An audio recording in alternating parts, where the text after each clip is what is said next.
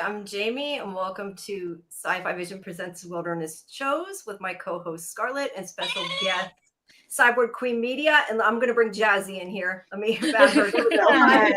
My co-host. Sorry about that. Oh, look at you. Look how pretty you look tonight. Thank you. I I look smoking hot right now. You really are smoking hot right now. This is a My sexy mask getup. is over here. I don't think I can reach it though. But we are joined by Cyborg Queen Manias, Cyborg Queen Media. There we go. The Antler Cyborg Queen mayonnaise. Yeah. We're going to co-host with us. Is that tonight. some merch you guys have? Yeah, you're selling your hat.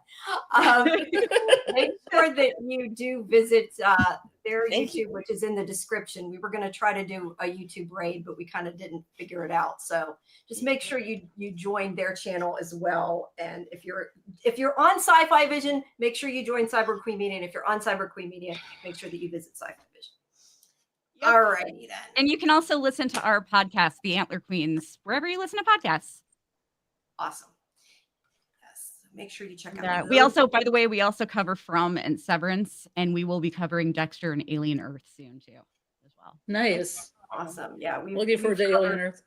From and Severance as well. I was going to say we also have a show for The Last of Us on Thursday at 8 p.m. Oh, sweet. On SciFiVision for anybody. I'm so excited about The Last of Us.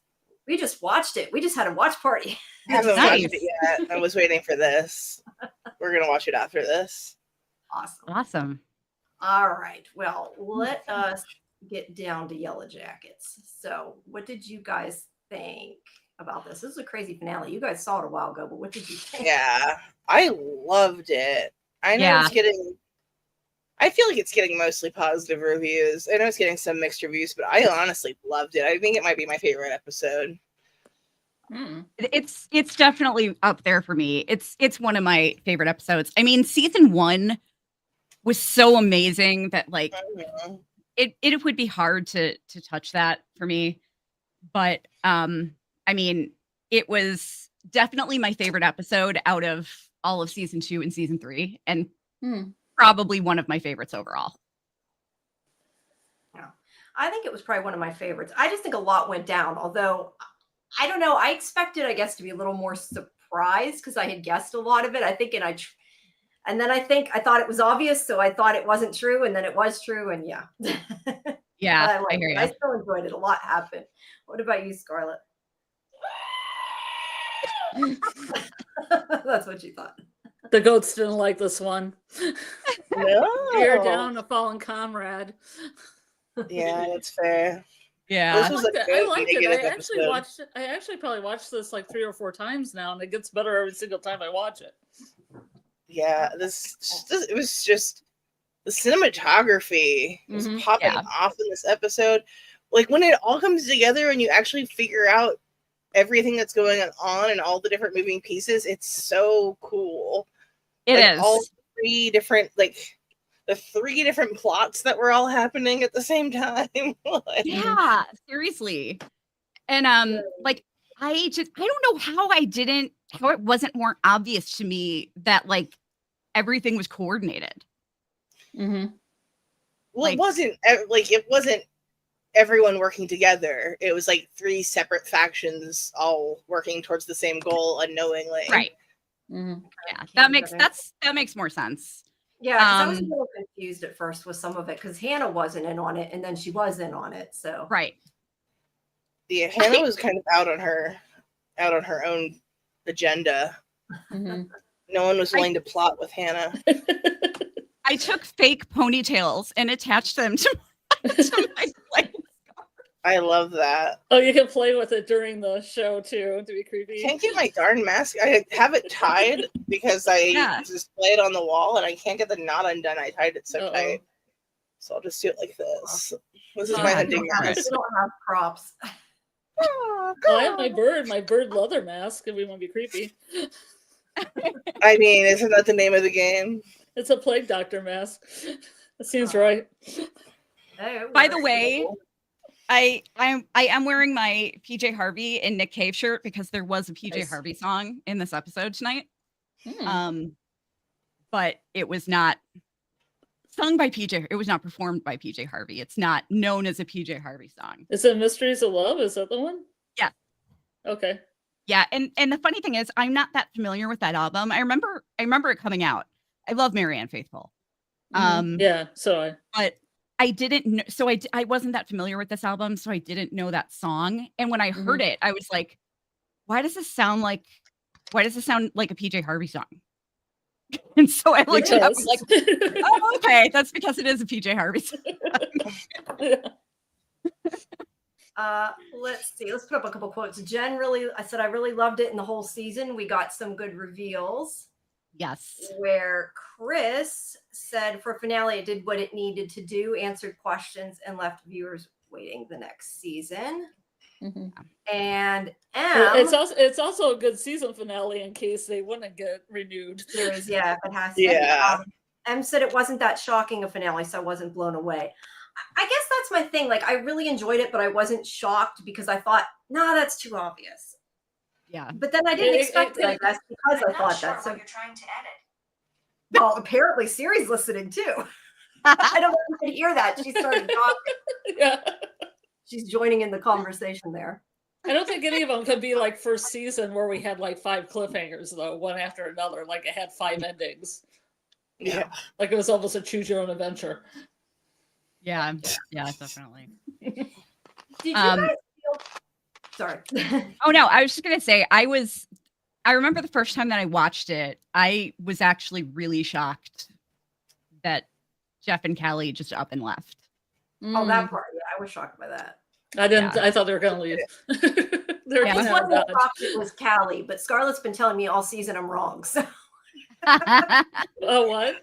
So you kept telling me it wasn't Callie. You didn't think it was Callie when I said before I did. So yeah, but I thought it'd be more exciting than that. I thought it would be like something where they were in the like hallway, and then Ty came in, but then she left, and then Callie came in, and then she left, and then she just kind of derped down the stairs accidentally, and it was an accident. Kind of like a Jennifer Coolidge style. Yeah. I guess Callie really early, and it's because I felt like when they started talking about Shauna's DNA, I felt like they were doing like a callback to the OJ case where a lot of people thought OJ's son was the killer. Yeah. Yeah. He's not, but hey, it was a little convincing. If there was any alternate suspect, it would be him, but yeah. It's not. Yeah, I said in the beginning, either Walter lied or it's Callie because I didn't think it was Shauna. I figured it was either Walter or Callie because Walter is definitely not who he portrays himself to be. Mm-hmm. I thought maybe he was framing Shauna because he didn't like Shauna. She doesn't return his texts. This is our third co-host, Mel. We actually have a third co-host for our recaps and a third co-host for our after parties. I was gonna say, what's up, Mel? No, she's back. Hi, welcome. Whoops, I'm trying to click on the chat. Jen thought that I'm assuming that was in reference to Callie and Jeff leaving. I think was what she meant with the shocker. Yeah, that I did not expect. See, that one I figured out, but I didn't want Callie to be the killer. Yeah. That's okay. Let's see. Now I figured Lottie just wanted a death wish, and now I have a whole theory about that as well. So. Ooh, I do too. Yeah, sweet. Yeah. I do. Yeah. Your theories are going to be a lot less wacky than mine, than the ones that I'm going to spit out. Let me tell you. Because I've got some theories. Flash 3 Eyes says Shauna bin Laden. I like that. I'm gonna have to call her. Oh my god, that's my favorite. Yeah. I was calling her Adolf Shipman, so I think that's better than. Yeah. Yeah. Let me ask you guys though, did you feel like it was made to also be a series finale? Because I felt that it could have ended the way it did. Definitely don't want it to, but it felt final, which kind of worries me a little bit. I think. Go ahead, Dazzy. Oh, because I was like, it feels like one of those that was made like in case, you know, because like like the whole season, I was like, we're not getting Pit Girl. That's like a dream, or like, there's no way. But I feel like they definitely wanted to answer that just in case they got, but they're not. There's no way they're getting canceled. They're doing such good numbers for Showtime. There's no way they're getting canceled. Yeah, definitely not.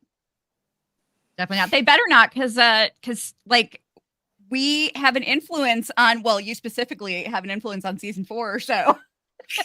I know. We need to see that pay off. Oh yeah, that's right. I need it. Mm-hmm. Yeah, if in season 4, if anyone is not happy with Teen Thaisa, how Jasmine's Boy Brown is portraying Teen Thaisa, it's Jazzy's fault. It's my fault. You call it directly on me.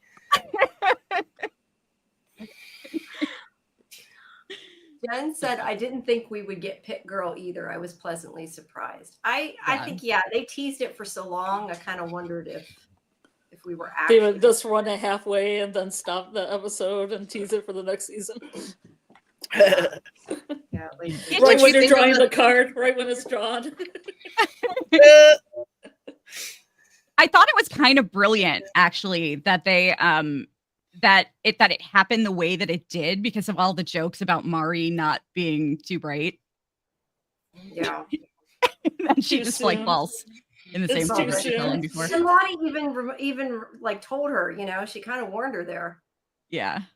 I thought it was kind of brilliant. Oh no. Val Evil says I was sad it was Mari, kind of felt like it was gonna be, but still. Yeah. I don't know though that I wanted it to be. I mean, I wanted to see it, but like I don't know who I would have said, "Oh, I wish it was them instead," because I like all of them except for Shauna. But it can't be her.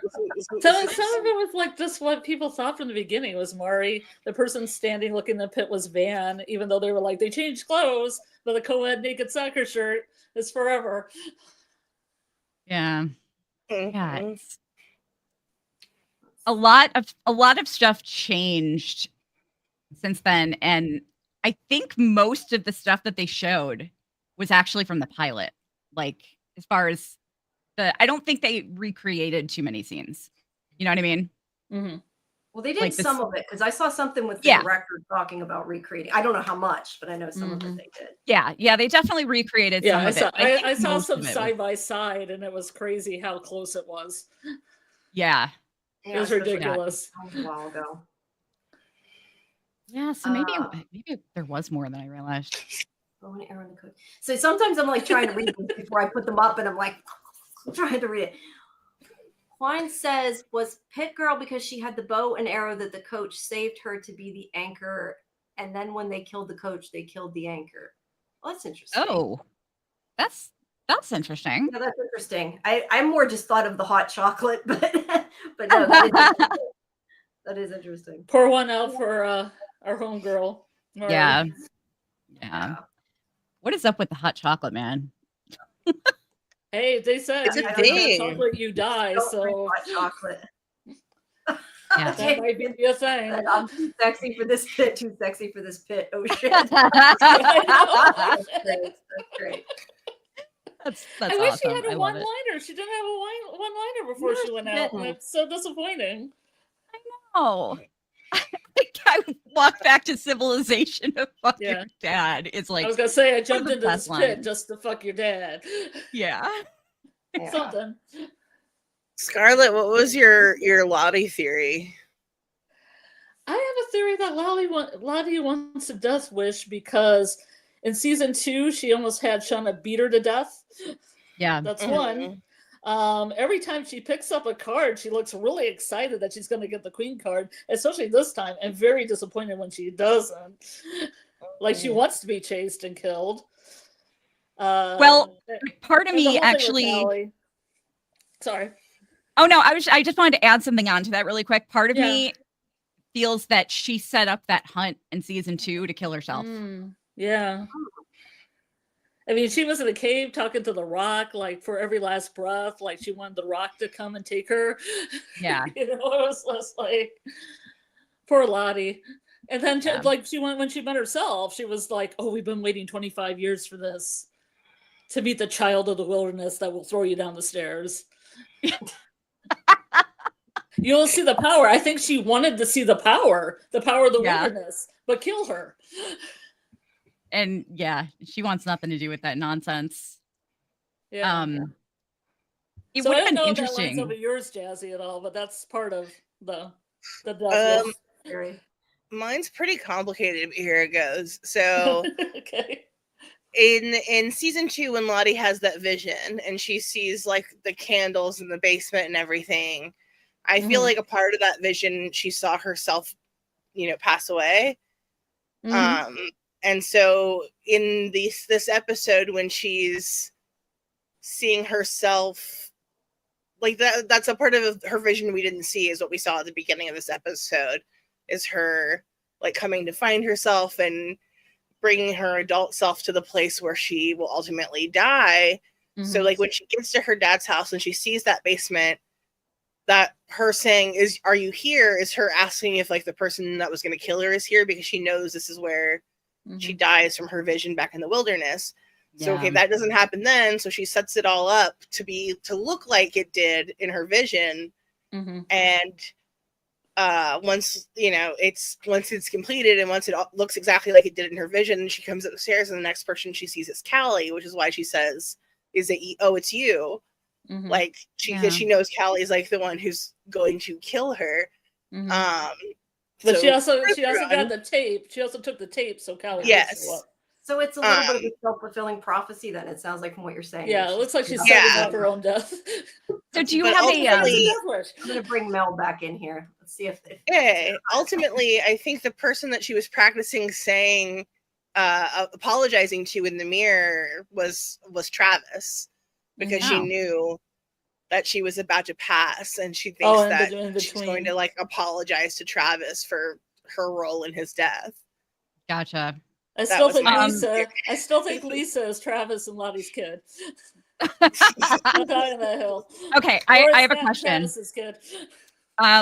So do you have any idea what the moose meant in her dream? Do you have a theory for that? No. It was not the same moose that Natalie saw. Yeah. It was not the white moose. It was just like a regular brown moose. Where was that? In the tunnel? Antlers behind her. Is that what you mean? Or was there something else? No, she actually saw a moose. She saw a moose in the tunnels. Oh, I thought that was an elk. Oh, it wasn't an elk. Was it an elk? You're right. I think it was an elk. Because I was like, it was a moose. It's real interesting, but I thought it was an elk. Yeah. Yeah, I think it was an elk. Mel, what did you think of the finale? We never got to hear. Sorry, I'm internet. Your opinion. You're I'm good. in the wilderness. I'm literally in the wilderness. I just finished rewatching it earlier because I was very confused. The first time around, due to like the masks, everybody being covered up. My ADD brain did not handle that very well. So, but I did just rewatch it, and yeah, I mean, I agree with Jamie. Is Jamie? Do you go by Jamie? Yeah, I missed it. Sorry. Yeah, I agree with you that it did seem like really rushed in parts, definitely. Especially like with when Callie goes to see Lottie. It just seemed like one of those things where it was like fast forward, just like that could have been 2 episodes in next season, and they just I don't know, that was kind of my take on it, was that it was just rushed, I think, a little bit, but yeah. I agree with that. I'm looking forward to season 4, man. I'm me too. The way it left off. If there is one. Super excited. Super excited. There's somebody that said something about the finale. Here's Kaiwan said it's going to be the biggest mistake if they cancel it. Means I think it's doing good. I would be very surprised if it was canceled. I think people just like to complain and everything on social media. Yeah.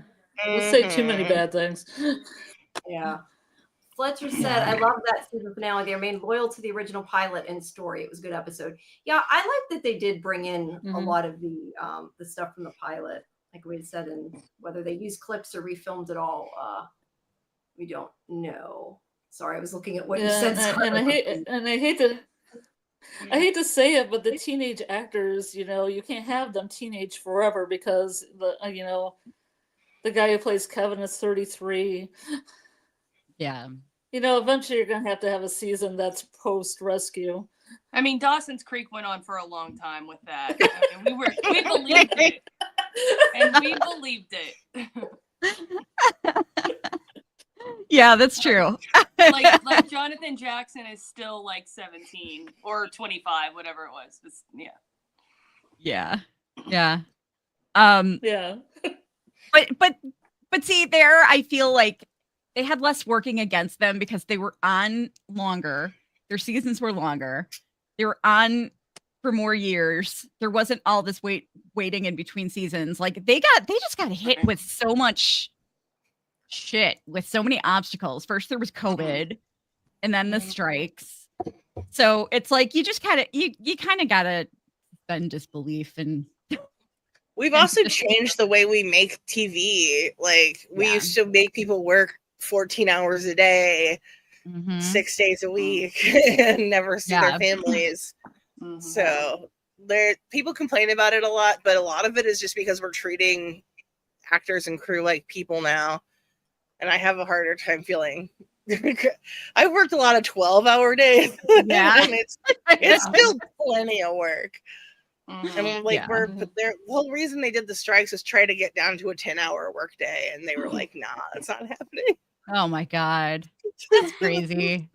Chris says that he wishes they'd filmed season 4 at the same time because of the teen's age. But yeah, I think that would have made it even worse, and we would have been waiting forever to get through it. Yeah, seriously. I have people have criticized me for this, but I said that, like, I know that they're aging, but I feel like them losing that like baby fat and like having their faces get leaner actually works for the teen characters for me. Like it makes them look like they've been hungry before. The young girls go lose weight and look like they look bristled. We don't want them they to. look bristling. I agree. As they get older, it kind of works. Yeah, for sure. You guys want to hear a crazy theory I have about season 4? Yeah, sure. I know it, but yes. I'm gonna get slaughtered for this. So we know how devoted Jeff has been to Shauna. I think that once he has some time away from her, I think that's going to completely change. And I think they're going to get a divorce. But I also think that he is going to be really upset about this book that she's writing, and it's going to get tons of press. And he's going to get revenge by embracing the role of Mr. Shipman.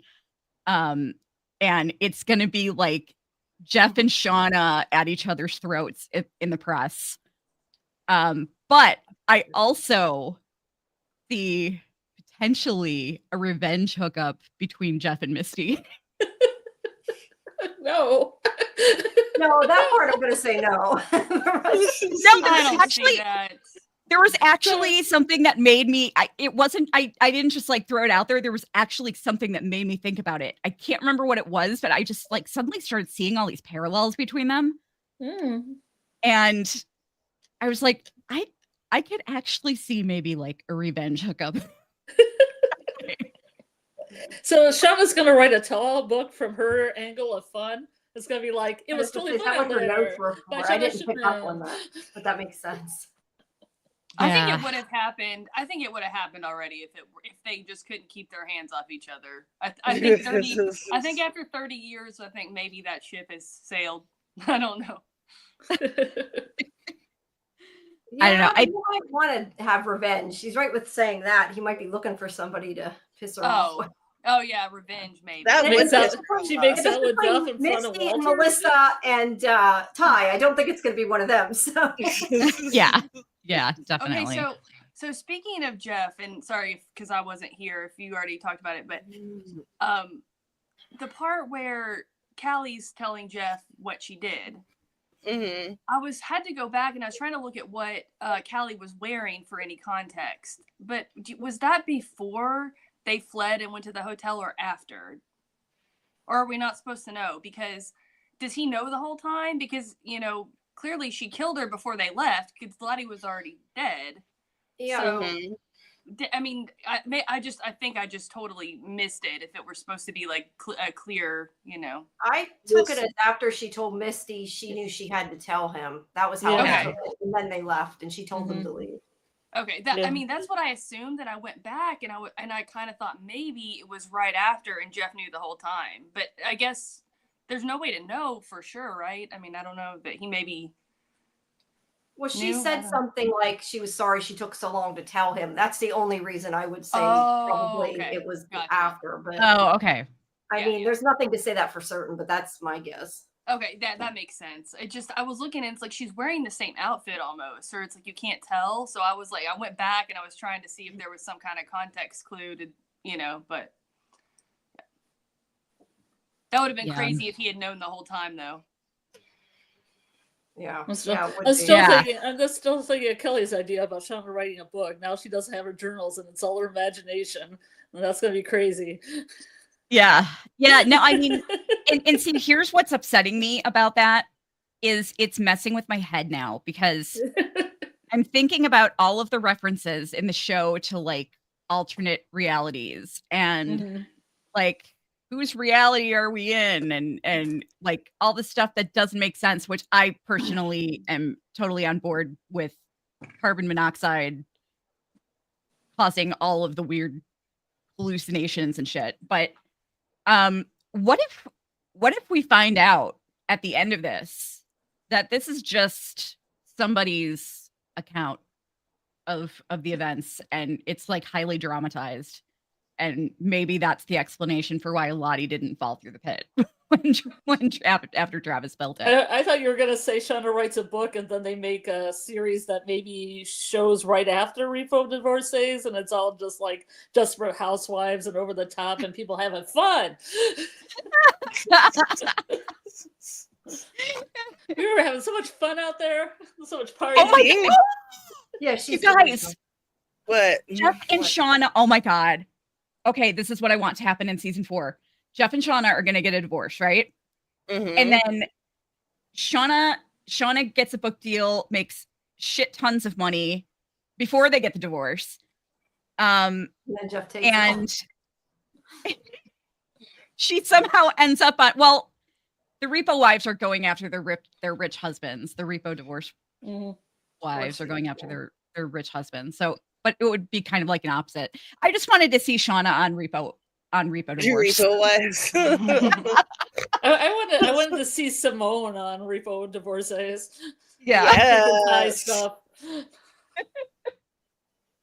That would be amazing. She deserves it. Ty tries to come back to her and she's like, here, I'm taking your stuff. No, don't take my boat. I'm assuming they have a boat. Yeah. Yeah, exactly. I would love to see. Oh my God, that would be amazing if Shauna ended up on a reality show. I need it to happen. Jeff's gonna be like, he's too old for The Bachelor and too young for Golden Bachelor. So, but but not for Naked and Afraid. Yeah. She'll end up on Survivor. And she's way too domestic now. And it'll be in Canada. Yeah. Oh my God. I think they'd be really scared of her. No, they should be on that show Outlast season 3. Did you guys watch that? I know what you're talking about. I haven't watched it. It's pretty good, actually. And what's funny, non sequitur, but I know one of the people that was on it because I'm in some like mushroom group with her. She lives like 10 miles from me, and I was watching, somebody had it on their TV, and I was like, that's so-and-so. And they're like, nuh-uh. And I'm like, no, I've been to her house. And she's like a survivalist. It was crazy. Oh, wow. If you like Survivor, it's really good. What is it called? It's called Outlast. Outlast. Yeah, it's wild. It's really good. And it's actually, I mean, it's one of those that you're like, this is not staged. Like, yeah. I never watch reality stuff.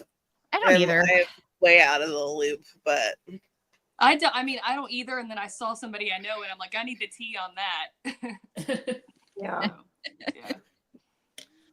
Yeah. I'm gonna go to a couple from the chat. We get too far behind here. Lewis asks if Akilah was shown post cave encounter with Lottie. no, See her after. we do not see Akilah again. Let me tell unhappy. you. Let me tell you. When Ty was in the diner, and I thought that reveal was going to be adult Akilah, I did was too. losing my mind. And then That would have been amazing. I did too. Lola asked, was Evan Johnson's being on the show even true? So I don't think she played another character either. I think that was just all of, I don't know. From what I got out of reading about it, I think it's just they liked her tweets or her, whatever you want to call them, X's or whatever, and Instagrams. And then people assumed that she was going to be on just because the actresses were interacting with her. Yeah, I never heard anything about her being cast on the show. Yeah. They just like took a picture together and everyone was like, she's on. Yeah. Yeah, but then there was that thing where she was getting gifts for the 1997 Yellowjackets crew on some Reddit post. Huh. Which led me to believe she was going to be the voice on the other end of the phone at the end. And then she wasn't that either. Yeah. Yeah. Okay. That would I was going to say M wants to call in. I don't know. We can try. There's a lot of people, but if you want to call in, go ahead. We'll try to put you in for a minute here. There, it should post it. Did it go? I don't know. My chat is like spinning when I try to type stuff. Monique said, I think Lottie knew she was going to die at that point because of her vision. That's why she was so at peace when she was falling to her death. She did seem pretty like happy. She felt the sweet power of the wilderness baby. Yeah. Her beings. I love that song too. They play that Sleepwalking. That was really good. Oh yeah, that was great. Good. That was great. Speaking of the wilderness baby, what do you think does she mean by 25 years and get a child of the woods to the daughter? Is a daughter really a mixture of her and Shauna's children that her and Shauna have? Half of what Lottie says is so nutty. She doesn't know what she's talking about. I was always hoping to get the Wilderness Baby trilogy and Sammy, Lisa, and Callie. Yeah. Like the next generation.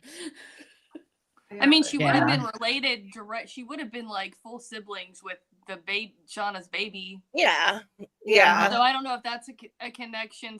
But like it confused me with the stuff of course, what she was saying. When they meet.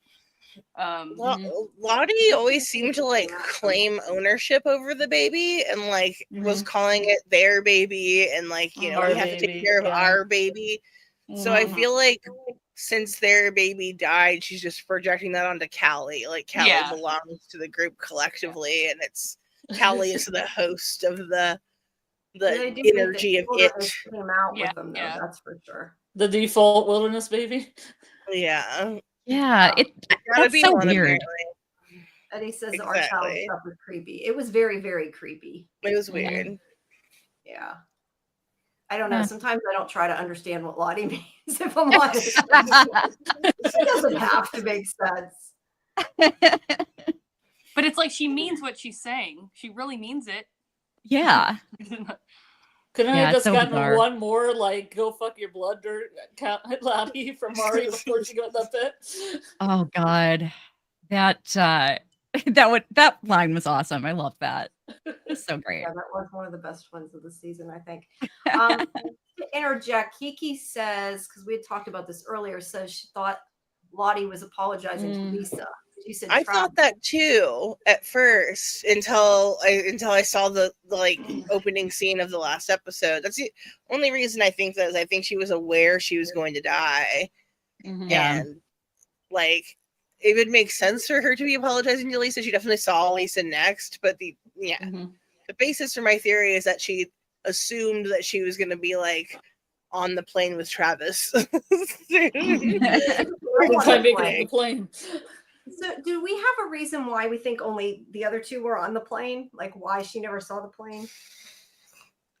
I think they're the ones that cheated the Queen of Hearts card. Oh. Oh. Because Nat picked the Queen of Hearts card, but then Javi died. And and Van rigged it. And I think that's cheating the system too. Like she cheated getting the card. Originally I was gonna think she got the card, but she's cheating the cards. Yeah, that could be interesting. They'll put you on the plane. Well, and what? And why was she in like a morgue? Which I guess she was in a morgue, not a hot, like, you know. But she was there instead of. I don't know. That didn't make sense since she didn't die there. Were the other ones supposed to both die there? Because I'm trying to remember. I know you guys probably remember, but Van was the one that was going to die on the plane, right? That they went back and got, or am I mixing it up? Yeah. Well, Van and Laura Lee. She got herself out. Laura Lee. She got herself out. Yeah. Sorry. Okay, and Laura Lee. Well, that makes me wonder, like, maybe if she was always supposed to die in the plane, but that doesn't make sense with Nat, so I don't know.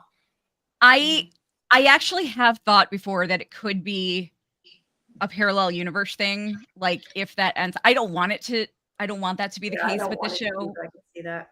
But I feel like if it goes down that road, that the people who seem to have this attachment to the plane, or have, like, you know, or the plane shows up in their death visions, that there's another universe where they actually died on the plane.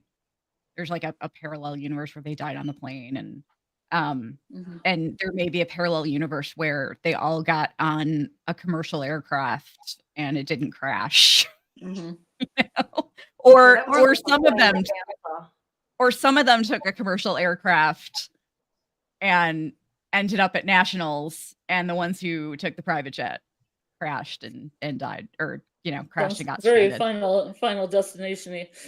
Yeah, exactly. With the parallel universe thing thrown in, well, I mean, that Final Destination is kind of in a way its own. Because I almost think the teen versions of them are manifestations of death. They're coming and collecting them. Yeah. Well, I was gonna say that maybe it has to do with, like, the fact that the way that they died, because, like, you know, Van, what happened this episode where they just bury her in the wilderness, and, you know, but I guess Natalie probably goes to a morgue too because they call somebody, so that doesn't check out. I don't know, like. I saw a theory that it was only for surviving Yellowjackets who are killed by another Yellowjacket. Right. So, like, Lottie and Travis wouldn't count because Travis technically killed himself. So is Misty considered part of the team, and is Coach Lottie was killed by part of the Callie. team? So since Van was killed by Melissa, yeah. Yeah, maybe not. Because Nat killed Coach, but that just matters if the coach is part of the team or not. They do consider him part of the team. We didn't see a thing with him, did we? Because Nat killed him, he didn't end up in a plane. Yeah, no, I mean, but it's only it's for the people who've made it home. It's not for the people who died in the wilderness. Complicated set of rules here. Is Misty part of the team? Yeah, because she was the equipment manager, right? Well, we also know that it's a different plane. It's not the plane that crashed, so maybe it's the plane that takes them home from the wilderness that they're going back to. It's like There's no. I like Fletch's comment. Scarlett, you've offended Fletch. I was going to say, I'm so far behind trying to go through them. Have I done that again? Because I have offended him before. Oh. Oh man. Yeah, I think Coach is part of the team. That means if you know, Nat stabbed him, he'd be in a plane, but I guess they had to survive well, they were surviving. Yeah. Fletch said he was they just were back. Sorry, guys. I'm trying to put these kind of together to figure out what's about what I just thought it was funny. They take a private plane, but then when they die, they get put in the first. I mean, not in first class and coach, you know, seating. Instead, because Dust flies coach. Yeah. They give us a coach. Assistant coach. Yeah, Assistant coach, yeah. Yeah, that's true. You want to be a coach. I always like the picture of one that says "fuck them kids" over them. Yeah. I always appreciate that. I like that. Yeah. Do you guys think there will be any kind of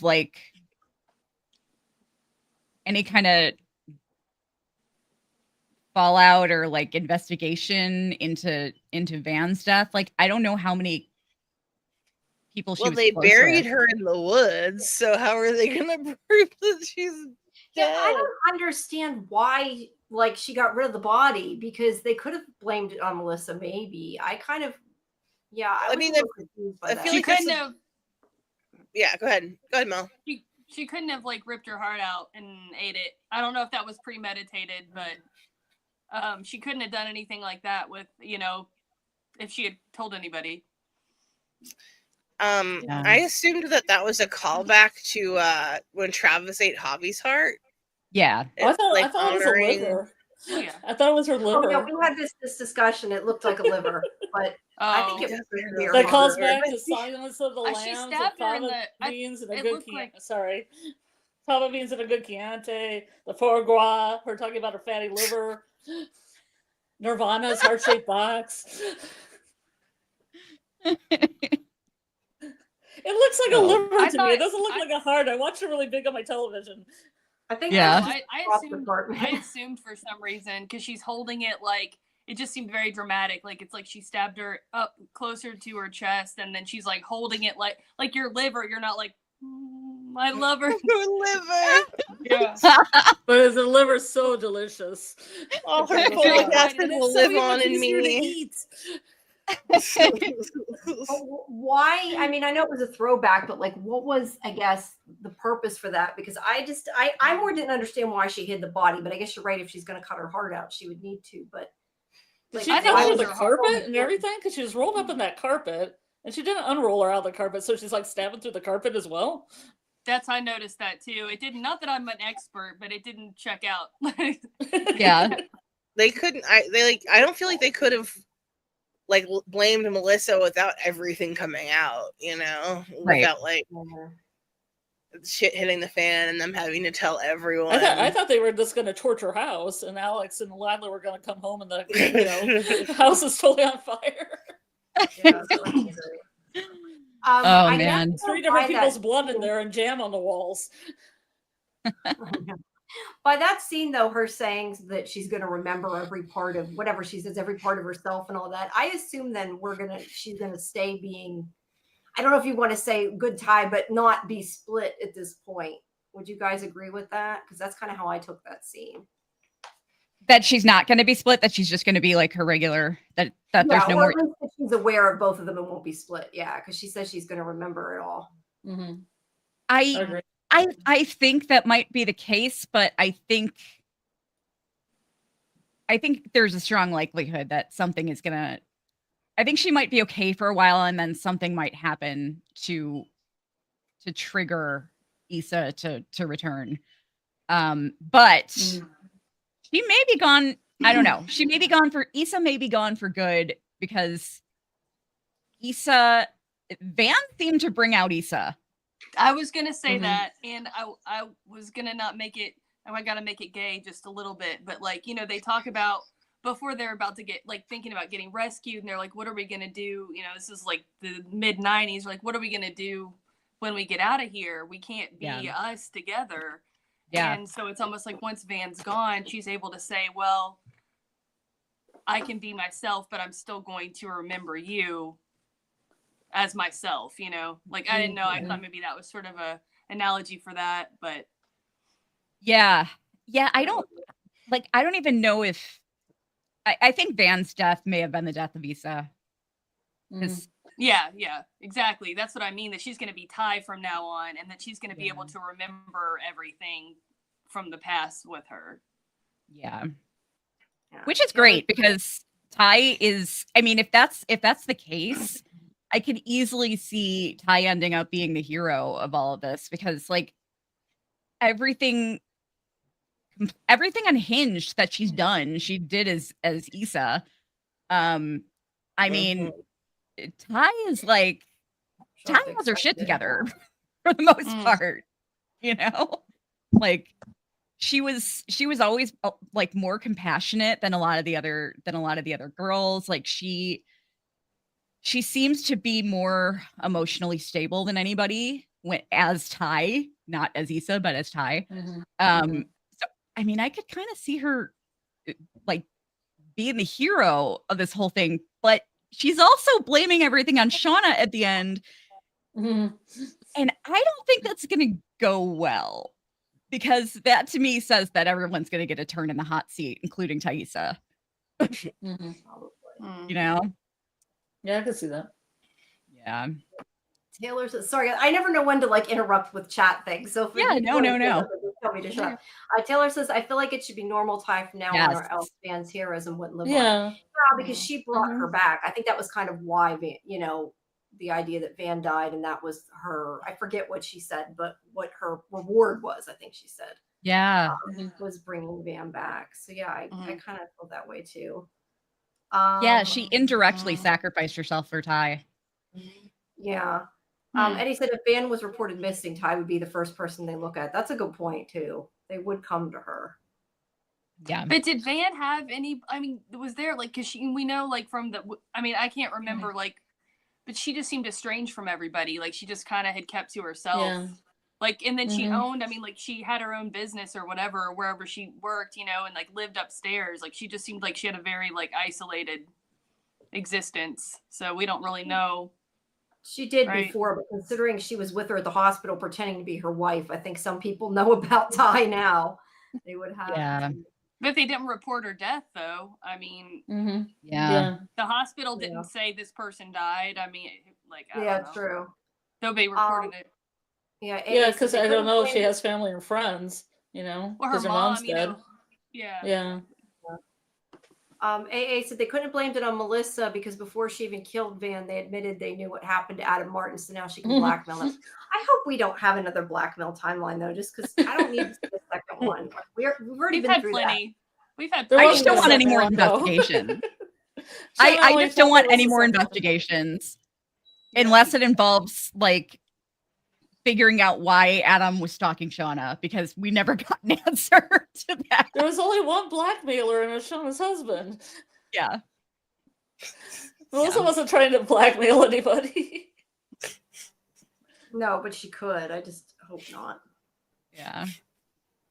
Let's see. I'm trying to get these together in a group in my head so I can be like, let's talk about this. How about this? Sheila says this is a different thing. Wants Ty to find out about Misty destroying the transponder. It was hilarious watching Misty. Agree that it was all Shauna. Yeah, I don't know. I'd be afraid they'd all beat up Misty if they found out, though. Not that that's necessarily a bad thing, but. Well, we know how Nat and her became besties. Besties share secrets. I don't think the show is going to go with the is going to go based on the knowledge that the transponder that would have only worked underwater. Yeah. I think they're probably just going to suspend that disbelief and just treat it like a regular black box. Yeah. And just treat it like it could have saved them. But well, why does Misty find like the box that Van has, which is the other one, which is the other rescue stuff? That's one of the things that messed me up. I didn't quite like. She sees Van messing with it in the episode before. Yeah. And that's what gives her the idea to go get the antenna out of the transponder. Okay. That's what I was saying.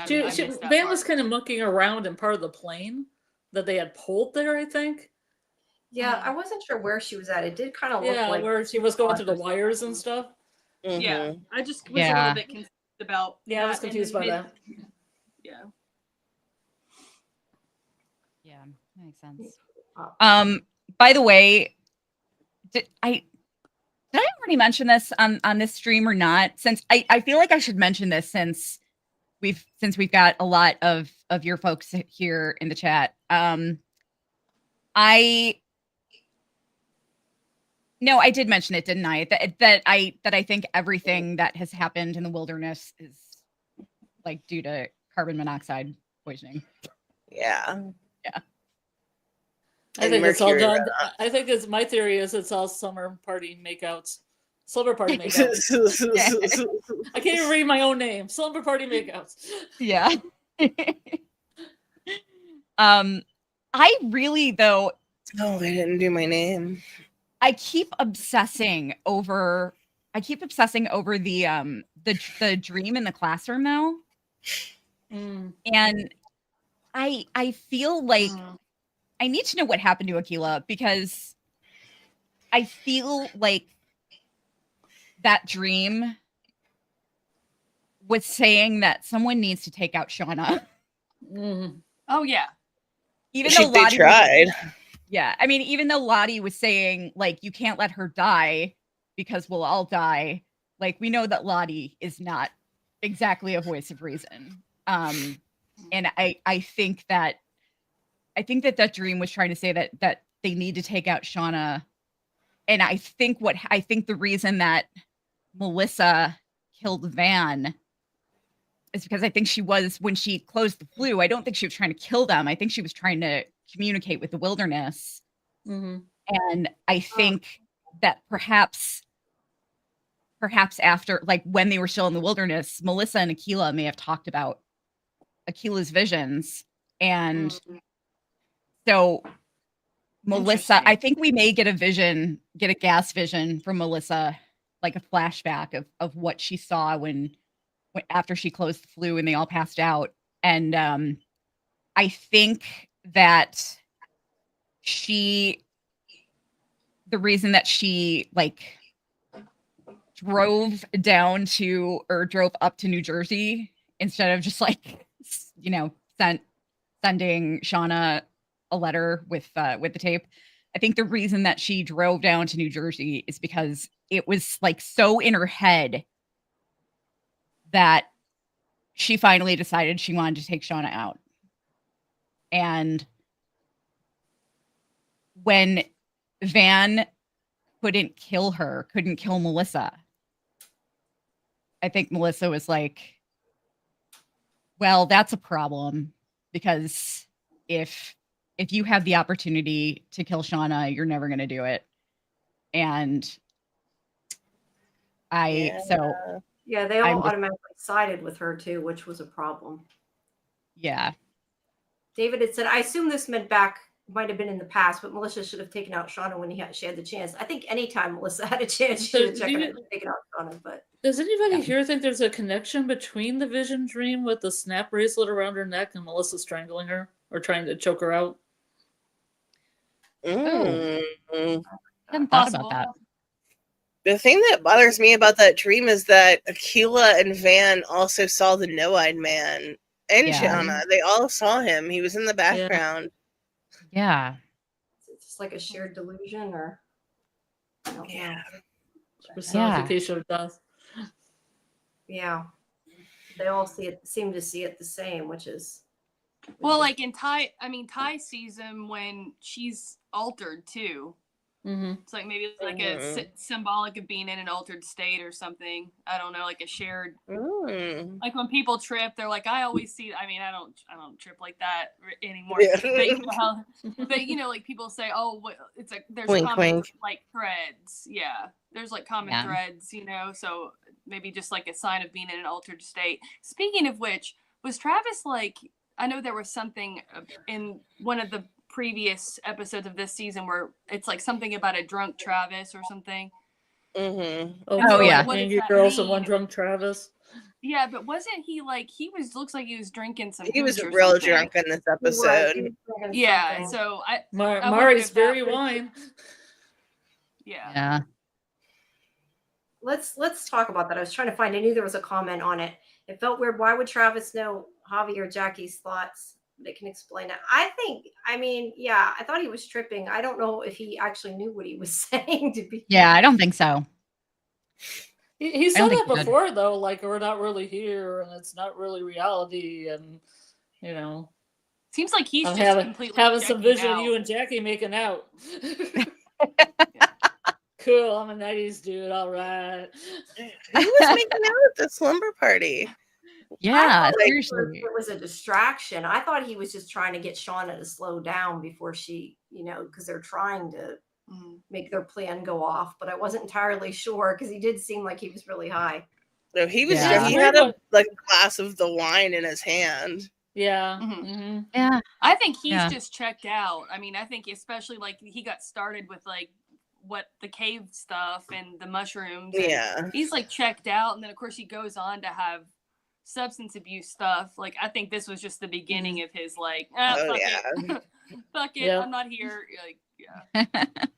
Especially after like they had a chance to escape and like lost it, like they killed Cody. There's they don't, to his knowledge, there's no other chance for rescue. He doesn't know about the sat phone or anything. Says, I saw a theory that that's his way of coping for eating people, that he can hear their thoughts. Oh, maybe. Interesting. Yeah, because he ate both Jackie and Hobby. Yeah, so maybe he's taking them into him. Did he just eat Jackie's heart? I don't know. He ate a heart. I think it was Hobby's heart. Hobby's. Yeah, he ate Hobby's heart. I don't know if it. Well, Jackie wasn't like a carefully planned out feast. It was more of a smorgasbord. Barbecue on the fly.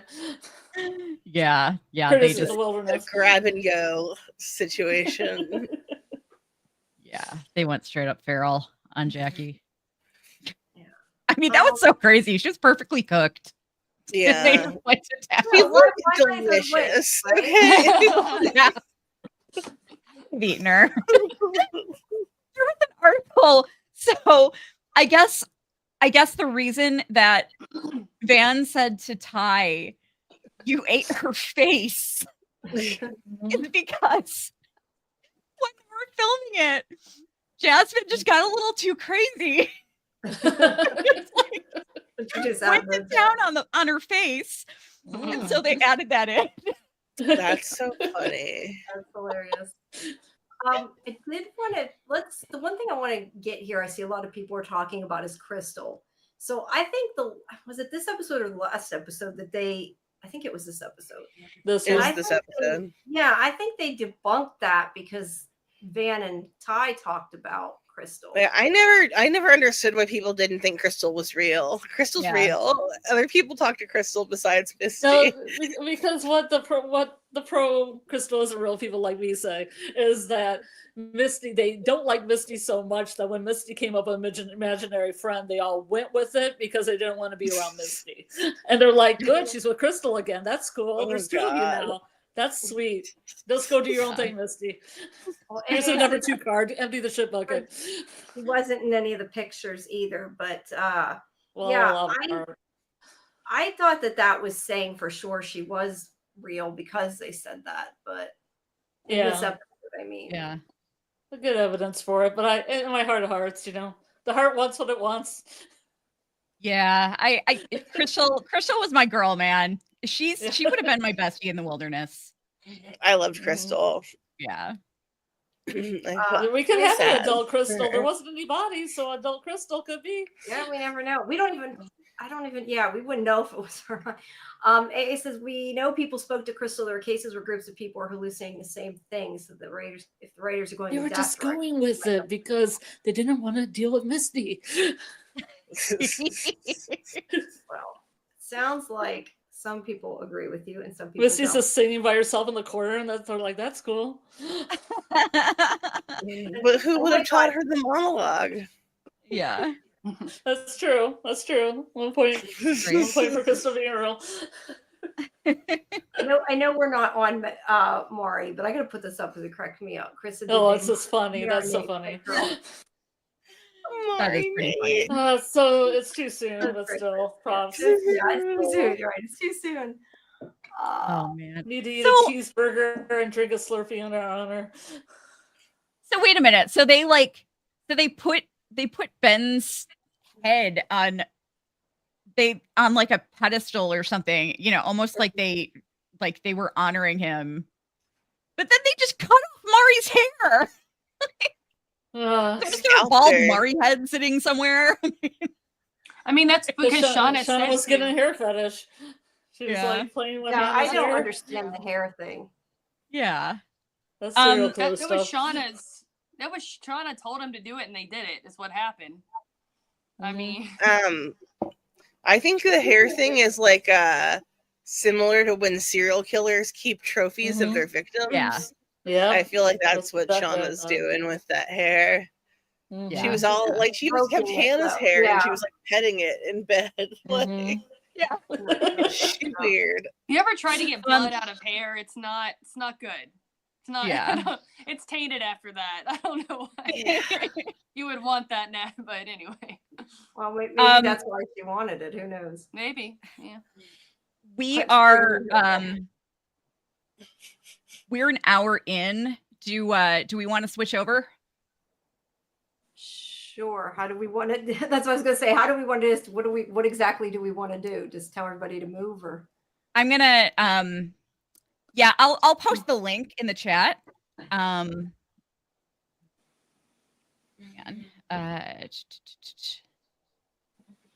paste the link in the chat if people want to click on over there. But they can also just, I mean, if you're watching on the Cyborg Queen Media channel, you can just always also just hop on over to just look up SciFiVision. And I mean, you pop right up. So yeah, I was going to say I can put mine too, but I was going to say just if like I said earlier, if you are on Cyborg Queen Media currently, make sure you check out SciFiVision. If you're on SciFiVision, make sure you check out Cyborg Queen Media. In fact, maybe just if you're on one, flop to the other because we just posted both of them, and then we both get some traffic there. But yeah, you can watch it on both. Yes, definitely. Sure check out. And I'm still doing okay right now, so I still have a you bit guys in me. want to disconnect, just let us know because we'll probably go on beyond that. So, any news on Rachel? Is she showing up? Is Rachel here? Is she showing up? That was Amkara. Oh, Amkara. Yeah, you said she was backstage, right? I wanted to know if Amkara found her First Nations people. It was very important to me. Yeah, we can all see the comments, Jessica. Yeah. So we just go to that. Or yeah. Okay. Yeah. Just hop on over to actually you can stay here because you're that works for me. You guys can you guys can disconnect whenever. I still have some left in me, so I can hang around for a little bit longer. My God, I'm gonna sleep like crazy this week. It's been a long week, hasn't it? Mm-hmm. Oh my God. It's just ever since Severance started, it's been so stressful for us because like I feel like, we started off not having screeners. We didn't get screeners until like the back half. Episode 6, yeah. Oh, episode 6, yeah, of Severance. And I feel like we never really caught up from that. See, I was caught up at the end because when we got the last 4 at the beginning, when I got them, you got 48 hours to watch them. So I was like going crazy for 48 hours. I mean, I went nuts for 48 hours, but yeah. Which I'm not sure which link you mean isn't clickable, Lori. Something's not clickable. You just need to paste it into your browser. Yeah. Let me get the StreamYard link. Yeah. There you go. By the way, guys, we've got a pretty active off season planned for the Antler Queens. So we've got, we have nothing scheduled yet as far as shows that we cover. Like no seasons are scheduled yet. So I figure some of the shows will come back like late summer or early fall. But we've got a really active Antler Queens off season planned. Like we're going to try to line up some interviews, some Yellowjackets cast member interviews. We've got a ton of bonus content planned. We're going to do some rewatches, all that stuff. And we're doing a From rewatch, by the way. If anyone watches From, we're starting our From season 1 rewatch end of May, and we're starting our Dexter rewatch soon because we're going to be covering the Dexter series. Just wanted to throw that out there. Sorry. I feel like we saw it Last of Us and Doctor Who. Now we're going to be going for a bit. Let me bring on. I'm assuming this is MK. Yeah. Hello. Welcome. Hey. Oh. You're muted. Oh. Yeah, there you go. Hi. Hi. Hey. Did you find those First Nations people timestamps? Yeah. No, I couldn't find anything. Oh, damn. Yeah, I must have just like dreamed it or something. I must have just like watched Yellowjackets and then had some dreams about it. I don't know. There's somebody else in the But chat. I could still be right though. Even though I'm wrong, I could be right. I could be right later on. We know people are going to be looking for them. Maybe the First Nation tribe will hear their screaming and see the head and all that. And, you never know. Yeah. We have somebody in stream. I was gonna say, maybe they did and just stayed away. Yeah. NJ Native, do we know them? Oh, Is that yeah, we know NJ Native. Hey, that's Louise. When it was 7, I guess you can. Hello. Oh yeah. Hey, Louise. Hey, what's up, y'all? I've been watching. Hey. I've been looking forward to this live for a few days now. I was like fiending. awesome. I'm like, oh my god. That's great. What did you think of the finale?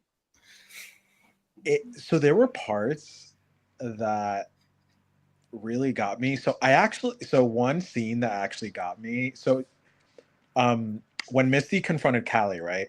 We don't see what happens after. So it was shot in a way where I actually thought Callie killed Misty.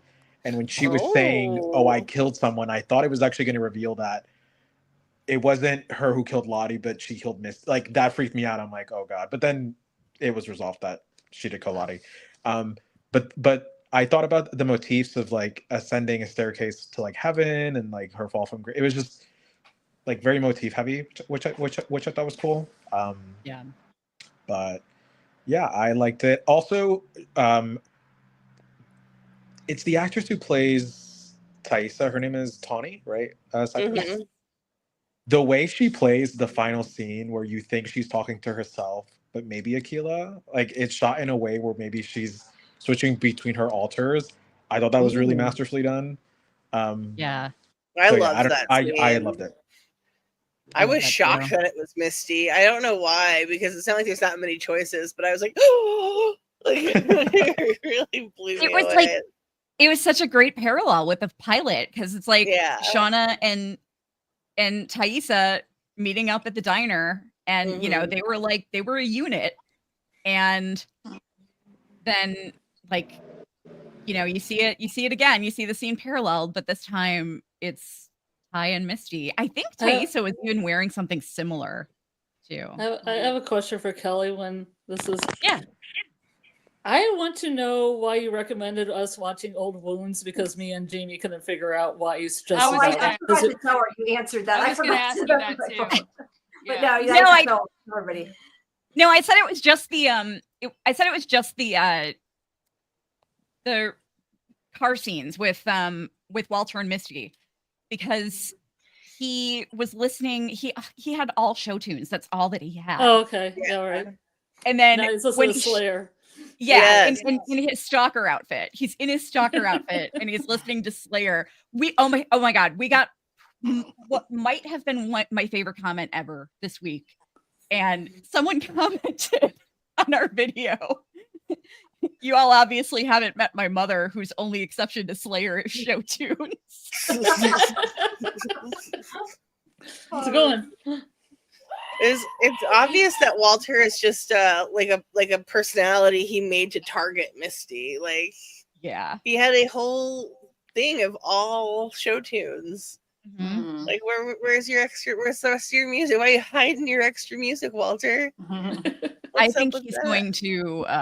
I think that he's gonna team up with Shauna next season, and I think they're gonna like kind of go in on because he has some connections, you know.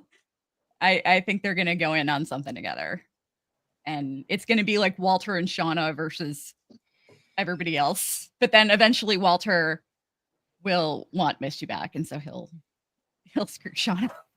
Yeah, somebody in the chat asked earlier if I don't remember who it was. Sorry, whoever said it, but they had asked if we thought that Shauna might team up with Melissa since Ty is going to be with Misty. I don't know. I think that ship maybe is sailed. I don't know if she could trust Shauna. I see it happening because they're both so unhinged, and like I think Melissa's family is probably going to be pretty fractured after this. And Shauna has nobody. So like I could see it happening. I could see them getting together. Oh my god, it'll be the most unhinged relationship ever. Yeah, Taissa was pissed, like livid at the end. Yeah. She hates Shauna.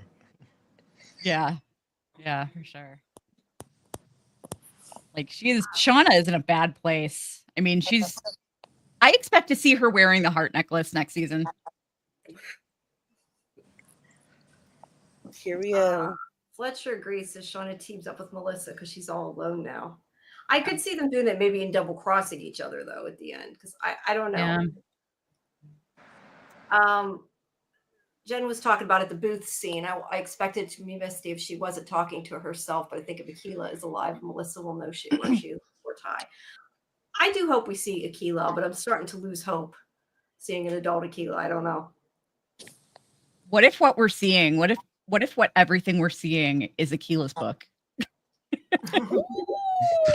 Surviving Shauna is going to be the name of the book. Yeah, Surviving Shauna. I love it. Yeah. Surviving Shipman. Yeah. It's going to be a whole anthology.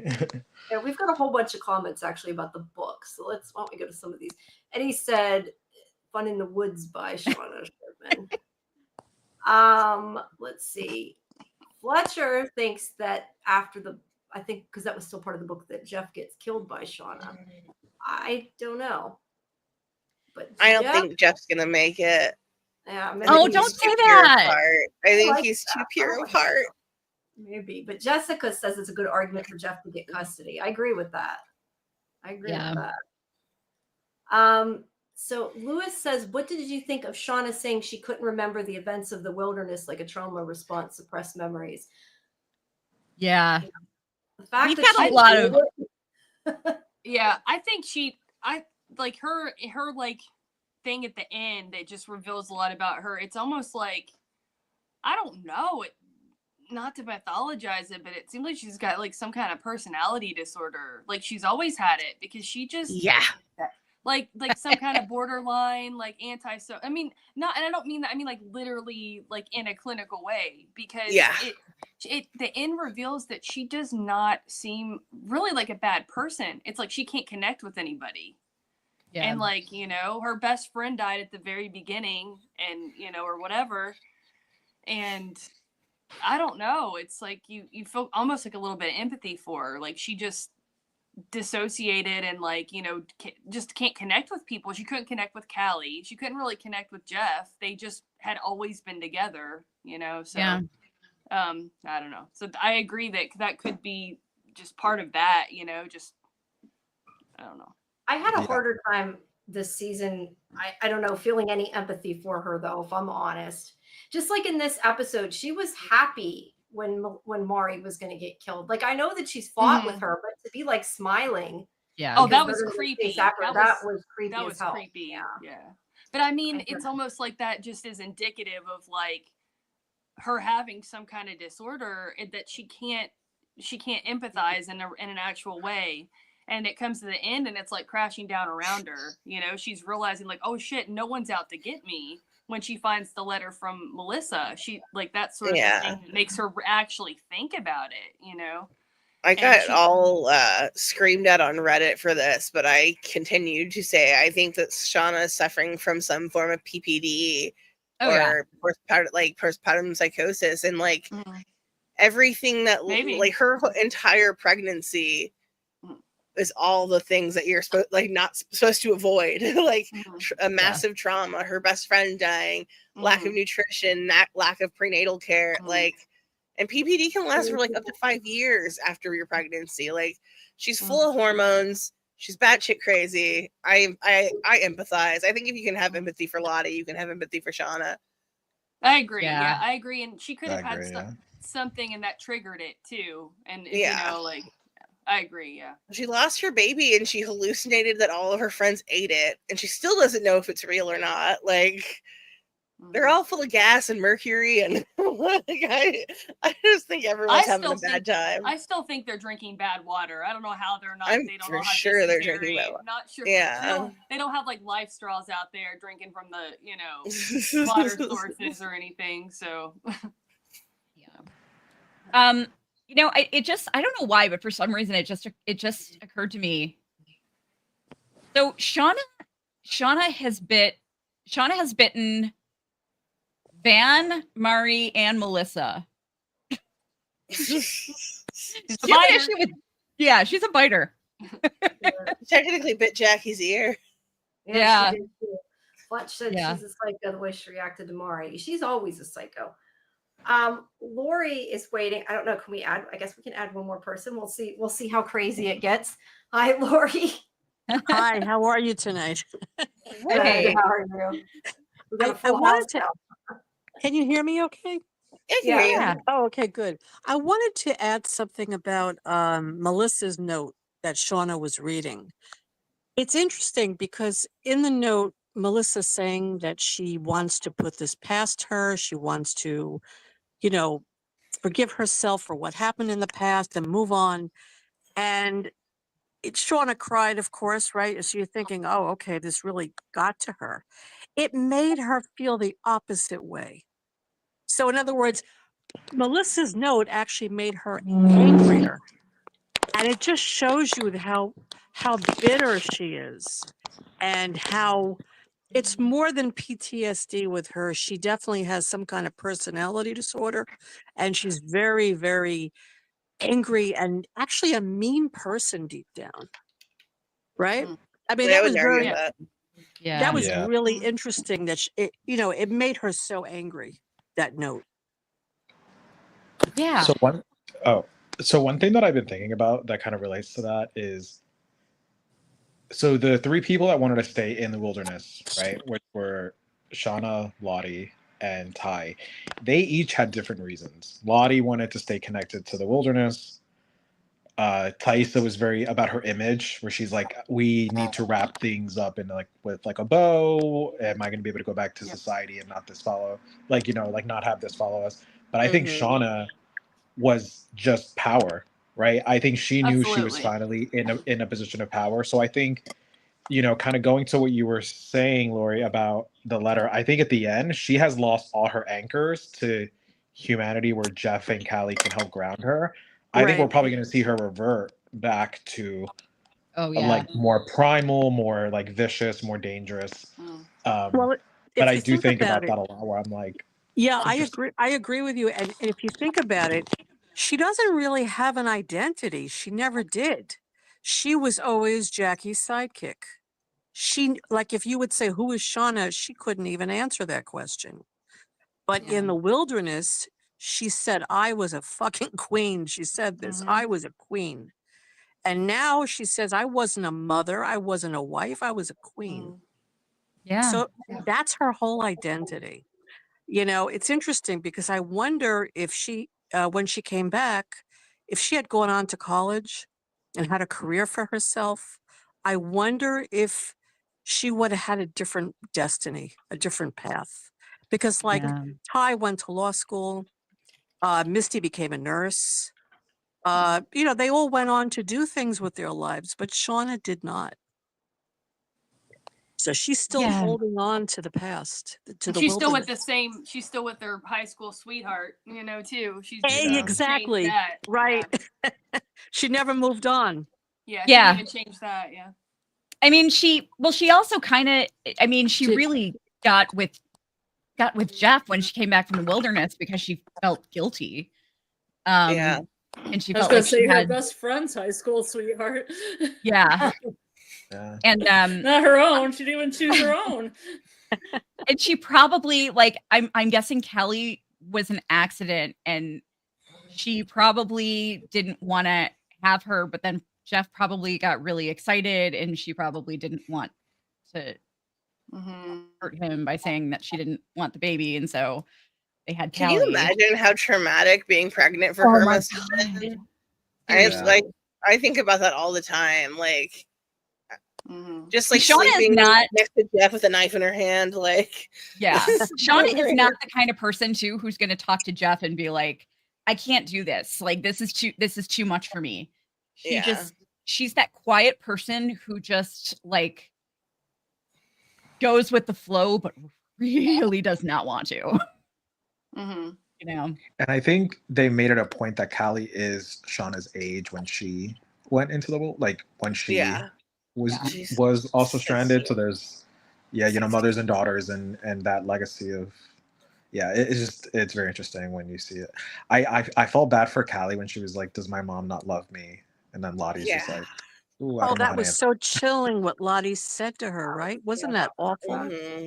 She Your said mother she's doesn't love you because she's jealous. Can you I didn't imagine? understand. Jealous of who was my question. Of her, of Callie. Yeah. Yeah, because she said she sees the wilderness in Callie. But yeah, so Jealous this is of what her. Lottie says, right? I mean, it was a horrible thing to say. Yeah, it really kind of was.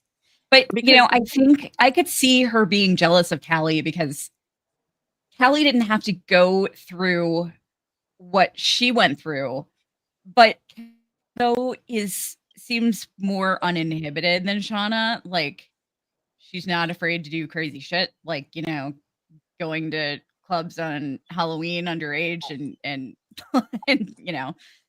getting high on Molly. Like Shauna was just. Shauna is like somebody, the type of person when she was younger, before the wilderness, I feel like she was the type of person who just kind of easily blended into the background. Like, didn't really ever wasn't overly gregarious, didn't ever really do anything too wild or crazy. Right. Yeah, I think so.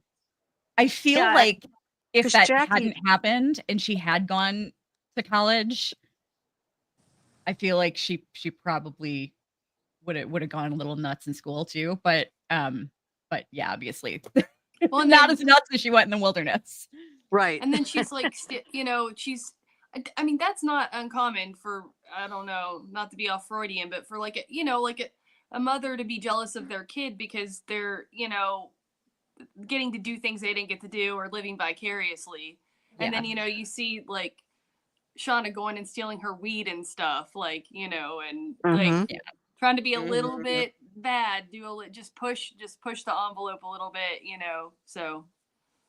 And not to be graphic, but the first scene of Shauna, I was gonna say exactly the same thing.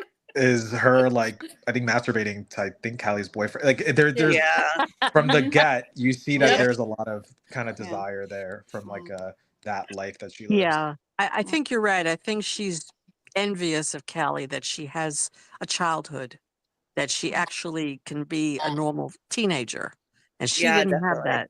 She didn't have it. Yeah, and she's young and she's got the potential and everything. Right. Where it's like, not that Shauna's old, but you could say she's like old / washed up in a way.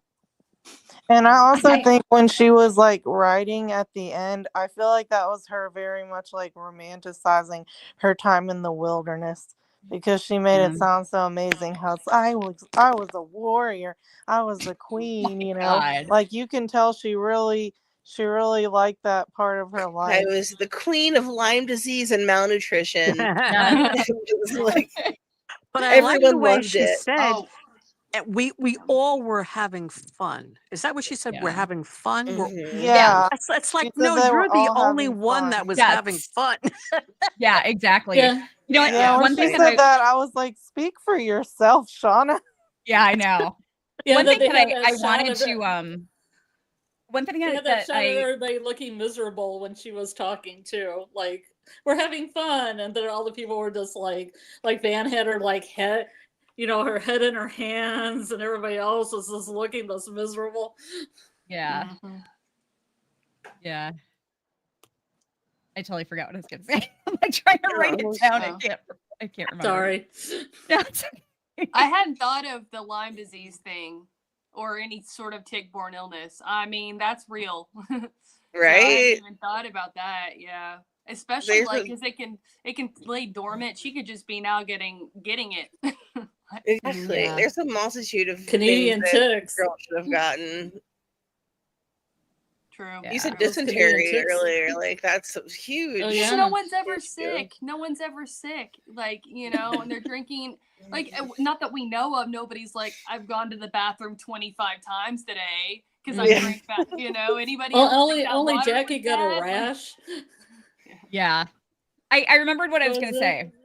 No so poison. Shauna, when they did the vote to whether to go to the lake or stay at the plane, Shauna voting for the lake was a really big deal for her.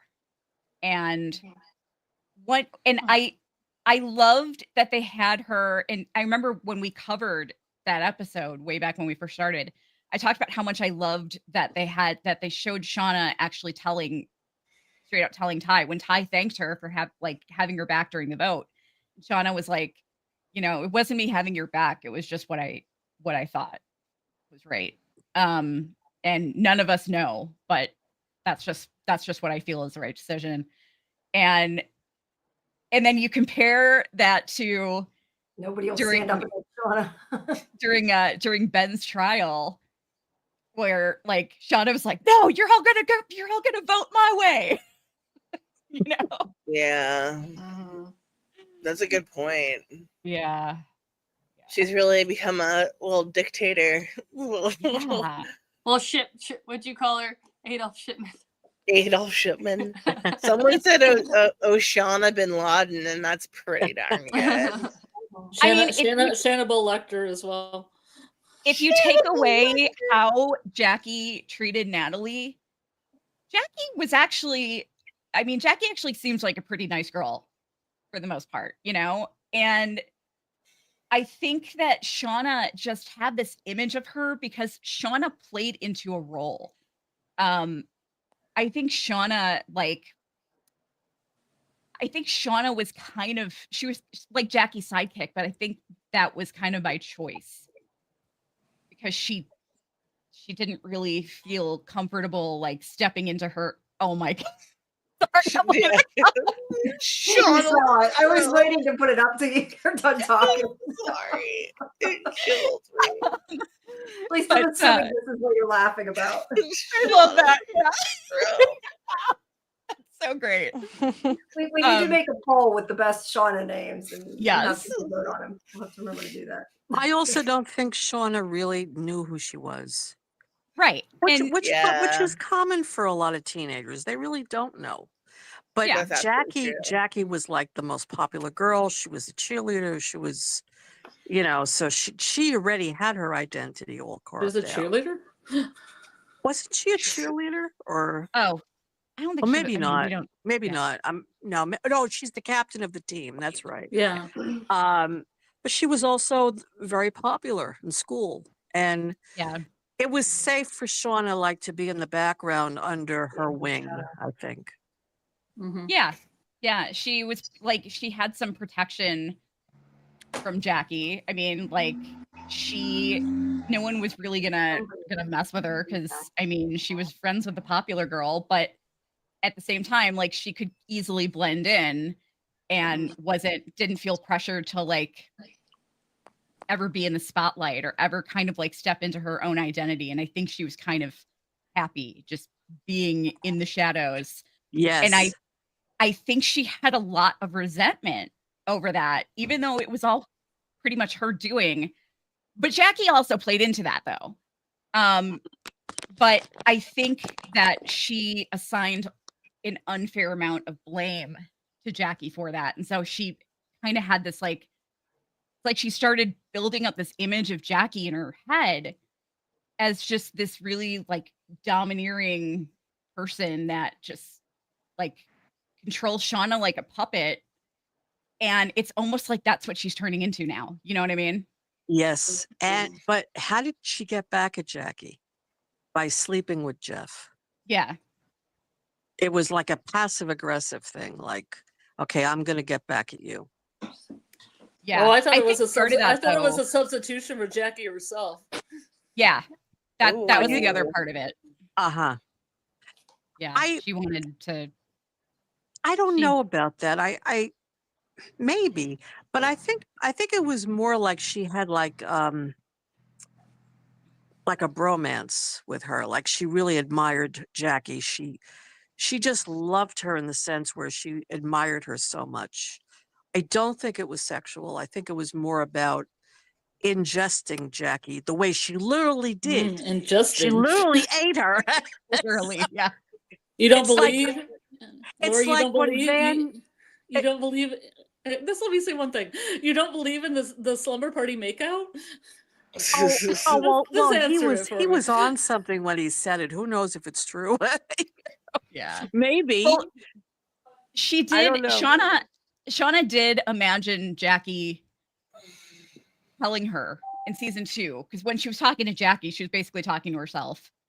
When she was talking to dead Jackie, and Jackie was telling her like the only reason you ever got with Jeff was because you wanted to be with me, and that was like the closest you were gonna get. Okay. But I don't know if that's just where that's coming from, though. If that's actually the truth. I do think Shauna had feelings for Jackie. I definitely think she's bisexual, in my opinion. Yeah. I don't know. I don't know. I don't know about that. I think again, she could have been confused by what she was really feeling for Jackie, because just like with Van, when I'm sorry, Thaisa eating whatever she ate, some part of Van, whether it was her heart or her liver or something, she ate something. She was ingesting Van into her. She was honoring Van that way. And I think with Shauna, she wanted to ingest Jackie. She wanted to become like Jackie in some way. And I think it was more that than it is sexual. She may have had sexual feelings for her. I'm not saying she didn't, but I think it was more that she wanted Jackie. She wanted to like mesh with Jackie, to become like one person with Jackie. Yeah. Yeah. Yeah. Sorry. Oh, yeah, go ahead. Oh, sorry, my Safari's acting up. Yeah, I always see Shauna as like a really interesting case of like power, desire, and rage. So like, I think she wanted maybe not love Jackie, but I think she wanted to be her. Like, I think she was always relegated to be the sidekick, or like you're always the like friend of Jackie.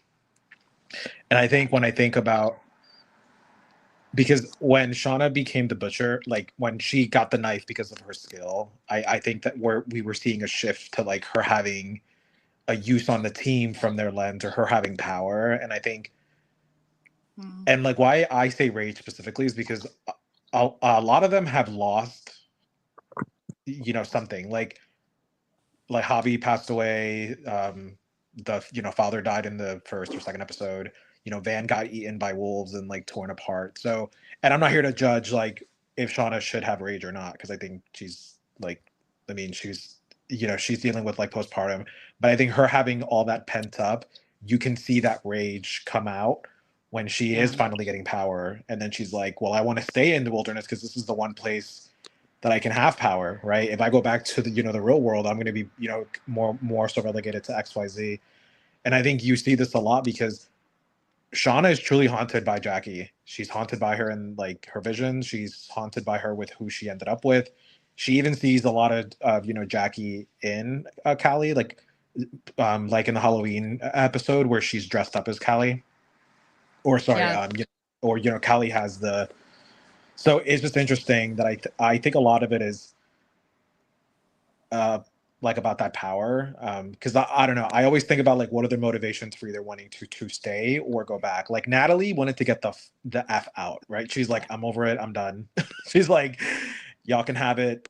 And she unfortunately was the most broken, I feel, when she came back. Yeah, Yeah. it's true. I just wish we got to see a bit more of Travis. I think he's Me the one that I'm too. like, Yeah, and me I don't too. know Yeah. if maybe they set it up to like maybe his death is the reason why they all. I don't know. Like maybe they'll eventually reveal something, but I just wish we got a bit of him. I have a headcanon that when Natalie called him, he freaked out and changed his identity again and just faked his death and found some guy that looked like him and killed him. And he's alive somewhere, like living under a new I identity. hope so. I mean, you know, Melissa was able to fake her death, so. And they can See? then they can have the same actor play adult Travis, just dress him differently. Yeah, we Or like really a didn't get twin. enough He had a of him. twin. Just grow some facial hair and just it's the same person. Yeah. I love it. I'm Yeah. sorry to party poop, guys, but I gotta run. All right. Did We'll you see you pick soon, the Jazz. number 2 card? Yeah. Bye, everybody. Bye. I'll check Good in with you night. tomorrow. Bye, Jazzy. Bye. Appreciate it. Yeah, Travis actually, I think Travis could have the potential to have one of the most fascinating storylines in the present day if he were still alive. Mm-hmm. Yeah. Because he was in kind of a different position than the others. I mean, he was terrified of almost everybody there. Like, I mean, he was hunted. He was, yeah. Mm-hmm. yeah, he was like a vessel for, well, his visions. I think also he probably has guilt over being the one that Mari, you know, fell into the pit that was meant Oh for someone. yeah, I was Yeah, I thinking was thinking about that. yeah, That's a me good too, yeah. point. Yeah, I find it interesting they still haven't outright like murdered somebody, I guess, like I would have expected, because none of them actually killed Mari. She fell. Yeah, Right. yeah. We haven't had. Well, Hannah stabbed Kodiak in the eye. Well, yeah, but she wasn't one of the original girls. I mean, Lottie killed. Well, I keep forgetting his name. Hannah's boyfriend. Edwin, yeah. Oh yeah, it's true. But I forget about him. I love Nelson And then smeared his Franklin. What do I brains on keep her forgetting? face. Well, But I those think are still- Shauna's going to kill Hannah because she's going to know that she was part of the plan to help Natalie escape for a while. So she's probably the first episode, she's probably going to kill Hannah. That's what I had think. to kill everybody because everybody was in on it on some level. Seriously. Yeah, but Hannah, she thought was her henchman. And so, you know, she could easily get rid of her. Yeah. Yeah, I could because see that. like Shauna took Natalie leaving as a defiance of one, her ascension to, you know, being the Antler Queen, but two, like, we didn't authorize.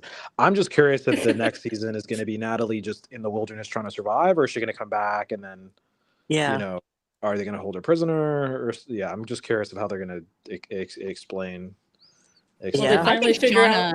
Will they figure out how to tie up Shauna and subdue her? I actually think that they will. I can't remember what it was that made me think that. But I think that they may actually like imprison Shauna in the wilderness. There was something that actually made me think that. Something that was said that I thought was foreshadowing. I would like to see that. Yeah. I think she'll be overthrown for sure, but I also think that they may try to imprison her. And like whether or not Natalie will take that role over again, I don't know. But personally, I think it should be. Tell whoever that is on the other end to save her, and then we'll go get them. Yeah. To be queen in prison. Yeah. Her outfit. Touching that hair. Maybe they get her in like the cave somehow. Who knows? A lot of people are asking about the radio. I lost the original one, but here's one here. Wouldn't the police connect the phone used by Natalie to the disappeared Edwin, Hannah, and Kodiak? Not necessarily. Like if they had a campsite and they just walked in the campsite and they would be like, there was nobody at the campsite, but there was this phone. Yeah. Maybe. I also says I can't figure how they're going to have to explain the phone. Found it. Yeah. Found it. Don't know where they are. Don't know where these 3 people are. Hannah, get in the pit. Yeah. I mean, would they be able to track? Wouldn't they just be able to track the coordinates? Not necessarily to. I mean, I don't know about the technology back then, but it's not like there's like a caller ID on it or anything, you know? Like right. But maybe that's how they realized the scientists were missing. Because when they rescued them and they said, we don't know, we just found this radio, then that's how they knew who owned it. Yeah. Yeah. They gotta pitch Joe McHale's head over Shit Ridge. They gotta hide the head. Yeah, they're gonna have to bury that shit. Yeah, they need to get rid of all the evidence. Yeah. Yeah. Well, they're gonna find human, and this hopefully will come out, you know, at some point. But like, they're gonna find bones because you know, those will outlast, you know, unless they do a really good job burying the remains. Yeah. There's no evidence of that yet, though. I mean, who knows what they did with them? I don't know, but yeah. Chris says they did find the phone after having some friends for dinner. Yeah, that's true. Do you guys think, like, with the rescue thing, what might happen first is that, like, a helicopter will come, like, where Natalie is and get her, and then she'll try to, like, help them find where everyone is? Or do you think it'll be something else? Well, I think they wouldn't be able to get there at least for a week or more. Yeah. So Natalie would have to be by herself in the wilderness, I don't know. I would think she would go back at some point. Yeah, I didn't bring a bag. She didn't bring a backpack or anything. Yeah. Right. Em thinks the signal will go out and that they won't get rescued yet. That's a possibility. You would think too, like, couldn't they do smoke signals or something? Because if I were her and I was in the gym, I mean, I don't know how far she went by herself. Presumably not that far if she survived, you know, hiking on her own like that. Of course, none of the survival stuff's realistic, as I've said before. But yeah, I was gonna say that Kevin put up a pretty good smoke signal for like 2 weeks. Yeah, exactly. Nobody saw it for some reason. Yeah. Well, like actual smoke signals, I don't even know what that means, but you know what I'm saying. Like, yeah, some kind of like actual something like that. Like if she went back to camp, you would think that they would be within a 10-mile radius or something of that. So yeah. To be fair, 10 miles in the woods though, it's a lot to try to. Oh, that's a lot. Yeah. Well, 10 miles. Kodiak said it was 6 days of a hike, so it must have been. Yeah. I don't know how many miles is that. If you have 2 people that are experienced, maybe they can go 10 miles a day, maybe. Well, and that's the thing. He's like a naturalist. Like he's like a leader, like a guide like that. But the two, like Hannah and what was her husband? Edwin. I don't know if they were married. It might have been, yeah, you know, they didn't situation. Yeah, they didn't necessarily strike me as like through hikers. Like we'll just go ahead and, you know, just do that 6-day hike. Like that would kill me right now if I try to do a 6-day hike.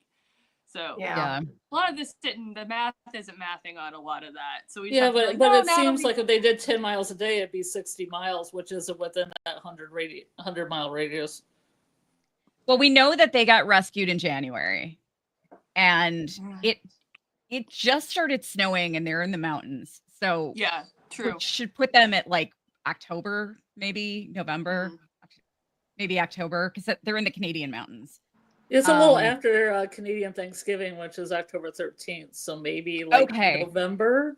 It looks like there's a couple weeks when Hannah gets her stuff together, and now she's like the thug with Shauna getting people out of their huts and stuff. Yeah. So it must have been a couple weeks at least. Yeah. So they've still got a few months out there. They're still going to be out there for a few months. So something has to go wrong. I'm wondering if what happens is if Natalie like thinks to tell whoever is on the other end of the phone, like if she can't really help with the location, but she's like, hey, I'm on a phone that we found from, and she's about to tell them that it's like, you know, from that said KUH and there were these frog scientists, and then it dawns on her like, wait, I can't tell them that. And she freaks out and disconnects. I'm wondering if something like that might happen. She says too much, and then it's like, oh. Yeah, she needs to say we're this direction or from. Well, I guess she wouldn't know what direction from the plane.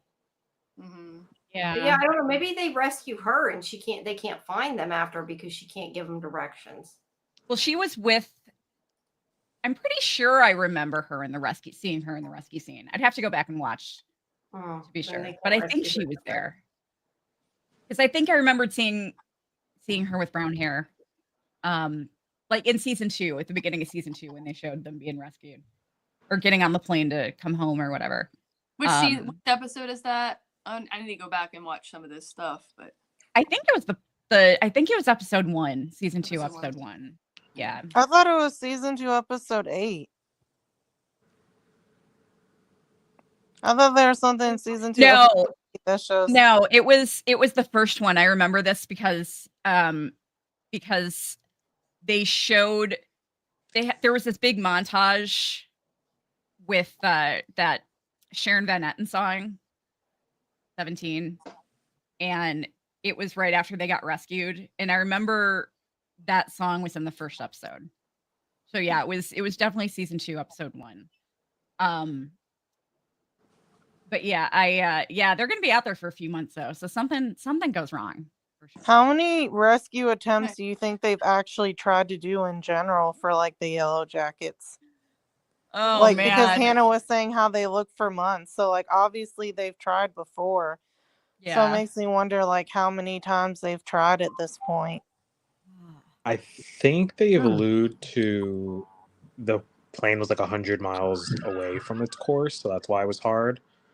And Shauna took it personally when she's like, our families gave up on us. Like that was also, I think, fueling her like screw society, screw civilization. But I think they just, I think given with the transponder being broken and it going such off course, they probably weren't able to. I mean, I always thought like cut tree. Okay, I'm not about okay, let me make this clear. I'm not about deforestation, but start a little forest fire.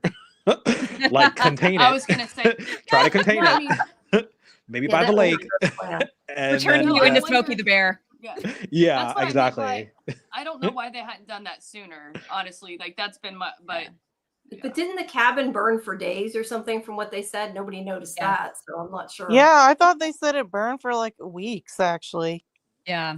Yeah. So which, yeah, you think someone would notice that? Yeah. Yeah. You probably stop looking at that point, right? I mean. Yeah, we still don't know who burned down the cabin. They never, told us this season. It's in my name. I don't think anybody burned it down. I really think that a lot of people think that it was just caused by poor fireplace and chimney maintenance, which I think is a good theory.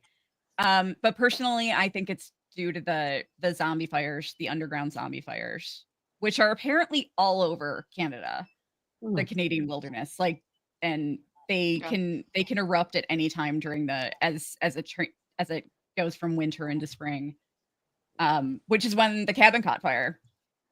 And that's just my theory. I don't know. But I love how you waited. Oh, you froze up, Mel. We lost you for a second there. I've kind of gone back and forth, but did you guys, I'm assuming you noticed when Lottie's having her vision, there's like fire in it.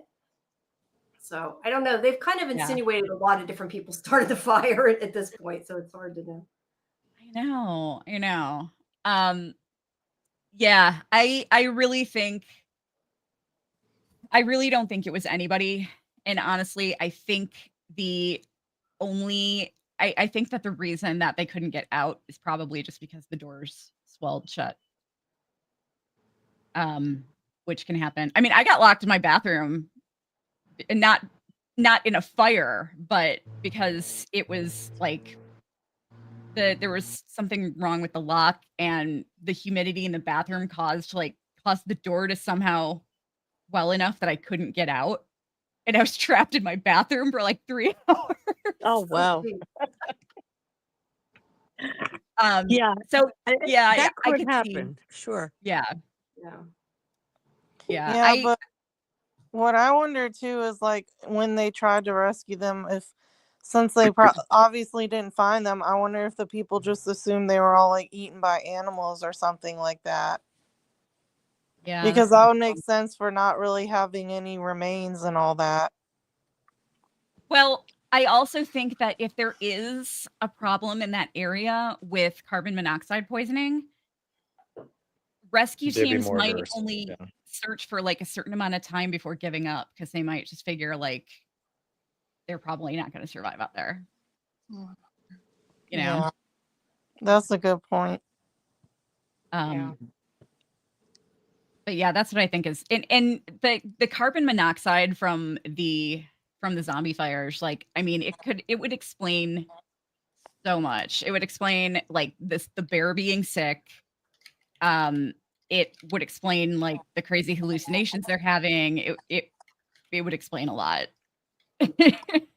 I think when they all got high on shrooms at their doom coming party, I think that kicked off a lot of things that just led to this unhinged feral state of mind. Oh yeah. That they all kind of locked into. Yeah, that was like a wild party. Yeah. And I think that would have been an orgy if they had gone through with it.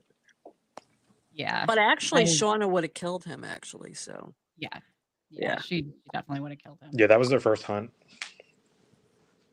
Yeah. When Javi like ran. Also, I'm still curious, are they ever going to pay off who is the friend? Yeah, I know. I'm still like, my only fear, and like why I say this is because I have to step back and take context of, let's say they only get one more season, right? Are they going to try to truncate things to maybe fit 2 seasons worth in one? Maybe they may like write things off.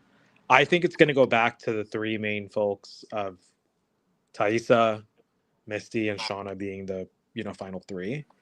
Yeah. I think in the end it's going to be probably Misty and Shauna. I think Thaisa would be on the chopping block next. But I want Thaisa to survive. But I don't know. I just think it's going to, how the season ended, it was very, sides are being taken and people are out for blood, especially Thaisa being like Van's dead. I don't know what Melissa's end goal is now. Also, if they return to that house and they just saw a murder scene, I'm like, who was cleaning up that house? Yeah, really. Right? That's true. I'm like, who was in that house cleaning? I want to see them come back and see that carnage.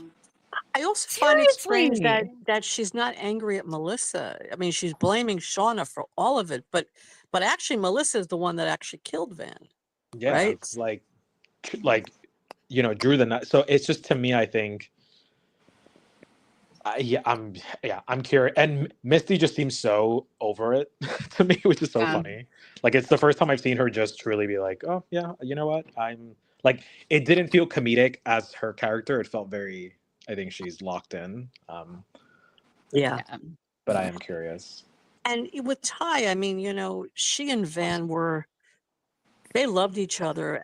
They were like probably their first loves. They were together for quite a while, and I don't know how Thaisa is going to really go on without Van. I think it's devastating for her, and I wonder if Dark Ty will be coming back.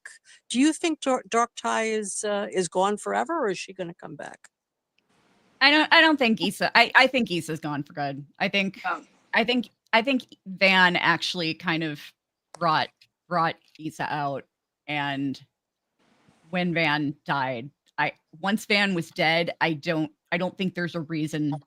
I don't think Issa has any motivation to come out anymore. I think she buried her when she buried Van. That was like symbolic of that. I think that's part of why we're like, well, why did she bury her? And it's like, I think that's part of it. And she could have eaten her heart or liver or whatever it was, but like Ty wouldn't even let herself be with Van. I mean, it was like, she kind of dumped her for a normal, socially acceptable, mainstream life that, like, she hid her true self, and she didn't want to, like, and then she came out, but she still ended up marrying somebody who you would think of being a politician's wife, you know? Like she seems to fit the role. Like whereas Van like isn't really that type of person. So Thaisa was way more concerned about image and like Issa taking over allowed her to be with Van. Yeah, that's actually a really good point for sure. Oh, so Issa is dark Thai. Yeah. Yes. Oh, okay. Just so I understand. Okay. Right. Yeah. So Thai and Issa. Okay. Right. Yeah. Yeah. That took me a while, like, to figure that out. What they were So saying.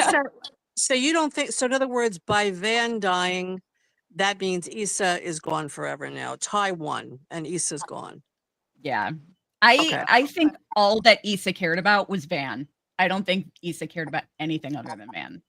Right. That's interesting. And I mean, obviously, like that is her as it's still her. It's still Thaisa. It's a part of her, but it's like this less inhibited part of her that just follows her emotions and what she wants in her heart, which is Van. And now that Van's gone, Issa doesn't have anything. So like there's really no reason for her to come back. And the part in the woods where they're trying to get Issa to come out like further earlier, and they like hook up, and they're like, you know what else, you know, makes her come out. Yeah, good point. I'm saying, yeah. Oh, so in other words, you think Issa came out because of Thai holding back from her sexuality. So Issa came out to make it easier for Thai like part to be of with Van. Yeah. Yeah, I don't think it was the entire reason, but I think it was a trauma response of sorts. But I think that it allowed her to be with Van, right, in the way that she wanted. So Van kind of triggered Issa to come out, if that makes sense. Yeah, no, it does. And well, you know, we still don't know about the man with no eyes. So I know people speculated that maybe Thai was like had a traumatic experience with someone like this when she was a child. Maybe something happened to her. We don't know who this person is. Honestly, my theory is that because we saw her as a young girl when her grandmother was dying, and her grandmother pointed him out. There was a TV in her grandmother's room. I'm almost wondering if her grandmother, because like she was dying. I mean, your you know, your state of mind is a little fragile. And I mean, people have a lot of weird experiences when they're on their deathbed.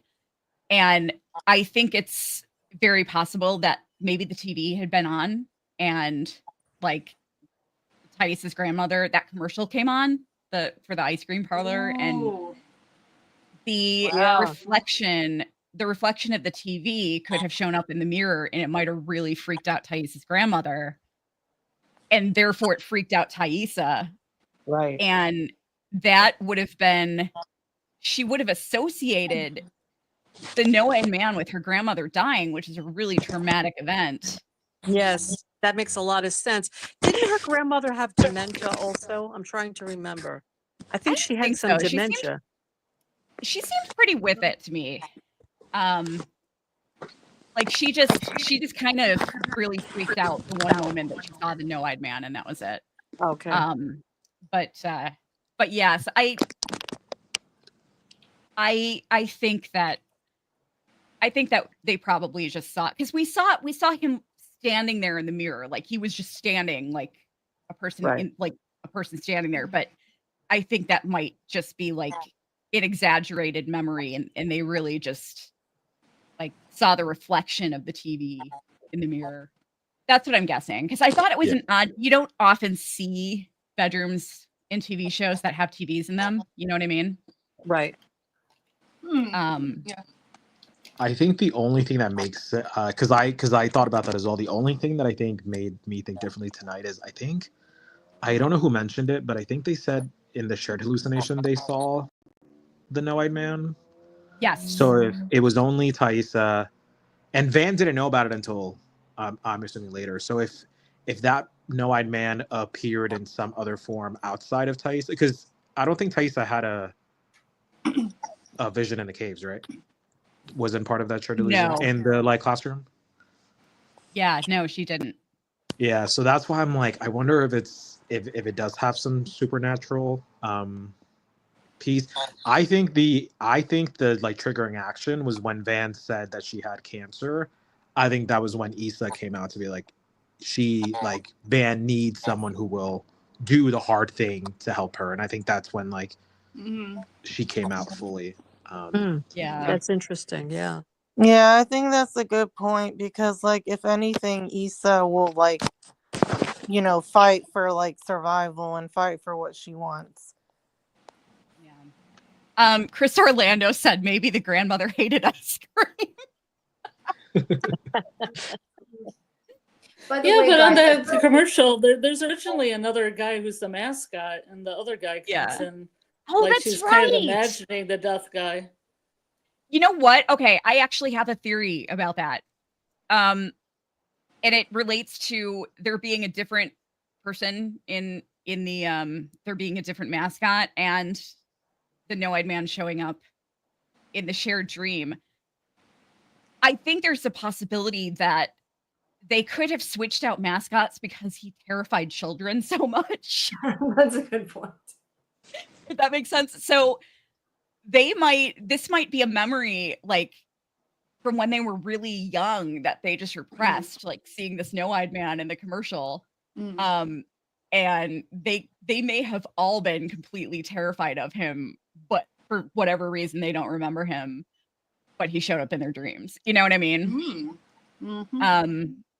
And that would explain why they all saw him in that vision and why there's a different mascot, on why there's another sign with a different mascot, because they may have swapped out mascots because he was too terrifying. Because I mean, if I was a little kid, I'd be like, I'm not going to that ice cream place. Same. I'm like, whoever's doing the marketing for that ice cream place needs to reconsider. They need to fire. Yeah, seriously.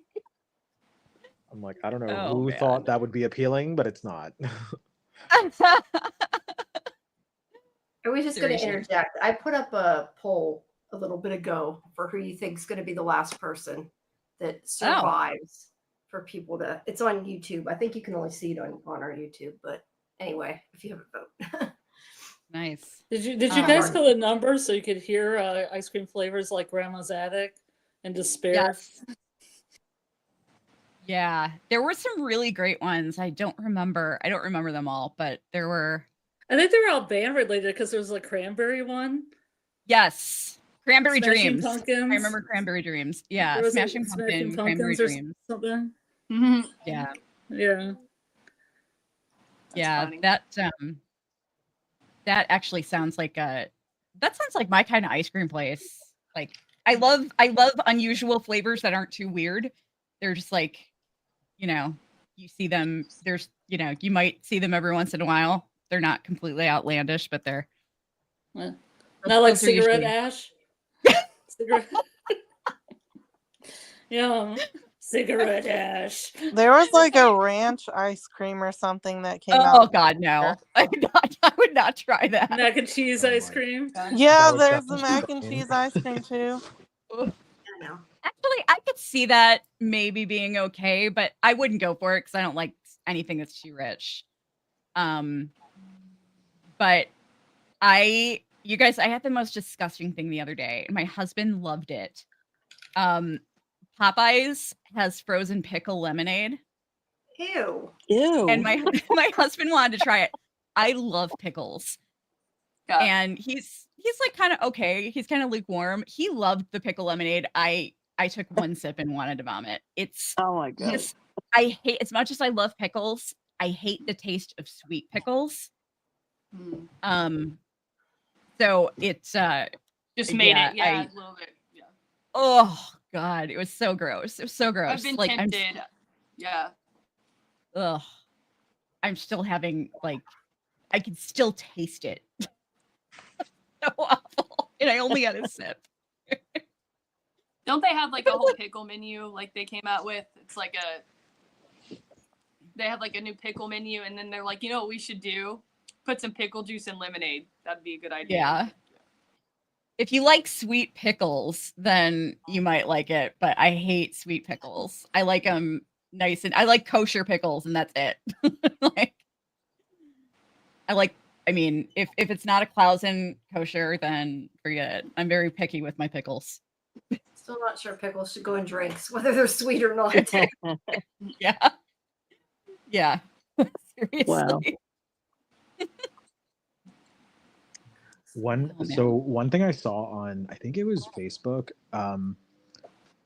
was the connection between Van's vision of the fireplace furnace, and then that also being not necessarily her death, but it was Melissa who closed the vent, and then that made her, have to save her, and then she died. Okay. So I don't know. It's just interesting that connection with the vent or the fireplace, because it was I think of Melissa. She closed the vent, right? And then that's what caused the room to be filled with. Yeah. Yeah. So I was like, oh, that was interesting.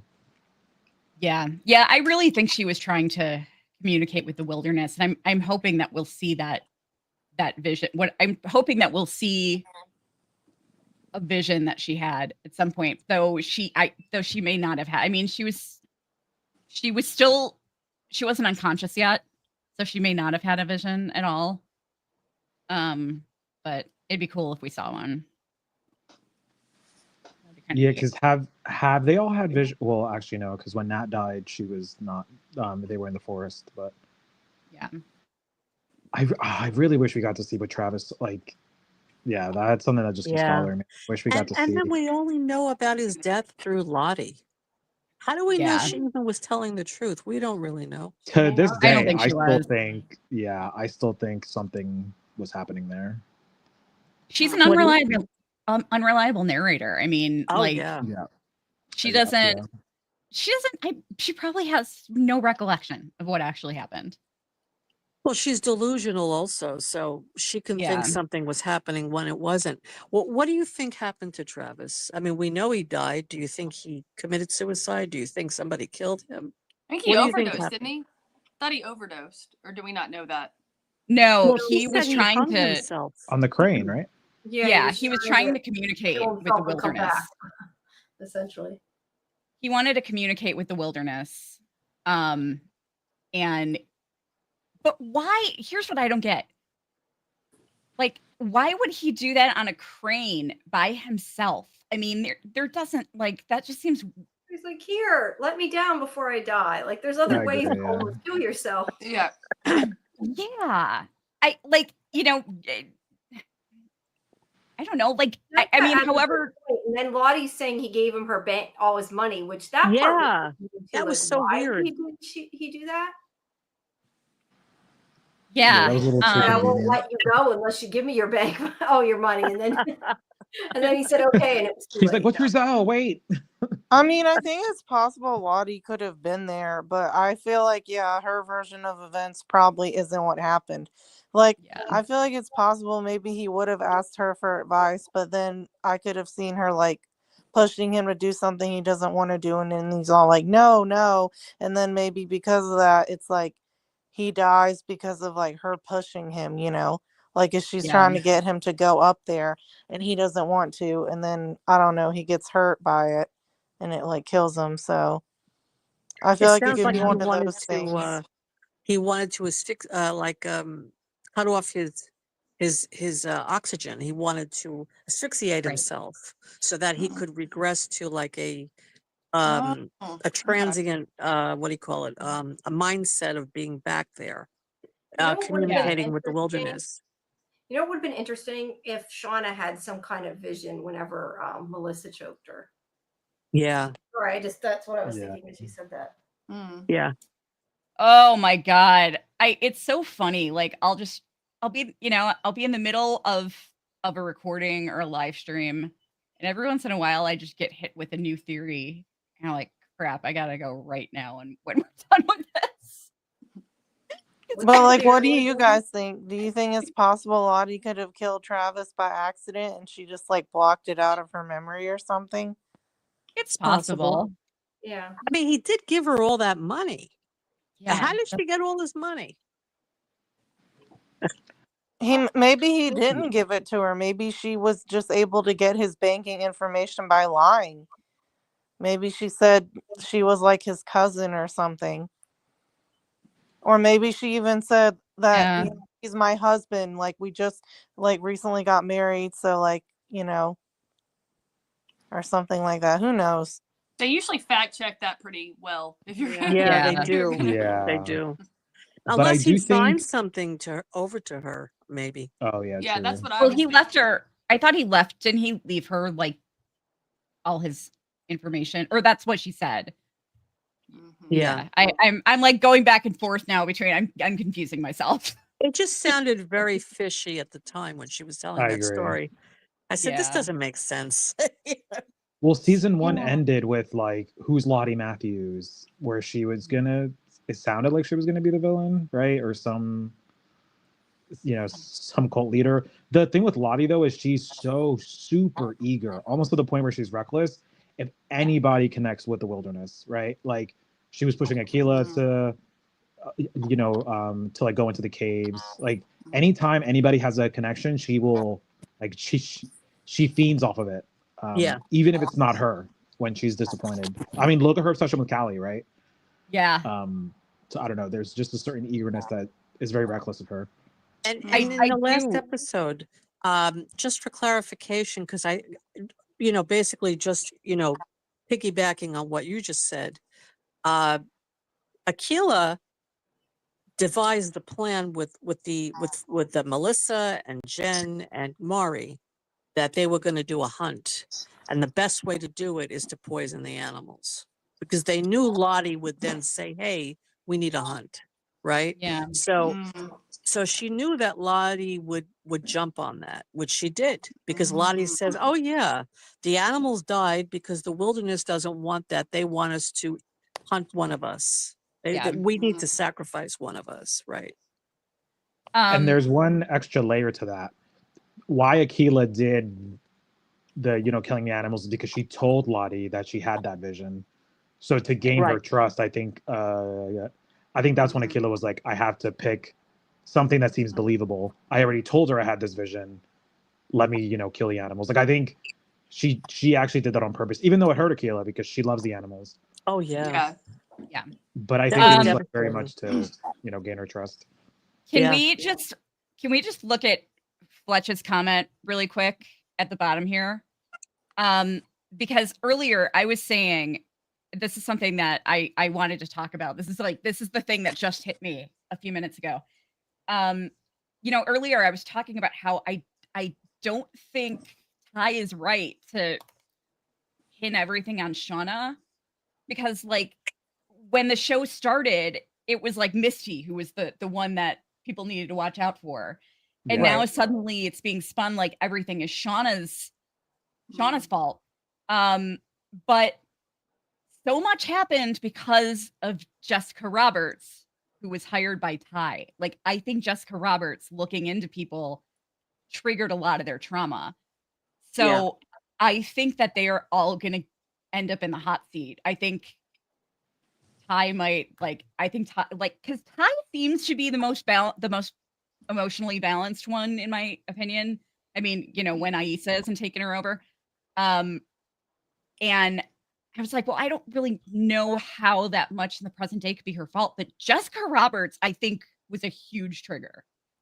And I think that she could end up in the hot seat at some point for that, because like they'll link a lot of that to that. But, I wanted to mention real quick, I also think that there's a possibility that Travis's death may have been an accident, but perhaps Lottie was actually trying to commit suicide or communicate with the wilderness. And something happened and it resulted in Travis dying somehow. I think that's also a strong possibility. Because I think if you remember when Lottie wanted them to like play the phenobarbital roulette at the end of season 2, she knew which one it was. Like, she knew which one the phenobarbital was in, and she didn't even suggest like shuffling them at all. Like, she was just like, because Misty pointed it out, and she's like, I mean, you can shuffle them if you want. Trevor does wish. Yeah, I think maybe she was like, I'm going to see if the wilderness really wants me to die, and I'm going to put myself in a position where I should die and see if if anyone intervenes. And sure enough, Shauna did by suggesting a hunt, even though it was just her trying to buy time. Right. It kind of, it intervened with the plan. So Lottie's like, oh, hey, the wilderness doesn't want me to die. Okay. I think too, maybe why Ty is blaming Shauna for everything is because of not only the blackmail, but just everything with like Adam too. Because like things have pretty much gone downhill for all of them since all that stuff happened. Yeah. So I could see how she could tie it back to her and be like, if your husband wasn't blackmailing us and you didn't kill Adam and blah, blah, blah, all this wouldn't have happened. Yeah, that's what she was saying. And her journals, why would you keep those journals so your husband could read them, Yeah. Yeah. That's true.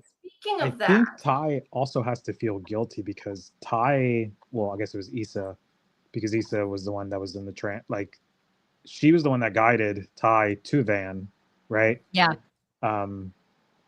Because it wasn't like Van died and, Ty used to find out and it was like not, related. So each of them are implicated in her death and that they each had something to do with it. So I think also Ty's just mad where she's like, I'm finally reunited with my love, but then now, she has cancer, but then she doesn't even die by that. It's by betrayal, by, saving us. And yeah, it's just. Oh, so you're saying that it was Issa that went to see Van in the video store. Yeah, because remember when she has that, she's like in that, it was the trucker, right? That she was trying to get with? Yeah. Or, she wanted to ride. It was right after the election that she won. She just ended up in Ohio, low on gas. Doesn't know where no, she pretty is. much. Chris just comment of the night, I think. A bunch of files of Jessica Roberts on the seat. No one will recognize her without the hat. Pink hat, whatever they call her from the beginning. That was another thing. They never followed up on her political career. I mean, here she won the election. Yeah. You would think she would have made a speech that she had to step down or something, right? I mean, we never saw anything with that. She said she resigned. Yeah, she but said it was very passing. I thought she said something about like her being a disgraced person too because of it.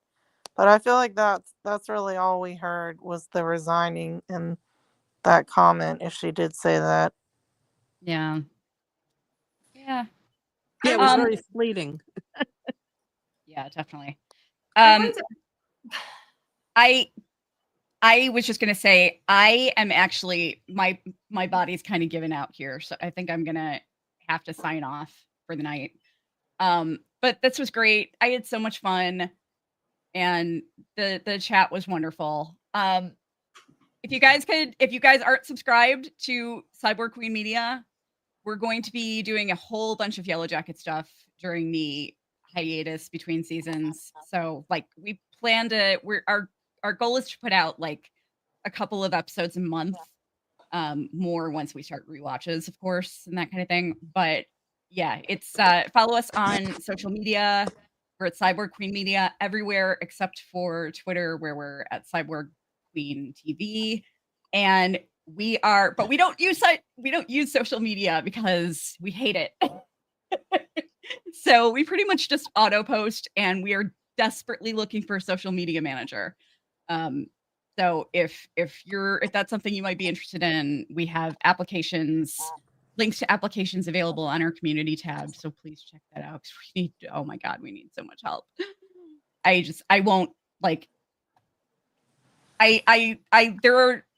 have a few lists on Twitter that I'll look at that are full of funny accounts that I, look at when I need a laugh, but I can't do social media anymore. It's just too toxic. But no, this was great. I had so much fun. If you're here from the Cyborg Queen Media channel, please subscribe to SciFiVision. And yeah, hopefully we'll have to do this again at some point. It'll be cool. Yeah, it's been a lot of fun. And yeah, guys, All please right. stick around. We're gonna keep going, and then in a while we'll be breaking down the episode too. In a bit. Yeah. All right. Good night, all. Good night. Bye. Bye. Bye. I just wanted to say I was going to close the poll. We have out of the 4, Misty is 56%. People think Misty will be the last one left. So, I wanted to ask you guys what I was trying to say before is, why do you think Shauna makes the comment about she can't remember anything, but she has her journals that reminds her of everything she can look up? I don't know if that was just like because Shauna's full of shit, Jamie. I thought the same thing. I thought it was a trauma response. Maybe she's trying to suppress it. There was also comments about how the first episode is how some of them like remember the events of Pit Girl, but the third episode is, or the third season finale is actually how it happened. So there's, it's meant to be more, I don't know. I was just very curious because I'm like, to me, it was always funny that I'm like, why do any of them associate with Shauna at all? I know, right? I would not talk to her a long time ago. So, well, I think Nat.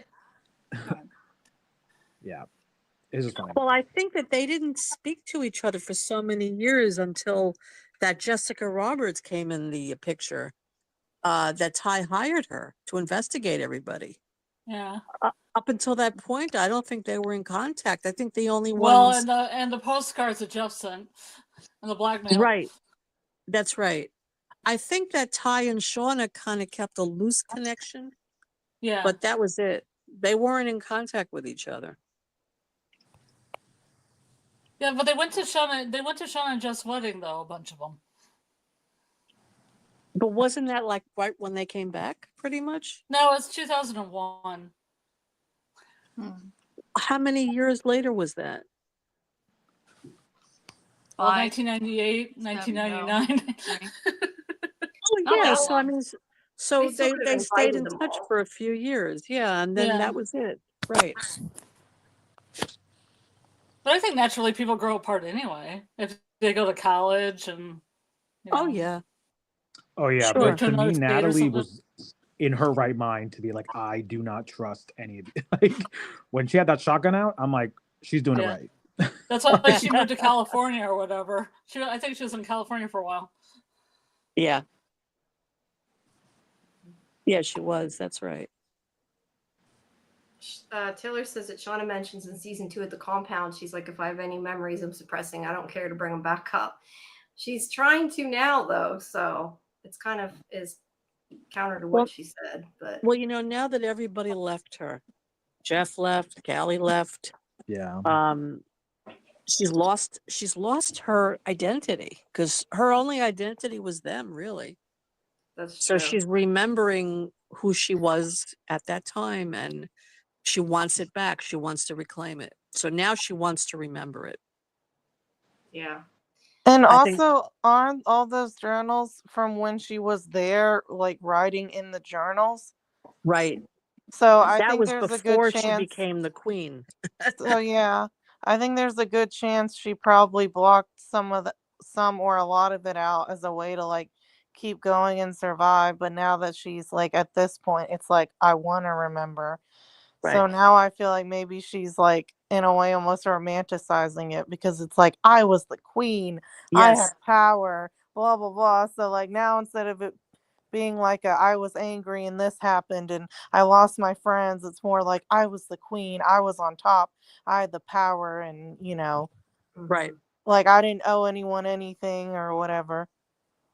Yeah. I mean, for the first time in her life, she felt powerful. And she wants it back. Yeah. Yeah. Mildred's right. She might be right. She might have read them and that brought it back too.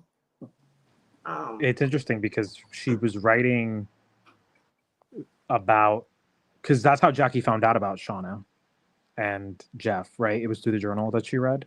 Yes.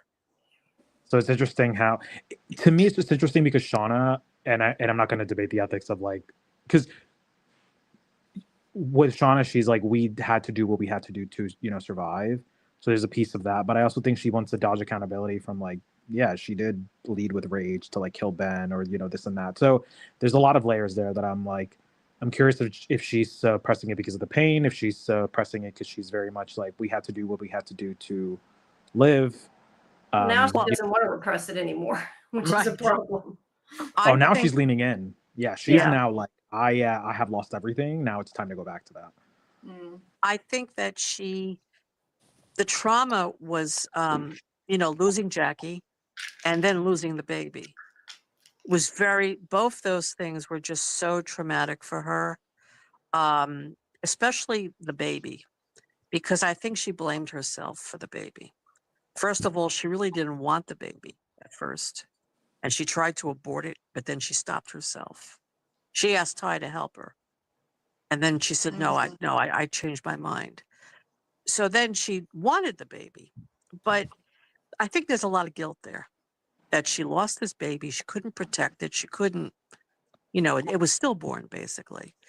And the trauma of that, plus she probably had postpartum depression on top of it. Yeah. And I just think she had a lot of rage from it.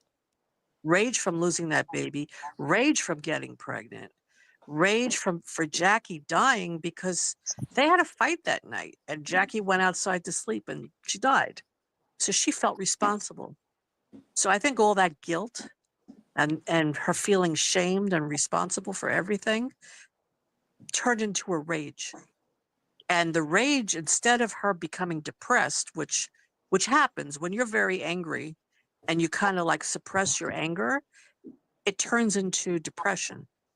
But if you act out and you're violent towards others, you're not depressed. You're just the oppressor. You are hurting other people. So I think that's what's happening with her. Her rage is coming out and she wants to take out all her hate that she feels towards herself on everybody else. I almost wonder though if she's changing because she's like dealing even less with it. Because in this episode, because you're talking about her like being depressed, she's breaking down in this episode. Like, oh no, I'm sorry. I meant when she was the Antler Queen. I'm talking about at that point. The Antler Queen. Okay. Yeah. Because I was wondering if now maybe it's kind of the opposite because she's crying. She's like, I lost everything. So like before they were kind of trying to rationalize it. And now she's like, my life's shit now. I want to go back to that. So it's almost like the opposite. And she's remembering it as a good thing where before she was repressing it. I don't know if that makes sense the way I'm saying it, but like she wants now to go back to that because what she has now is not working and she doesn't know how to deal with the fact that now she's losing everything again. Well, I also think from a psychological point of view, I'm a social worker, by the way, in case anyone's wondering where I'm coming from with this. I think that, if you look at it from a psychological point of view, it's not just PTSD. Shauna has a personality disorder. Right. So you could say, is it narcissism? Is it borderline? Is it antisocial? It could be a mixture of all of those. But basically, somebody who has a personality disorder, an extreme disorder, they cannot be alone. They cannot be alone. But they can't keep meaningful relationships either at the same time, Right. They can't be alone, but they push people away. And I mentioned that earlier. I don't know if you were watching. And I think her wasn't. Pregnancy, I think her miscarriage and just all of the trauma just completely, brought her personality to light, Yes. Her coping skills were gone. Whatever coping skills she had just depleted. Yeah. So her personality disorder came out. And she's a bit of both. I mean, she lies, she cheats, she has no empathy for anybody else. Mm-hmm. She only cares about herself. When she made that remark that we were having so much fun in the wilderness, she's talking about herself. Nobody else was having fun. That's a very narcissistic view. If you think everybody thinks the way you think, right? Because they weren't enjoying it. No. So, and she had no empathy for anyone. And she can't be alone now. So she's romanticizing it, like you said earlier, Jamie. And I think that she wants to go back to a time when she felt powerful, when she had people around her, people worshiping her. In her mind, they were worshiping her. They were terrified of her and they hated her. But she thinks they were worshiping her. She had like a delusion of herself, extreme narcissism. So that's my viewpoint of her, just to put that out there. Yeah, I totally agree. Yeah. I also agree. I think also, something that I was thinking about when you were talking about, Shauna, is the manner in which she lost Jeff and Callie. So it's not like they passed away in like an accident. They're actively running away and rejecting her, right? There's like a sense of like trying to get away from her because she's dangerous. Right. Or they're seeing the real her. So I think that also adds the kind of insult to injury where it's like the manner in which they've just abandoned her. Yep. I so think she's also, in a rage. She's in a rage now. Yep. Exactly. She doesn't let herself get depressed. I think she cried not out of depression, but how could they abandon me like this? How dare they? I You agree. know? Yeah, I thought it was more like frustration, not like, oh, I'm sad and I miss them, but it's Right. like why would they do this to me, you know? So now it's going to turn into a rage. And she's out for revenge now. Yeah, and that's why I think she started writing too, as a way to like romanticize her past. Mm-hmm. Because like I think obviously the way she viewed it when she was a teenager in the wilderness will be a lot different to now that she's older and it's been years and everything. Yeah. Like when she was in it, she probably wasn't thinking like I had fun and this was fun, because like why would you be thinking that way? Or now that she's older and looking back, I guess she has those nostalgia glasses on a little bit, and she's like, I was the queen and Yes. we had fun. It was amazing. It's like, yeah, okay, sure it was. For you, maybe. Not Right. everyone else. I wonder though if it's Exactly. more just like she was in charge, that is what she had fun with. Not necessarily what was going on, but just that everybody listened to her. Everybody Yeah. followed her. I And think the that's part it. she wants back, Yeah. I think. Look, even with Maury, she smiled. She was thrilled that they were going to kill her. She was thrilled. Well, What and a she didn't thrill that have, was for her. and actually my wife pointed this out earlier. I was trying to get her to come on for a minute, but she won't do it. But she pointed out that, when they stacked the cards with the hunt this episode, she's not mad. They're not really directly out to get her because they're trying to get Hannah to draw it, but she's mad because she didn't have a say in it. It wasn't her idea. Right. That's why she steps in. Yes. But she was just thrilled with it, though. Right, because she made it happen. It wasn't because, oh, I hate Mario. It was because she made that happen. It was her. It became her doing when that happened. No, but when Maury cursed her, when Maury said, I hope you get everything that you deserve. Yeah, that's when she smiled. Yeah, like saying, yeah. Well, she didn't like Maury, so she was happy. Oh, that is true. Happy No, to that get is rid of true. her, I forgot about their little. I don't know. Yeah. Even just her being pulled, she seems so sadistic. I agree with you. I think part of it is she did it. She made it happen and like screwed up whatever they had planned. But she also seemed happy that Maury was going to die too. Yeah. Yeah, I mean, I think ultimately she wanted like the final say, because in her mind, she's the queen, she's the boss. So, of course, she wanted to mess with it. She said, eat up and remember this night. Yeah, you're going to remember how you killed your friend and you ate them, right? Well, they had a hunt just to stop her. At least they finally found a way to try to move towards ending it, I guess. Or risk their lives to do it. I wonder that there wasn't a better way than trying to have a hunt. Yeah. They couldn't have just killed Shauna, but. Right.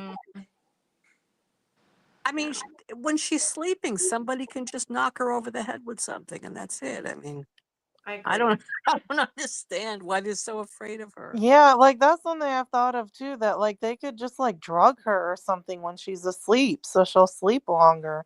Yeah, Misty And then could they could prepare like a get nice tea away. for her. Yeah, exactly. Prepare a tea or whatever. Yeah, that doesn't make sense.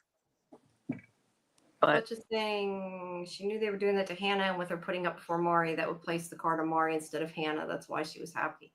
Yeah, she definitely screwed up their order, but she also, the thing is, and I think, other people have mentioned this, that she seemed confused of who they had intended it for, where she only, screwed up the order by one. She should have been able to understand they wanted Hannah, but she says something about it later I think it's to Nat. She's like, who did you, I forget what she said, but it essentially meant like, who were they screwing? And I thought that was kind of self-evident. So I don't know. I also think Hannah was loyal in Shauna's eyes to her power. So I think if they were trying to get rid of her, that's also one less person that she can rely on. yes, In the end, Hannah did betray her because she helped Natalie with the plan, but I which think is it's why I really think Shauna is wanting now to- going to get rid of Hannah because she'll feel she betrayed her. Yeah, and she's pissed where she's like, Hannah, how dare you? I'm surprised that she didn't kill Hannah right there. I know. I was like, wow. expecting it. I am curious though, because we do know. I'm just curious to who survives, and I mean, I'm assuming everyone else dies, right? Like, I'm assuming because they've alluded, to the fact when Van's like, everyone who knows about this tape is either us or dead. So I'm assuming everyone else is dead. But then Melissa, like, she survives. So I'm curious. Yeah, if they're I wonder what's going. Melissa might go on a revenge path to get all of them.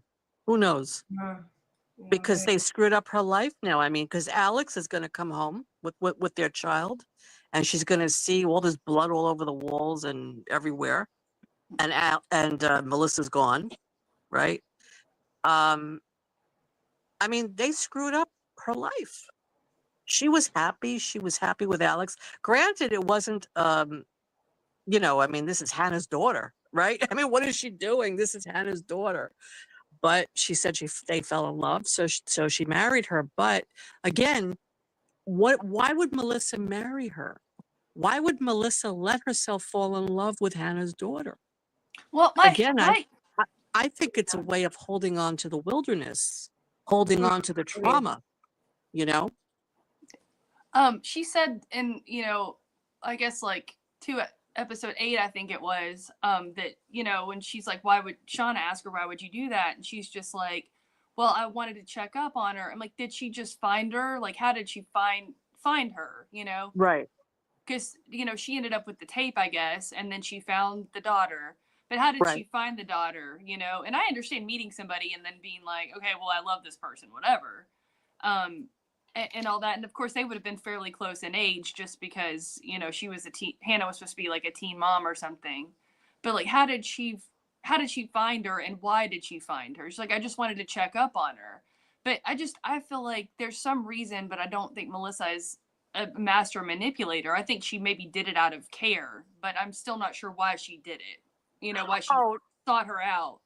Well, she wanted to, Hannah wanted her to give the tape to Alex, because on the tape Hannah made a recording that she loves her and she wants her to know. Yeah, right. So, but Melissa couldn't. Melissa couldn't give it to her though, and I understand that, because that would be extremely hurtful to listen to that tape, knowing your mother was killed. Okay. But what is upsetting though is that Melissa, I don't know. I mean, I understand that she fell in love with her, but at the same time, you were an accessory to her mother's murder. You changed your identity. You changed your name. You're holding back all this information. That's the problem. She deceived Alex, and she's doing it for reasons that are not healthy. I think it's a trauma response. I think it's a way of holding on to Hannah, holding on to what happened to her in the wilderness. by letting herself marry Alex, you know? And I think that's the issue with her. But she could, you know, listen, she could be with anybody, but Alex, this is Hannah's daughter. Yeah. So, you know, it's not the best situation. It is really weird. The heart wants what the heart wants. And Laura. that's Yeah, when well. she was trying to tell her about it, and she kept intending to give her the tape, and the longer she was around her, maybe. But I don't know. How it could is she pretty give her messed that up. tape? The guy was killed on the tape. Edwin was killed. She couldn't have edited it and given her like just the part that her mother left for her as a message. She's like, skip X to, noise edited out. skip to part No, but I 30. mean, she could have cut out, if you think about it, like a normal person. What I would have thought is she could have cut out the section that said, that was Hannah's, you know, goodbye message. I love you. She could have cut that out and just like never told her the rest. And that would have made sense. Mm. So she contacted her to give her the tape. See, I guess I didn't that makes sense, but I just didn't read it. I didn't read it that way. I didn't read it just because, you know that she just changed her whole identity and her name and all that. You know, she had no idea who she was. So yeah. Yeah, but then there's going to be a bunch of questions from Alex, I think, when she hears this.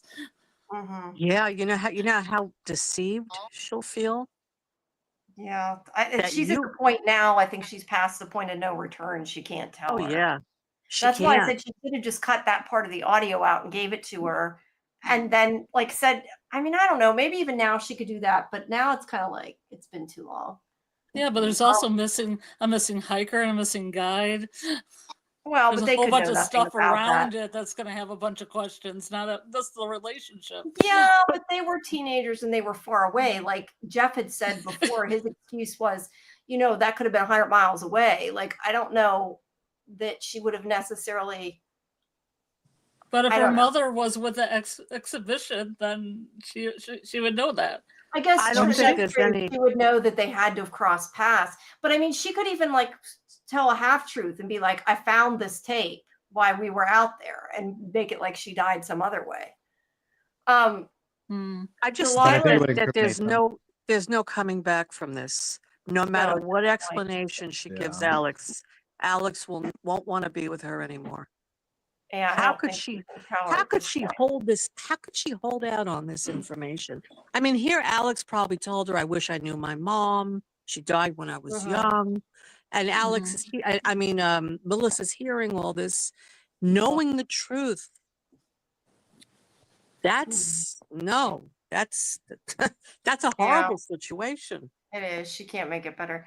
Delilah's making the point that Shauna made the comment that Melissa killed her mother. She may have meant the group or Melissa personally. I think she meant the group, but we haven't seen that part of the flashback yet to have an accurate. Oh, I don't think Melissa directly killed Hannah. Yeah, I think probably Shauna did. Or Shauna did, yeah. Yeah, but I'm saying, but she was kind of an accessory in the sense where she was there. She saw it happen. And she doesn't tell Alex anything. Everybody anyway, so it wouldn't matter. She'd lump them in. Yeah, I feel like Melissa doing everything she's done with like Alex is almost feel like it's like a warped way of her, I guess, trying to like honor Hannah, because it's like, oh, I want to look after your daughter since you can't anymore and all that. Like, I don't think what she's done is right, because you've like made this whole new identity and are keeping like a whole secret life from your wife and everything. But like, part of me gets it, how it's like, you know, I know you have a daughter and you can't be there for her anymore. So it's like, I want to be there for her, try to help her out. But that was not the way to do it, though. Right. And actually, Melissa said that to Shauna, because Shauna's called her on it. She said, you know, this is not a normal life for you, what you're doing. You know, you married Hannah's daughter. She said, well, maybe it is survivor's guilt. She said that. I don't know any of them know what a normal life is anymore. Yeah. Normal life them a long time I mean, ago. what Shauna considers normal, right? But she did say that it's survivor's guilt. So she feels guilty. She survived. Hannah died. Hannah asked her to give her daughter the tape. She wants to take care of her daughter. She wants to make, for Hannah's sake as well as her own. She fell in love with her. But what I'm saying is the betrayal is the worst part of it. If she had been honest with Alex when she first met her, gave her the tape, said, look, we were teenagers. This is what happened out there. Your mom wanted me to check on you. I want to be part of your life. Great. And then see where it goes, right? Yeah, but she's way past that point now. Oh, yeah. Now I'm talking about before, not No, now. I know. I agree with you. I'm just saying she's way past that And point. then Alex, I don't think there is a fix now. But then Alex could have made that decision. She could have said, well, all right. She gave me the tape. She told me what happened to my mom. I have feelings for her too. So we'll move past it. Right. But she never gave Alex that chance. Yeah. And the thing is, or she could say she's just going to go to the cops and or the FBI. Well, yeah, but the thing is, she can't even just like pull that. Like how I had said, she should have like cut that piece out and just given her the message. Like she can't do that now either, because if she did that now, she'd be like, well, why did you hide that? Right. She would have to tell her everything. But she doesn't even have the tape anymore. Who has it? Callie has it anyway. Right. Yeah. Guys, I have to sorry to interrupt. It's after 1 my time, and I gotta take my little dog out. Oh, your dog's so cute. He's like 17. What's your dog's name? What's Ginger. Ginger. Did you say he's 17? She's at least 17. We don't really know. So. Aw, how sweet. But thank you guys for having me, and enjoy the rest of your chat, and I will check it out later. Sure. It was great meeting you. Thank you. Bye. Thank you. Bye. Nice talking to you. Bye-bye. Nice talking to you. Bye-bye. Bye-bye. What a cute dog. Yeah, very cute. Would you guys want to do a scene by scene breakdown right now? Yeah, I was gonna do a short one. Move into our sort of breakdown, and you guys are welcome to stay and sort of chime in, but we tend to do that to make sure we went through everything, stay a little bit organized. So let me get out the picture. I have the picture open somewhere. Now I lost it. All right. Share screen. Here, give me a second. Select window. Which window is this? This one, I think. There we go. All right. Yeah. So the first, now we don't need to do as detailed, I don't think, as we normally do, because I was going to say in the beginning there was the Antler Queen. There was the Antler Queen.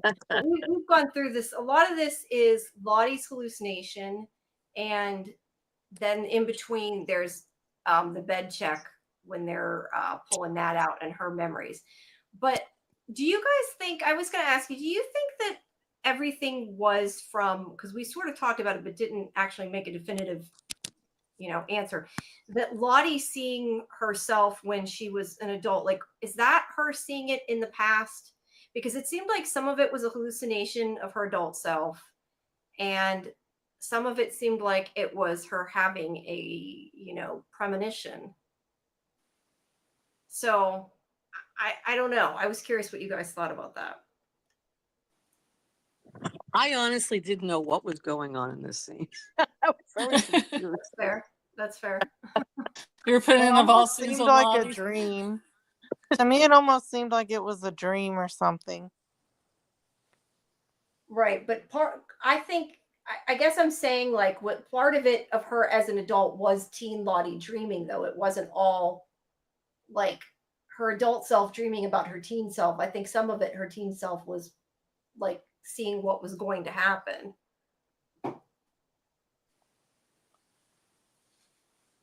Because it wasn't super clear, but it looks like she's supposed, like, part of the dream is definitely supposed to be in the past. Just by the way they showed her laying there sleeping. Mm-hmm. But, and it's like the caves, like she's in the caves. Yeah. So I think they're all coming. I think they're all coming to get their counterparts, like Teen Van, and now Teen Lottie. Yeah, but I definitely think some of it was a premonition. But Lottie sees so much stuff; it's hard to know what's going on. But during this is when they're pulling Nat out and doing a bed check, which is just Shauna being mean. But I think the important part of this here during this scene is, one, that we find out Hannah is now with Shauna and her, whatever you want to call it, right-hand man. But two, during this, Nat and Misty kind of give each other a look, although Nat looks pissed.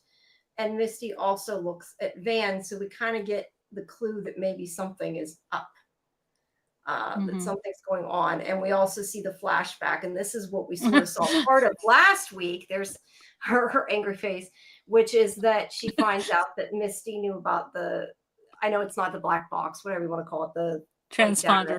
Yeah, the transponder. And she's like, you knew about it this whole time. And she punches her in the face, which was great.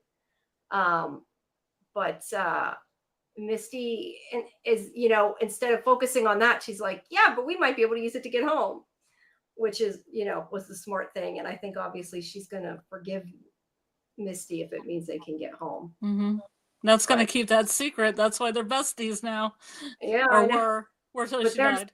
But there's that little look that Misty gives Van. So it's clear that that she's in on something too, even if we don't know what. When Nat says like that she tells her to shut up or something, I think it's just because they're all in on it. They're acting that way towards each other.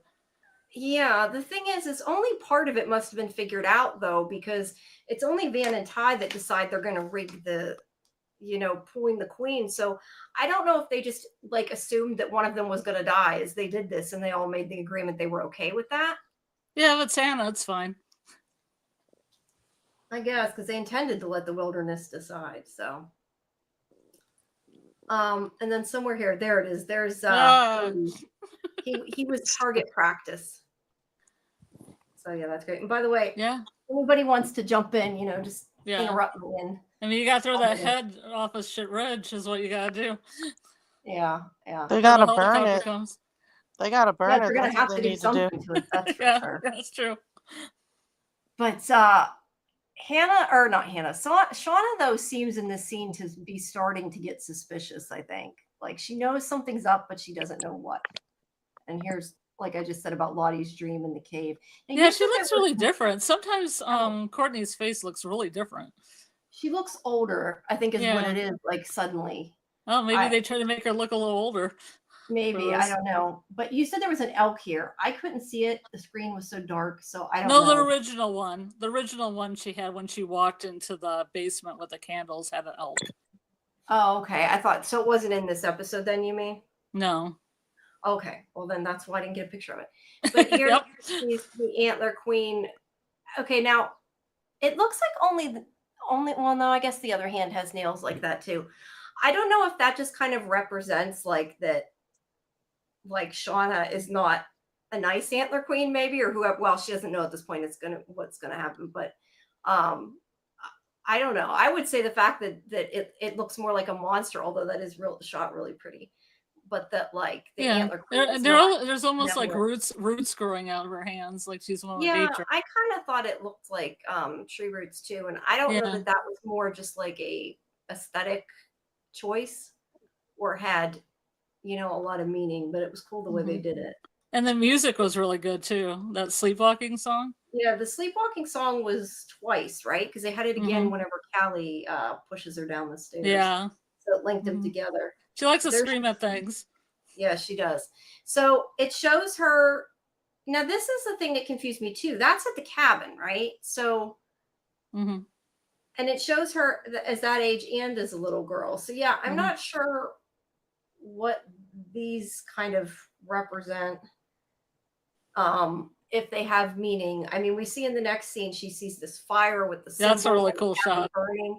Yeah, it is, and it's like superimposed, and that's what made me think, well, maybe they're implying that she burnt the cabin down. But they, in my opinion, have made so many implications of different people this season that I don't know that I trust that it's her, but I would like to know specifically what the rest of the vision is supposed to mean, and then maybe it would she could have burned it down. She didn't like the cabin when I came back up to it, and she was kind of laughing when the cabin was burning down. Yeah, so. It could be, or it could just be like not even representative of the cabin. Like maybe this is representative, like the end of her adult life or something. I don't know. It's weird. Whatever. It's interesting where it falls on her face, like a little mask, could draw on somebody's face. Oh, like that? Yeah, kind of. Yeah. That's interesting. It does show.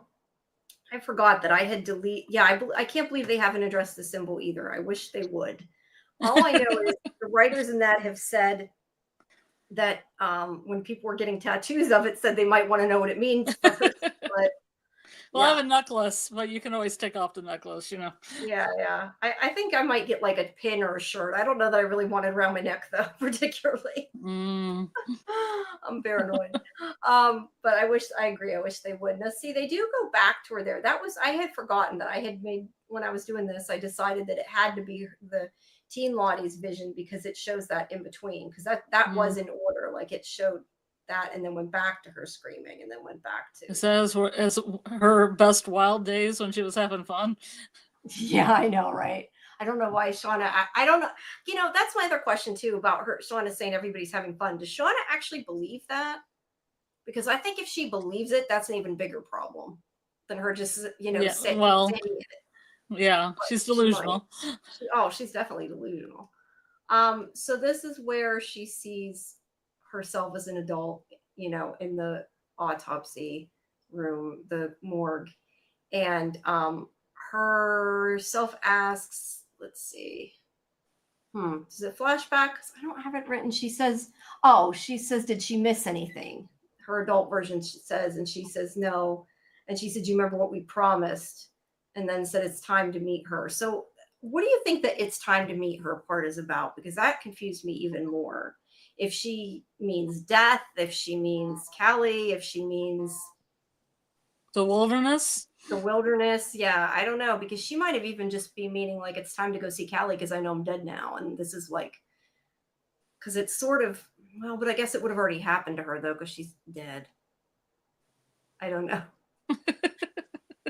Yeah, I don't know. What does anybody else have any ideas? What do you think her is then? You think it could be any of those things? This scene was maybe she's happy. Maybe she's having a dream that she's dead. She's like finally. She kind of has a death wish. Yeah, that's true. She might be. I mean, if this is Teen Lottie's dream, then yeah, I guess this would be her version of what she thinks her adult self would be thinking. I thought it was adult Lottie's dream. Well, see, that's where I'm confused, but that's why I'm saying, like, it shows her laying on the gurney, and then it shows her as a teen screaming, which made me think it was the teen having the dream as a premonition. But maybe it's a combination of both. I mean, maybe it's like a reoccurring dream, They're having the dream at the same time. They're having the dream at the same time. But I don't know. At any rate, she asks when it's time to meet her, and she does keep hearing a baby crying. So I don't know if it just means like she's looking for what the wilderness created, and that's what the whole conversation with Lottie is, or, and it's less literal. I don't know. But it's very strange.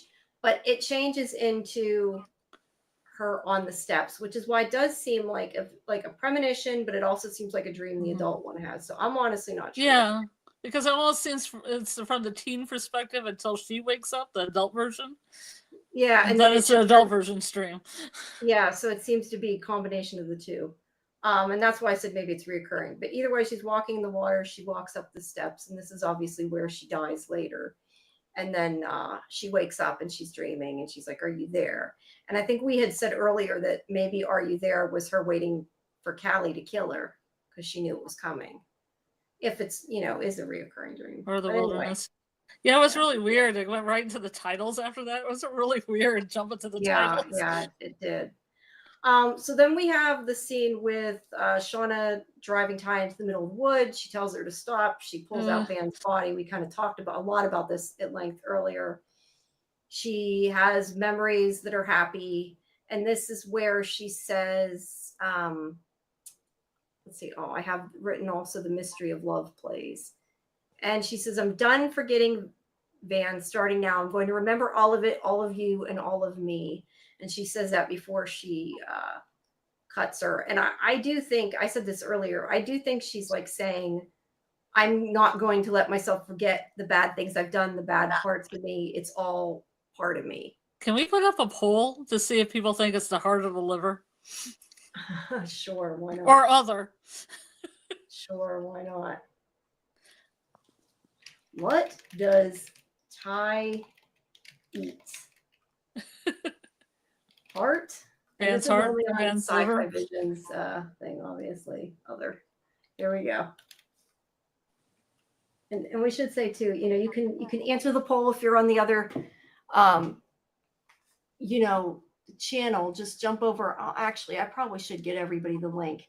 If you guys want to jump over into SciFiVisions too, if you want to answer the poll, this is the link directly to the video, or you can keep watching from where you're at. Just please, if you're over in Cyborg Queen Media's, do please make sure that at some point you take a minute to subscribe to SciFiVision and check out all our previous lives and all our interviews. We have a lot of stuff from and Severance and lots of stuff and interviews from things that are not parts of live streams that are under the video tab, and at SciFiVision.com. So just make sure you check that out. And if you're at SciFiVision right now, make sure that you check out Cyborg Queen Media.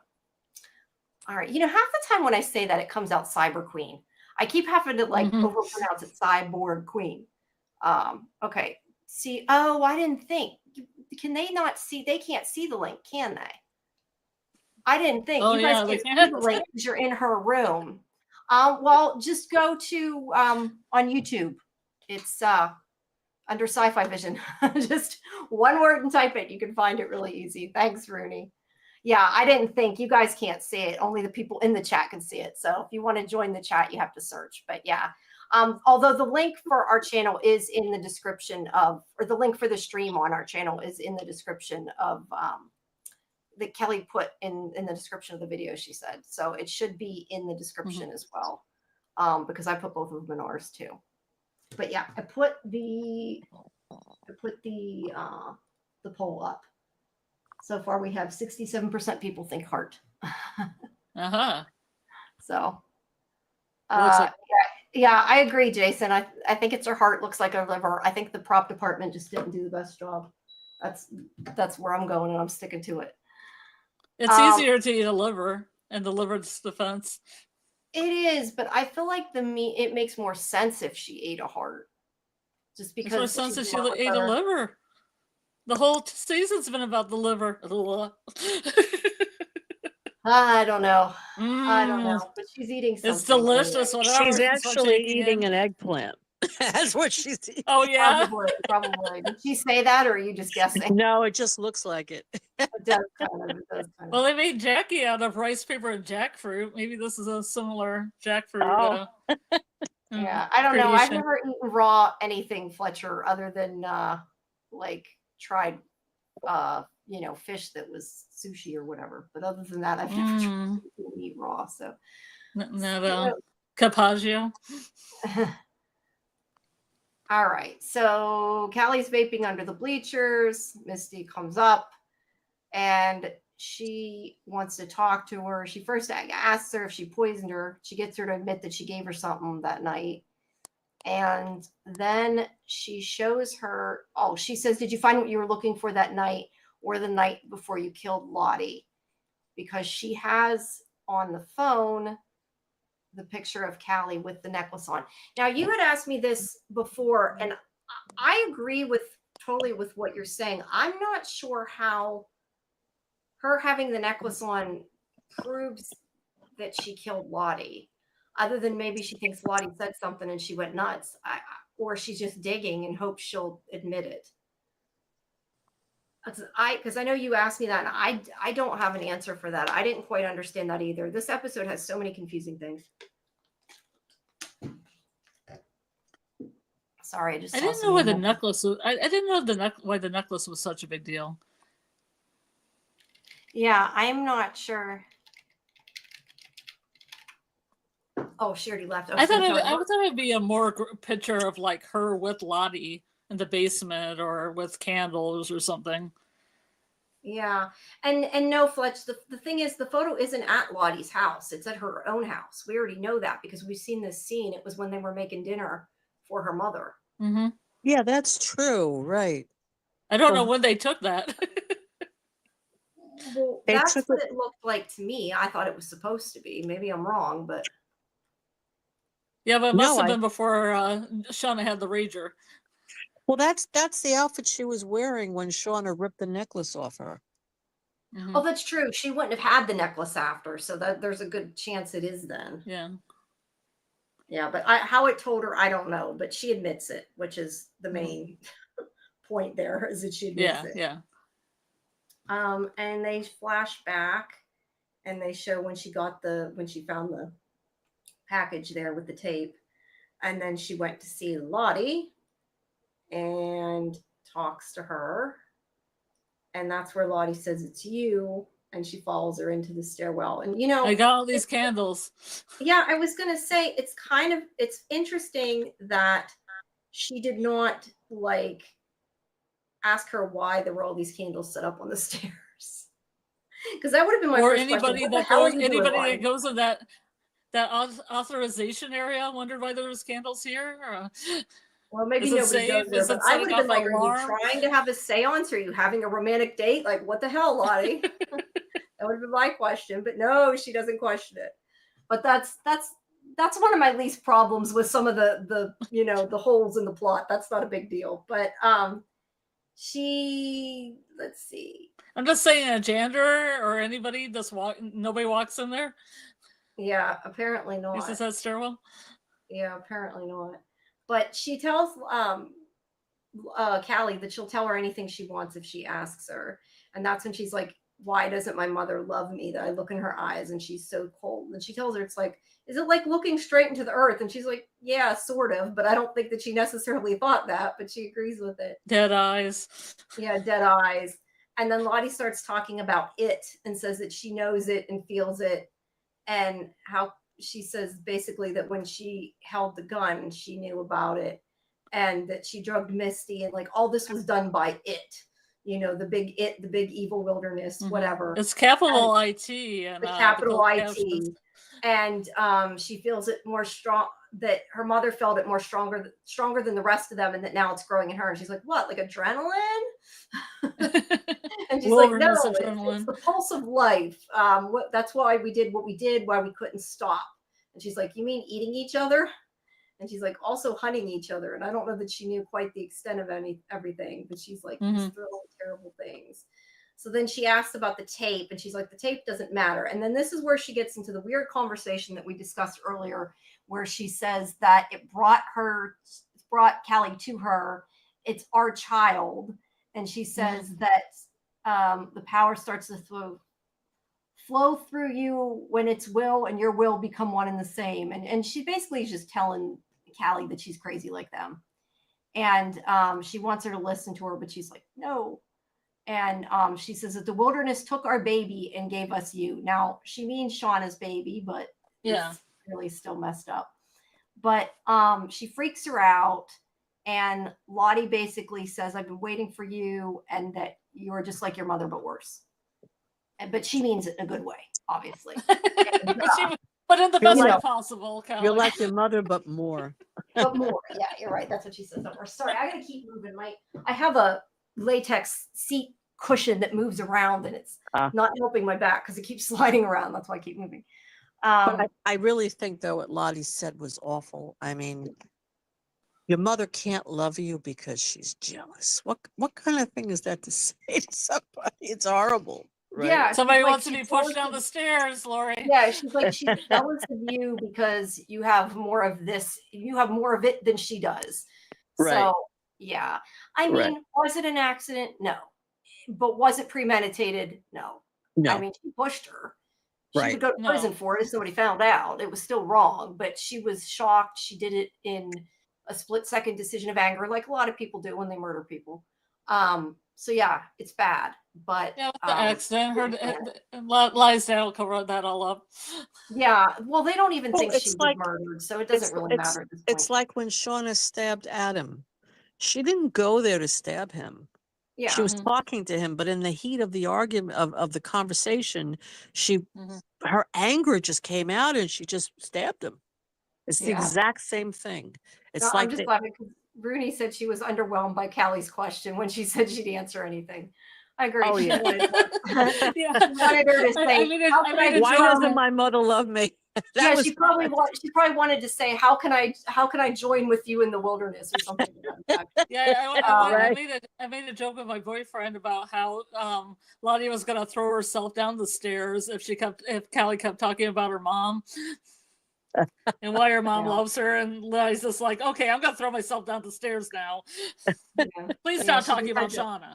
Just had to wait a little bit. Yeah, I mean, her reaction. think about it. Like, let's say you were in that situation and you're on the staircase and somebody is saying something to you that's really making you angry. Yeah, when somebody gets Most angry, people would just say, I'm out of here, F you and I'm out of here. And you would walk away. First right? off, I'm not going to put all the candles on the stairwell. Second of all, I'm not going to stand on said stairwell. Yeah, but don't make someone mad while you're at the top of a stairwell. Yeah, exactly. It's the rules of television. Don't piss somebody off. Yeah, but I'm saying, a rational person, right, who was at the top of the stairs would say, I'm out of here, and they would just walk away. Yeah. But what she did was she lashed out and she pushed her, not even realizing that she's going to fall down these stairs. Yeah, I definitely don't think she intended to hurt her. I don't think she thought it through. I don't think exactly. It's one of those things, and something like that I think sometimes can be sad, because it's like Callie has a lot of mental issues because of her mother. Yep. And she has rage issues because of her mother. And it's like, if it actually happened and she went to prison, I think it's sad, because I mean, it's not okay. She should be punished for what she did, but she didn't want to hurt her. It's no, just she didn't. Second decision that ruins somebody's life. Right. I mean, but she's also under 18, so maybe that would be a little lighter. Yeah, but I'm saying when she pushed her, she did not think she was going to fall to her death. No, she wasn't thinking about that at that moment. She was just pushing her in anger, like, get away from me. That was what she was doing, right? Yeah. Well, Lottie was trying to grab her too. That doesn't Lottie was holding on to her. Lottie was grabbing onto her, and was so that's something too. I mean, Jeff does say you were scared, and that part's kind of true. Mm-hmm. I mean, yeah, I don't know. Could you fight the murder charge? Probably, but would it work? I don't know. But at any rate, she takes the tape, which proves she's still thinking. She's like her mother. She's still devious because she still takes the tape, which is a good thing though in this case. Yeah, but she takes the evidence. Exactly. I mean, she wasn't afraid to go near the body. She just went there and grabbed that tape. I did want to mention though, because we had questioned no, she wasn't physically threatened, but I think she felt threatened, not physically, but just I don't know how to explain the way I mean that. Like, she was scared. Callie, she felt emotionally threatened. She was scared, yeah, and she was scared of becoming her mother. It's not necessarily that she was scared of Lottie, but she was scared in that moment. Right. And it caused her to react. Yeah, she was scared that she is becoming her mother. Yes. So when Lottie said that, it made it very real for her. So she acted out in anger. That's what happened. Yeah, exactly. I did want to mention though, because I didn't realize it when I watched it the first time, but they do show why the DNA is under Lottie's nails, because when she is like holding on to her and when she pushes her, it looks like she falls and kind of scrapes her as she falls.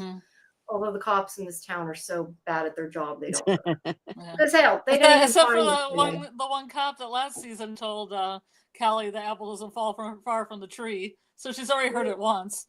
Yeah, she's heard it before, so it scares her. But anyway, they didn't even know she was murdered, so I don't think that anything's going to come of it. Well, if so-and-so's foundation wants their funding, it better be an accident. She caught enough air to hit the ground below. Yeah, I guess it does look like she pushed her pretty hard, but I don't know. Some of that I think is more like I took as more dramatic because of the way they film it. It was the pulse of the wilderness. But yeah, she shoved her. I'm not saying she didn't shove her. She definitely shoved her. That's why I said this wasn't a Crystal. This wasn't a Crystal Misty situation. No, this isn't something. But at any rate, she comes back. She tells Jeff. I think the only reason she told her father was because Misty knows and she thinks she has to now. Do you guys think she would have told him otherwise? I kind of feel like she may not have. I don't know, quite honestly. Yeah, I think she could have, but I don't know that she would have. But she comes home, she tells him, and she, says that she don't want to be like her mother, and he says that she's not, and basically says you were scared and that it's my fault, I should have protected you. And he said, and she's sorry that it took her so long. And he's like, well, it took your mother 25 years to tell me only a tiny bit of the truth, but she still didn't tell me all the truth. Yeah, I agree. Mildred says she wouldn't have told anyone and she would have let Shauna take the blame. Although Shauna kind of deserves to, in a way. I mean, not that she deserves to get in trouble for something she didn't do, but I think it was you, Lori, that said she may end up in prison to kind of save her daughter to make up for what she's done. Yeah, I thought so, but it seems that the police are not looking for a murderer. They think I that don't she think they are. committed suicide. So, but that Yeah, I may think they happen kind at of the their end point. of the series. That may happen It instead of may, Shauna. but I Instead think of that Shauna part's over. dying. Instead Yeah, of Shauna dying, she may end up in jail, though. she That may could get happen. credit for it. I tend to think though that part's over, and I don't think they're going to go back to it. That's just my own personal. Yeah, I agree with you. Yeah. You're right. Rooney's saying she feels safe telling him because he's been unconditional to her mom. Well, but he's also her father too. I mean, I think that she knows her father's trying to protect her. Shauna, her mother, maybe not so much, but I think that she, she is not surprised he tries to protect her. But he tells her it's not her fault. This is kind of the gist of that scene. And then we go to Van, who is making some kind of soup, and Misty comes over and asks about the temperature of the water. And she's like, wink, is it wink. warm enough? She's like, yeah, she's like, it's warmish. And basically tells her the radio came on, but we can't get anybody on it yet. And then they hear Akilah scream. And this is where it starts the point that everybody's in on the plan in different ways, but we don't realize it. And it was very confusing. But she is upset because her vision came true and all her animals died. And she asked Lottie how it could let them happen. And Nat's like, well, maybe it wants us to leave. But, and it would have been nice if they just all agreed. If they just all agreed, they could have left. The end. Yeah. But Lottie says that they got too arrogant and it's unhappy with them and they have to prove their faithfulness. It wants blood. And even though Nat's like, we've given it lots of blood, she's like, yeah, but we have to offer ourselves. It's not a real sacrifice unless. So was Mari in on it when she was talking about the enemies and everything? So she was kind of in on it? Sorry, say that again. Mari talks about it's the blood of the enemies, not one of us. And I was wondering if she knew what Van and Ty were going to do. I thought so, because Mari is not super smart. They've made it look like she's not. And she kind of piped up like, oh, but that's because of this. I think that a lot of this, they kind of talked through what they were doing. The only thing I think that was not I think there's two things that were separate from the main plan. Who they were going to choose, because that was Van and Ty's whole thing that they did. And I think that Nat bringing in Hannah obviously was not part of the original plan. They assumed, I don't know, maybe they hoped Hannah would die, but I don't think that, I don't think she really intended to do that. Plan A, kill Hannah. Plan B, oh, Hannah's not it. Let's work with Hannah. Yeah. Pivot. Yeah, no, I've just seen Rooney says, are they going to explain the phone in the box of old stuff? No, probably not. I think that was just a way for them to show dark Ty call or regular Ty calling. And it was just in her box. Like it was, I think, just supposed to be a regular phone. It was just a phone from like the 90s or whatever that were see-through. I think it was more, the quote unquote supernatural aspect of it, which I still don't think was supernatural, but her contacting her. I don't know the phone being there itself had a purpose or a problem with. But anyway, that's where, you're right. She's Mari says that they used the blood of their enemies or whatever before, and I don't know. They say different things. And Shauna agrees, of course, because Shauna's totally insane. And she says they have to respect the wilderness. And Natalie is like, nope, not doing it. And I think that whole thing is just, see, this is where it confuses me. If Hannah wasn't in on the plan, she was still intending to sneak away. She just wasn't going to have as easy of a time, right? Because she was able to sneak away longer because Hannah took over who she was. But I guess she still intended to sneak away, because I think the point now is for her to be like, oh, I don't want to be a part of it. Like, so she's being forced to do it. But I would think that that would only make Shauna look for her and, keep track of her. That to me actually didn't make tons of sense that she did that. That's why at first I wasn't sure if they were all in on everything, but it seemed like they were supposed to be. So I don't know. That's a little bit of a whole. I also thought these animals died because it was cold outside and it was winter. Yeah. Oh, yeah. At this point, I didn't realize Aquila did it at all. Yeah. But at any rate, Shauna's like, nope, you're staying here. You're doing it. You're doing the hunt too. And the way she said her name too was icky. Yeah, she's like, Natalie. So come back here. You're not allowed to leave. Sorry, I was behind on the pictures there. And somebody had made a comment. I don't remember what it was at. I think it was on Facebook about how Kodiak mentioned them braiding each other's hair, and now Shauna they did a little French parade, and I think later I think Hannah has one later on.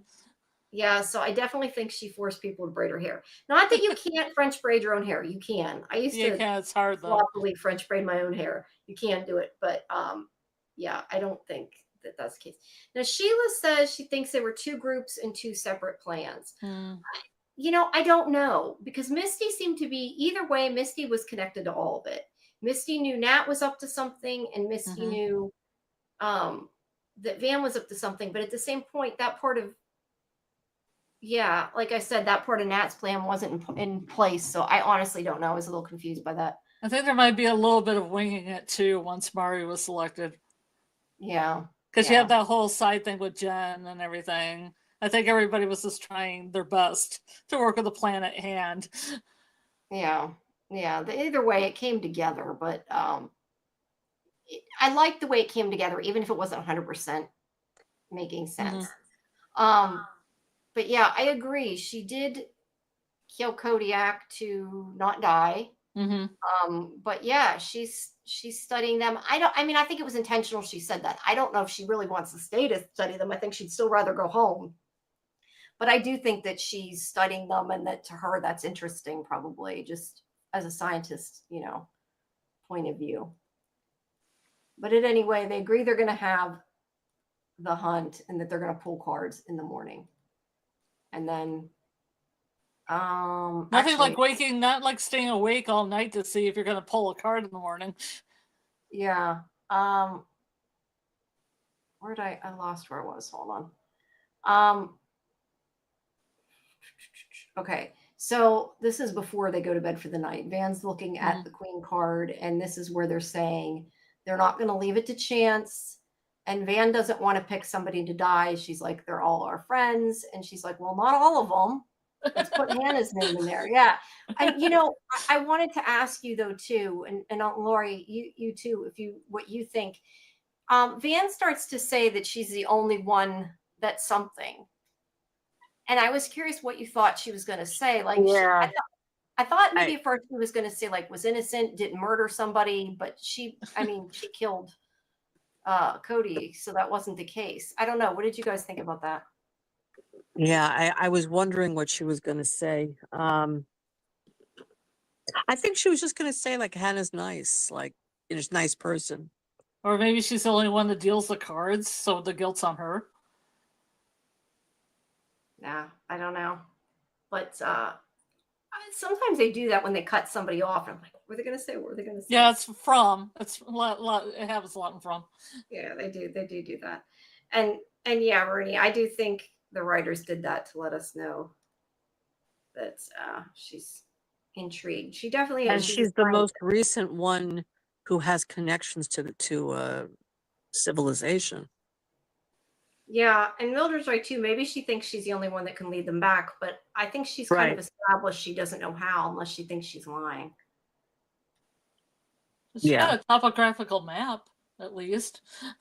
Thanks, Fletcher. I think Fletcher's leaving. Thanks for coming. Oh, yeah. Good night, Fletcher. Night. Van doesn't want to choose, is the point, but she's like, yeah, but if one of us dies tomorrow, we're not going to be like, oh, we should have followed the, we're going to be dead. So She's like, oh, okay. And yeah, I kind of see her point of view. Like if they get chosen, they're going to wish they had done it. So speaking of, and I don't know, I know that there's a plan and everything, but if I was Mari, I would have been like, I would demand a redraw because she screwed it up. If I was Mari, I would have stuck right where Shauna was. I would have exchanged places. I've been like, now I'm in another part of the circle. Yeah. I've been like, that was my card. You took my card. I demand a redeal or something. I mean, it's your life, right? So or move over one so Hannah gets it anyway. Yeah, or move over, right? Put yourself back in the same order. But Shauna goes home and but let me just ask you something about that. So everybody that was in on this plan, they all thought Hannah was going to get the card then. No, I don't think they knew who was going to get the card. That was what I was a little confused at. I don't think they were in on that part. I think that was just Van and Ty's idea to do. But wouldn't they be hesitant to do this plan that they might be picked? I don't know, unless they just decided it was to save everybody and it was worth it. I don't know. I totally agree with you. That's take one for the team. There's so many things they could have done. Take one for the team instead of having a hunt. That's why I don't know how they came up with the idea. Let's have a hunt. I think that we'll have a hunt. Yeah, that's a little bit of a problem. No, I think that they probably posed the question to Ty. What if we can make it so Hannah's picked? And that's when Ty said it to Van. Maybe. I don't know. They didn't mention it, but it's because Hannah was hanging around like a goon around Shauna, so she was pretty preoccupied. And some of them probably don't like Hannah because they think that she's on Shauna's side. I mean, you saw what Natalie said to her. She said, you're going to run back and tell Shauna now you're on Shauna's side. Yeah. So they think that she's on Shauna's side. So all the more reason why they want to get rid of her. Oh, definitely. They have reasons to get rid of her. Yeah. And you're right, Rooney. Mari moving. Mari didn't know she'd get the queen with Shauna moving, but I still feel like if it happened to me and it was my life, I'd be like, nope, redeal. You screwed it up. I shouldn't have been the one picked. Like, well, Shauna would say too bad. Shauna would say 1, 2. Here's my question. Why not give the card to Shauna? Why was Shauna not part of the original draw? Was it just because she was the Antler Queen, therefore she doesn't get chosen from? No, I think they were going in a circle. So she just went out of order. Yes. Because I almost got the idea from Ty, the way Ty was like, you don't have to risk yourself or something like that. I thought that she was saying, oh, you don't have to take a card because you're the leader. I wasn't sure the way she made. So I thought maybe she wasn't going to be in the draw at all. I wasn't entirely sure. Yeah, I think that's what Ty did mean. But actually it didn't make sense because she needs to take the card, right? Well, technically she could take herself out of it. She could. Yeah, maybe they weren't going to make her take it. I don't know. Well, then she'd be out of the fun. She'd be out of the excitement. That's right. Yeah, I guess. But there's one thing. It doesn't change the odds. I mean, that's kind of bullshit. You're getting somebody else's card. That's a very only if it's rigged. No, only if it's rigged, exactly. But I don't know. But still, if I was Mari. How dare you? There's one part to this where okay, so originally Natalie and Travis were the hunters. Then other people learned how to hunt. Yeah, Jen. But really, Shauna was the only one that was cutting up the meat. Nobody else was doing Natalie. Then says the Antler Queen doesn't take a card. Same with Natalie. She may not have, but I think it's unfair she doesn't. But then again, if she did, I think they would have just given her the card, and that would have been the end of it. So they couldn't do that. So I think that Shauna is the only person that cuts up the meat. So if she were to die, they'd all starve because they don't know how to cut up. No, the meat. she handed that job off to Nat. Yeah, she taught Nat. Yeah, I know. Because but I'm saying before. But I'm saying before she. Queen, what was that? When Nat became queen, she gave the hunter position that she had to Jen. When Shauna became queen, she gave her position of butcher to Natalie. Right. But before that, Shauna was always the butcher. She was the only butcher. Right. So that's why they had to keep Shauna alive. and they couldn't do anything to her because if she died, who was going to cut up the meat? But now Shauna, else.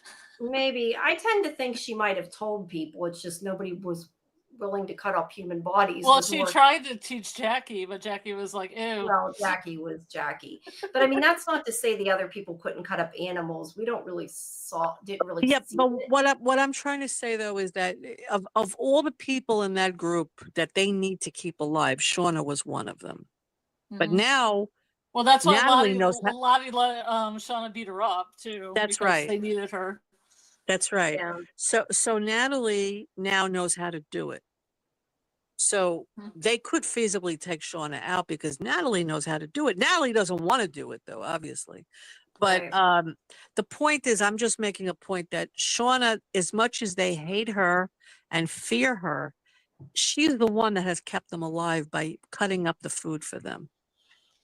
I guess I'm just saying, I think that probably somebody else could figure it out, or maybe they've done it to the animals. I think it's more was supposed to be the idea that nobody was comfortable cutting up human meat, but Shauna was kind of why she took on the, but yes, you're right. If they couldn't deal with it, she was the one that did it. But could somebody else have cut up the meat? Probably they didn't want to. Well, how many people could do that? I don't know, because I said, I think it was last week that I know I couldn't, because I don't know how to dress it. I mean, I don't know how to cut up an animal, so I wouldn't know. I do. But, I mean, if I was starving, could I figure out how to cut an animal apart and shove it on the fire? Probably. I mean, would I know how to do it? No. Could you cut a human part? Right. So that's the problem. But I couldn't cut a human apart because I couldn't cut a human apart, not because I didn't know how to exactly. To do it. You know what I mean? Exactly. When is this going to happen? Right. So what I'm saying is Shauna is cold-blooded enough to do it.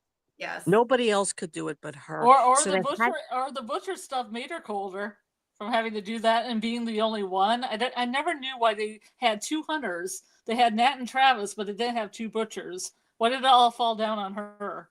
Because she was the only one that was able to do it. They couldn't do it. Nobody else was able to do it. Not that they couldn't learn how to do it. Not that they couldn't learn how to do it. It's just that, the thought of doing it,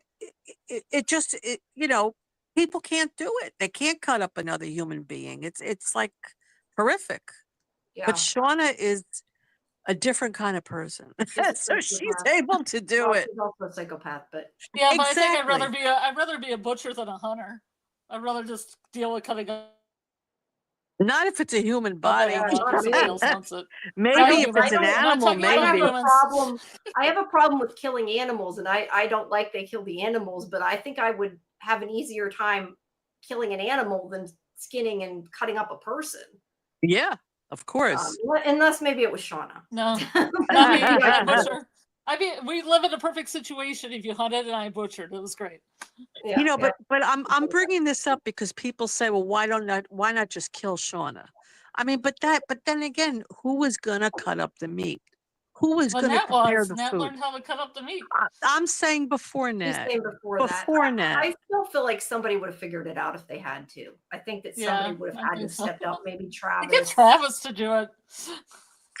I think they should be in the water fishing and trying to find animals to eat. That's what they should be doing. Looking for plants. That's what they were doing, though. Well, they don't know they can use plants. So Misty gave Coach that big fish. On that one episode, they have been fishing. They just I don't know need a little something every little human flesh every once in a while. They don't show it though. That's the problem. No, they don't. They do show it though. They showed that fish that Misty gave the coach. It was huge. They've been fishing. Well, Jen had that pheasant. They've been hunting. Well, it's true. I mean, because they have all the fur. So obviously they are killing animals because they have the fur. I don't think right now they need the people. I think, it's been for other reasons. It's only in the deep of winter that they need to hunt somebody. Right? Yeah, they needed Jackie. They needed Javi. Well, no, they didn't need Jackie. Jackie, they ate because she was there and they were hungry. I guess they were getting to that point. And then Javi, they were starving. Right. I think after that, I don't think they had to eat Coach. They just chose to. I don't think they had to eat Cody. Nobody protested that, which was interesting. Why the hell did they eat Cody and not Edwin? No, they probably ate Edwin too. No, Oh they no, buried they him. buried him. Right. Yeah. Well, I guess at that point they weren't expecting Hannah to be a part of it, so they're like, "You can bury your dead, and we're gonna kill you." And then I don't know. But then she had to eat Kodiak to prove herself. Yeah, not a good way. Yeah, but Nat was still in charge at that point. Don't forget, it was before Shauna was appointed, right? Nat said, "Bury your dead." No, I think she was already. I think Coach. No, because Coach had already died when they got there because his head was on the thing when they got there. So that had to have been after she was. Yeah, Shauna made them bury her. I remember Shauna saying that. Oh, okay. Yeah, you're right because just to like upset those people having to dig a grave. I kind of feel like at that point they didn't need the people's meat. The only reason they ate Coach was because Shauna knew it would upset Natalie. It was I to honestly honor kind of feel like that was the whole Jamie. thing. Sorry. Oh yeah, but honor him. But she did it because she made Natalie cut him up and stuff. I feel like if it wasn't for Natalie, they may not have eaten him. That it was more because she was pissed off. Yeah, I don't know why anybody just said no. Just say no. Yep, they need to learn. It was punishment. She was punishing Natalie. She was definitely punishing Natalie. Yeah. I never ended the. I didn't even think to end the poll. We got 57% said Ty ate her heart, 36% said liver, and 7% said other. So I'd like to know what the others are. Yeah, what are the others? Well, a kidney, maybe some part of her. I also still have the Discord link pinned. So if you haven't yet, please make sure you join Discord because you can see the schedule of our watch parties and our other lives. We have we're still doing our Yellowjackets live next week to do a wrap up of season 3 and whatever else we decide to discuss that we're going to have again next week. It'll probably be at 11, I'm assuming, back to our regular time. But all that information is in Discord. It's always posted in there. And we also have, of course, our Last of Us show on Thursday coming, and our roundup show on Last of Us. Jamie, can I just ask you, did you see Last of Us tonight? Oh yes, we had a watch party right before this. Oh, okay. I was watching it at 9:00. Yeah, I watched it too. I found it a little underwhelming this episode. Not much really happened, you know. I kind of did too. I think season 1 was better, but I still enjoyed it. But I without getting too into it, I kind of agree. Right. But but I'm still excited for the rest of the season. So yeah, the next episode looks good. I saw the promo. It looks good. I think it's moving. It just needed to get back into it. So yeah, right. But anyway, that show's Thursday at 8 is our review and breakdown of that. All right, so where was I? I'm not at that part. Okay, so Shauna comes home. Nobody's there. She tries calling them. She can't get a hold of them. Everybody's gone. They don't answer the phone. They've just disappeared, basically. The phone's been disconnected. And then back in the past, when Shauna comes out for the morning, there's snow everywhere. So now we've got to worry about they have to have something to eat potentially anyway. Although I still don't know how long the body would last, but that's a whole nother issue, but may mean that they might have to hunt again. I wouldn't be surprised if they did. Yeah, well, maybe they did have some game. They did, and they have the dead animals too. But that's what I said. Unless they know how to preserve the meat, I don't know that they'd be able to eat it before it's rotten. I feel like people took the arrow. I feel like they took the arrows out of this head and then reshot arrows into it. I know, like, come get your arrows. You need your weapons. But I think that's more for dramatic purposes. But yes. But I guess they could freeze the meat because it's so cold. So maybe they could keep it good. I don't know. Yeah, kind of make jerky out of it. Yeah, if they know how, something. So Van shuffles the cards, and this is where she's upset, and Shauna looks very suspicious. They go around, they start pulling the cards, and then she knows something's up. She jumps in line in front of Hannah, and this is where she's like, how'd you get into AP stats? It doesn't change the odds, which, like I said, it still changes the order of the cards. But she's going to trust it. If it wills her to die, it's okay. So she's taking the chance, which really she's not, because she knows they screwed something up on purpose. And she knows it hasn't been meant for her or for Hannah or for somebody that she's screwing it up. So yeah, she calls bullshit. So then Van starts to get upset, and Maury goes and she gets the number 2 card, by the way. You know what the number 2 card means. What is it? What's it mean? That was the one where they had to jump the ship fail, which proves that Shauna's full of shit because she's got the 2 card. Oh, I thought maybe that was a little Van joke, a little Van humor she threw in there. Okay, yeah. I missed that part. Also, it would have been given to Maury. Well, same difference. Yeah, I know. I'm just saying. Why is my chat not updating? I see you guys are writing me, and I don't. Wow. Why the heck is the chat not updating? Hold on, guys. I see there it is. It wouldn't update. I'm like, everybody's writing, and I'm not seeing it. Interesting. Mine's kind of going in real time, so. No, I don't know. It was stuck. I just happened to look at YouTube and see a whole bunch of them. Let's pull a couple, because I know we didn't go through all the old ones. They're still starred, but let's at least pull a couple because we have 12. Yeah. AA says, Lottie will always be my true Antler Queen. I don't care what anyone says. It was Shauna, but Lottie has appointed Nat and Shauna as leader. Everyone listened, even if they didn't agree. They did listen to her. That's a good point. I just say anybody other than Shauna.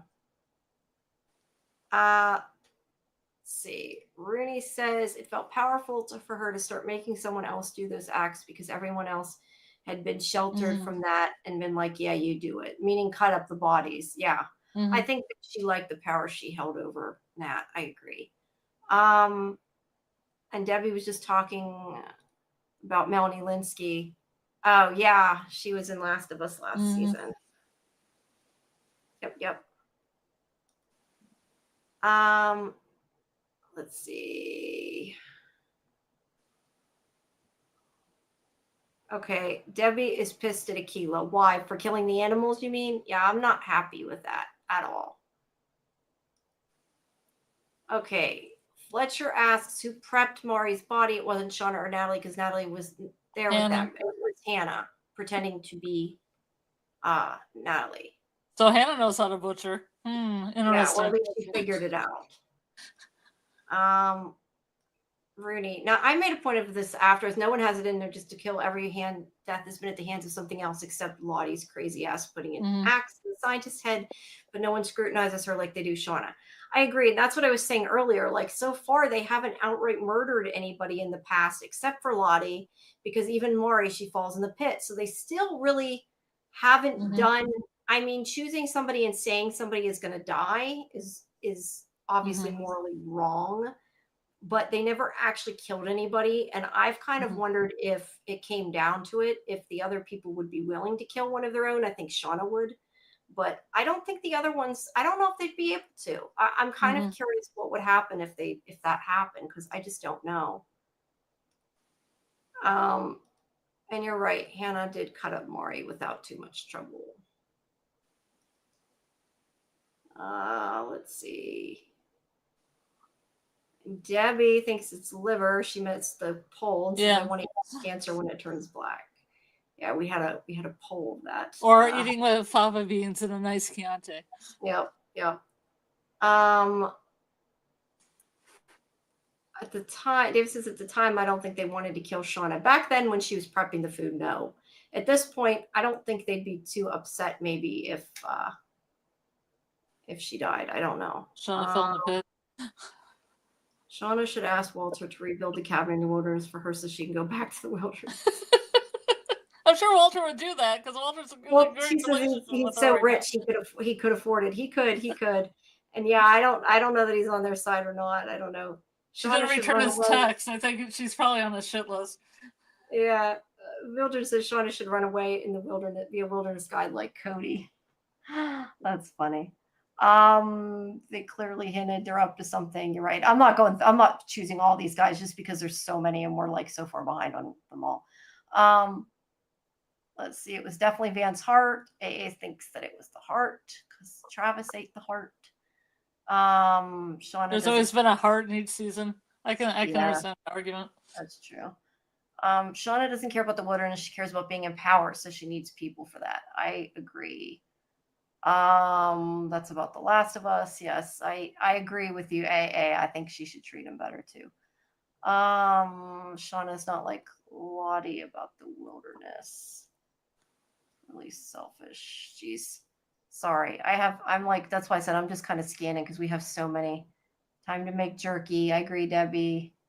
I don't think they had to kill the animals. They could have hid them somewhere and pretended they ran away, but killing them was extreme. They could have lied and said they're sick.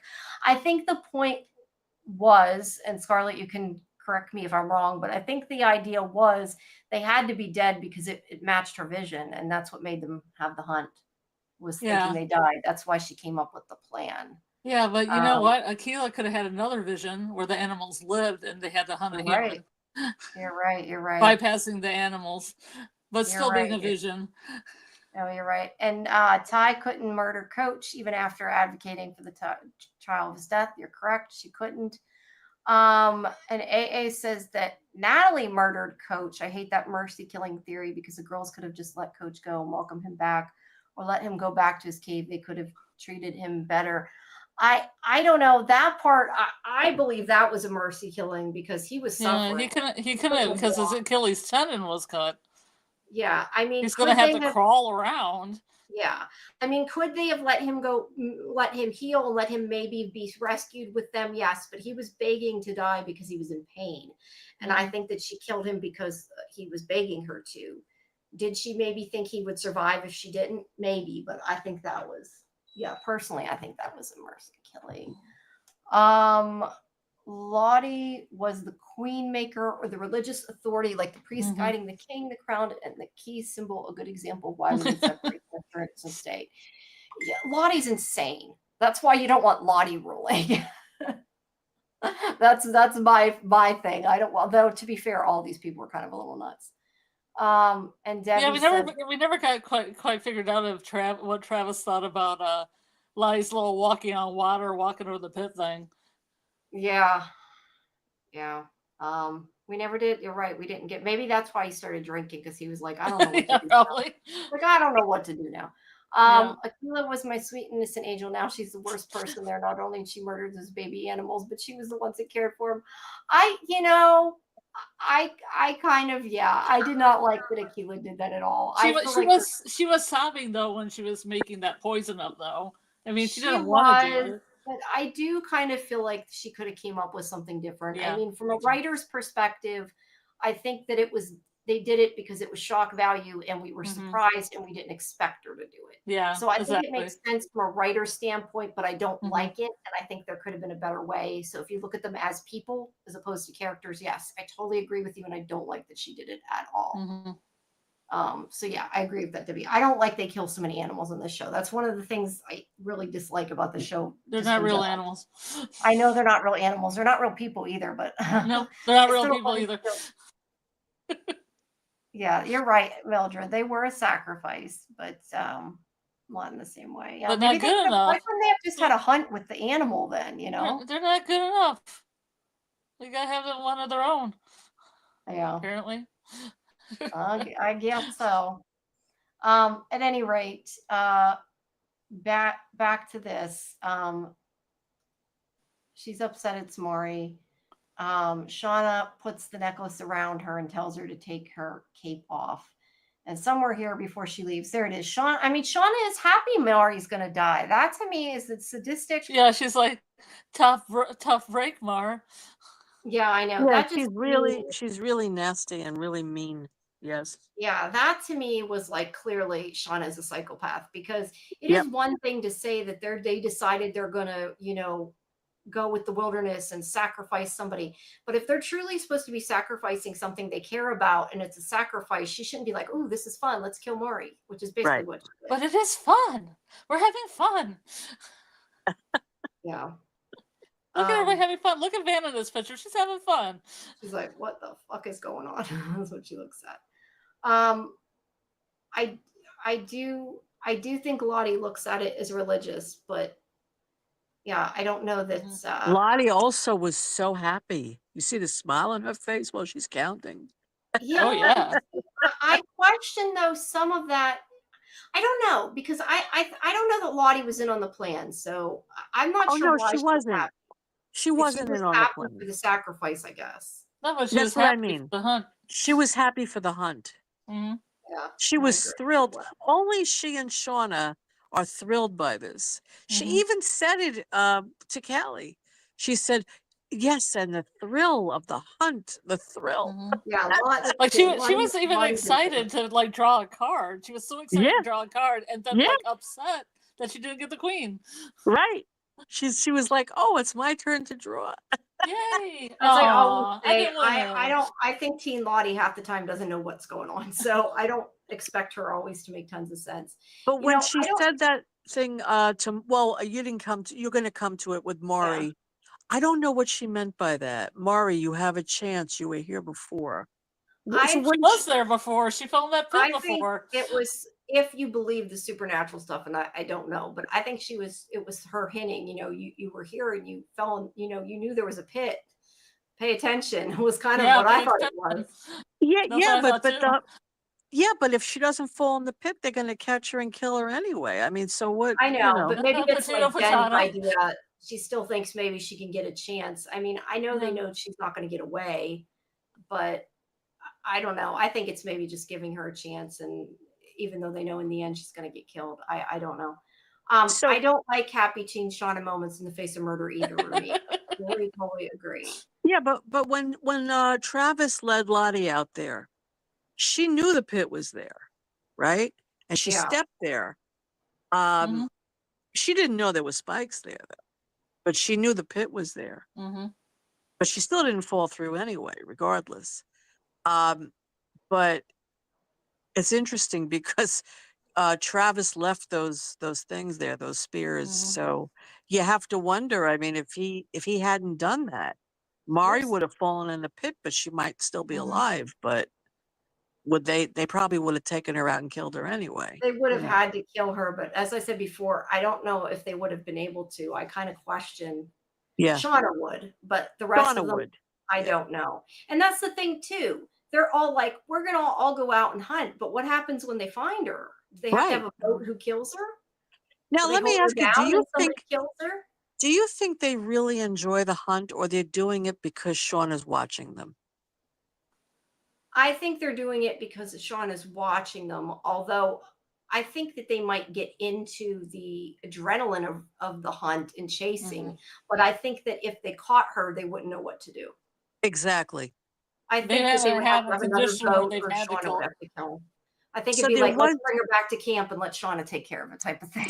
right. So there was a thrill for them. So when Shauna said we were having fun, maybe there was a little bit of truth in that. That I there don't is know some that adrenaline running through their maybe, bodies. but is adrenaline the same thing as fun? Well, I mean, to Shauna it is. You No, know? to Shauna it is, but I'm saying like I'm Right. saying I could understand they get adrenaline because they're like chasing something, they're Yeah, doing something, but that doesn't mean they're enjoying it. They're caught up in the Mm-hmm. moment. They still don't exactly. want to do it. They're caught up in So, the moment. Right. yeah. But Shauna says, well, we were so happy out there. We had so much fun or Shauna thrilling or is whatever. completely delusional. And Yeah. as I watch Yeah. this show, every time I'm like, this person's the craziest. And then like 5 seconds later, nope, this person's crazier. And it goes back and forth because they're all totally insane. I mean, the I know they have trauma and they have reasons that they have mental illness, and I don't mean to like diminish that, but I mean, it's still a TV show and these people are Mm-hmm. crazy. And it's but hard not to be like, these people are crazy. but the thing about I mean, Shauna does have a point though, because when you're going through a trauma, your brain has to adjust to it, You have right? to find a way to deal with it. You have to find a way to deal with it. So if you're turning something horrific into something that could be a little thrilling for the moment, maybe that's a way to survive. Because they had to hunt her. They had And to. look, that's why the stuff that they did while they were back in the wilderness, a lot of it I can be forgiving for because you're right, they had to find a way to survive. They had to find a way to be okay with eating everybody if that was how they survived. Right. And I don't know that people would blame them for a lot of what they did there, but Right. some of it, like like the sadistic nature of it, I don't think was necessary. And I No. think it's Shauna. I think Shauna has reasons for being sadistic. Like, was it because of her postpartum depression? There's definitely a possibility of that. But the problem is Shauna does these sadistic things after they get out. That's the biggest problem. Yeah, where she didn't Shauna get help. Shauna is a sociopath. Yes, She Shauna was a sociopath to begin with. Yeah, she was. Yes. Right. Yeah. And it just came out more and more while they were out there. Yeah. Yeah. But the others are not.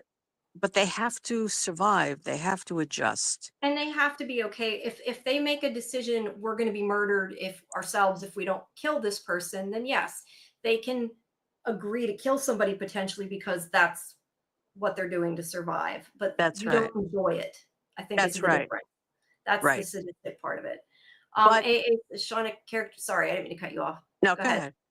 No, I was going to say Shauna- Hannah cutting up the body though. Really, I find that very interesting that she Yeah, could that's a do little that. bit of a plot hole. I think we talked about that in the chat. I think Yeah. that's a little bit of a plot hole, Mhm. but that's it's not the biggest problem. Like I can kind of move on from that, but yeah, I don't know Oh, how yeah. she did it with, and I've said that before. Like I don't think I could do it, No. even if I knew how to cut up an animal. I don't think I could cut up a person. But I mean, And what about I don't know. You Natalie? don't know I what you're mean, willing to do to survive. You really don't until it happens to you. So and when Shauna asked Natalie to do it for Coach, I mean, a coach of all people, Coach, someone that she cared for and she gave him a mercy kill, right?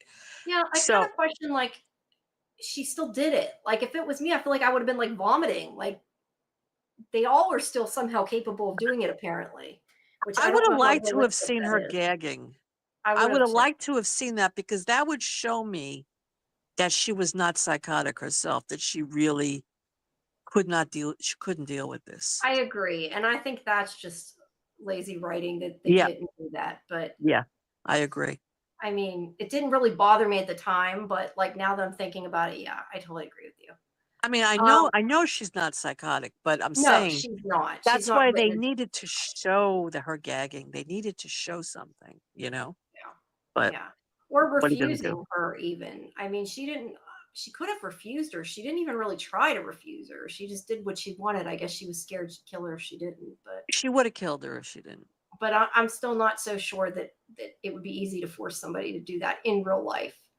But again, No. it's a TV show, so you just have to. No, I think she'd be vomiting and gagging and, you know, she probably would be sick and laying on the ground for a while. I don't think she'd be doing No, it so I easily. totally agree.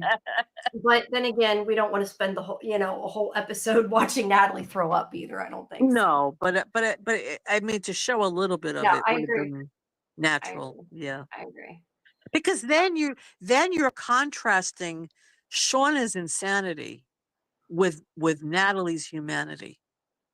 Yeah. I think it would have been nice to see that. Yeah. But It anyway. would have. No, I agree. And I can do it without the gagging things. I Well, can use you my didn't like imagination. you didn't like it when Patricia Arquette was brushing her teeth. And I loved it. I don't like it when I people wanted brush their 30 teeth minutes of either, that so. and a sex scene. Yeah, no, thank you. No, Not no with the toothbrush with that guy. That's funny. AA says Shauna's character has real evil in her. I think most of the girls just did what they did to survive, but Shauna took it as a free for all to show her true colors. I agree. I think Melissa has that sadistic nature though, too. I would add her in there, maybe not as much as Shauna, but like she enjoyed making Coach suffer. Yeah. I don't care if she did it for Shauna or not, she still enjoyed it. Yeah. Rooney says we didn't see her build up to that. It was just season 3 and she felt like a different character. I think she went through what she did, but they didn't segue that evolution. I partially agree with that. I feel like Shauna has been, and I said this, I think she's been a sociopath and been sadistic from the beginning, but it did kind of get a lot worse. And I don't think they did a good job showing that shift, but I don't feel like it was out of nowhere either. I don't know. What do you think? What do you guys think? I agree with that. I think the shift was too fast. It was Because too minute fast. she's writing in her diary, the next minute it was too quick. But it is who she is. But we needed to see more of an evolution of it. That's what I mean. Like, I'm not more a little surprised. bit more of like the postpartum depression. Yeah, maybe. that part too. To see her get really depressed, To to see see her her, get into that. to see her having like hallucinations, and well, she was having hallucinations. She heard the baby crying. Yeah, but to see a little bit more of that would have been good. Yeah. And you're Shauna stan. I am not. I can't stand Shauna this season. I'm sorry. I mean, the actresses are great. I love Melanie Linsky, and I love, what's her name, Sophie. I'm sorry, I don't know all the young actresses' names. I think they're great, but I can't stand her as a character. But you're not supposed to. You're supposed to hate Shauna, so that's okay. I mean, that means she's doing her job. Yeah. Shauna's views on defiling a body 180 from "do not take Jackie's jacket to bring me her hair." I love that because that's totally true. She is down the I mean, to crazy say, yeah, that was a trophy. I want her hair. It was, yeah. Obviously, she was jealous of Mari's hair. She liked her hair, so she wants it for herself. Yeah. But she did that when she caught Shauna's hair too. So I don't know. Whose hair? You mean Hannah's? Hannah's. I'm sorry, Hannah's. Yes. Yeah. When she took Hannah's hair off the branch and was like fingering it like that. Oh yeah. Well, I think they had to decorate the Antler Queen outfit and needed an idea of why there was a bunch of hair on it. I guess. Yeah. I don't know. Oh, wow. Yeah. That's interesting. Because they used to have theories. It was like hair from every girl that died. Yeah, I know. That was the theory. That reminds me of a serial killer, right? They take something of their victims. And I wonder if that's kind of the point. Maybe it's foreshadowing she's going to be a serial killer. Who knows? David she killed that rabbit. She didn't have to kill that rabbit home when she was home. Nope. Yeah. Shows the power persuasion Lottie has over her, how delusional she really is. Like she's doing it for the greater good of the group and manipulating them. I think he means Aquila, I'm guessing. Sorry, that one was a little out of order. I think that's about Lottie has power over Aquila, maybe. I don't know. I might be, if I'm misreading it, David, you'll have to tell me. Sorry, this is why I don't like getting that behind him. I'm like, where am I at? Okay, we'll come back to AA's question because that's going to take a lot of discussion. Okay, what you've been here before this time will be different. I do think that was about her kind of warning her. Yeah, we'll do the Jackie stuff. We'll come back because that'll be a long discussion. Let's see. Jackie was okay. That's the same thing. You think the guys could? Yeah, but Jackie didn't love rabbits in the first season. No, yeah.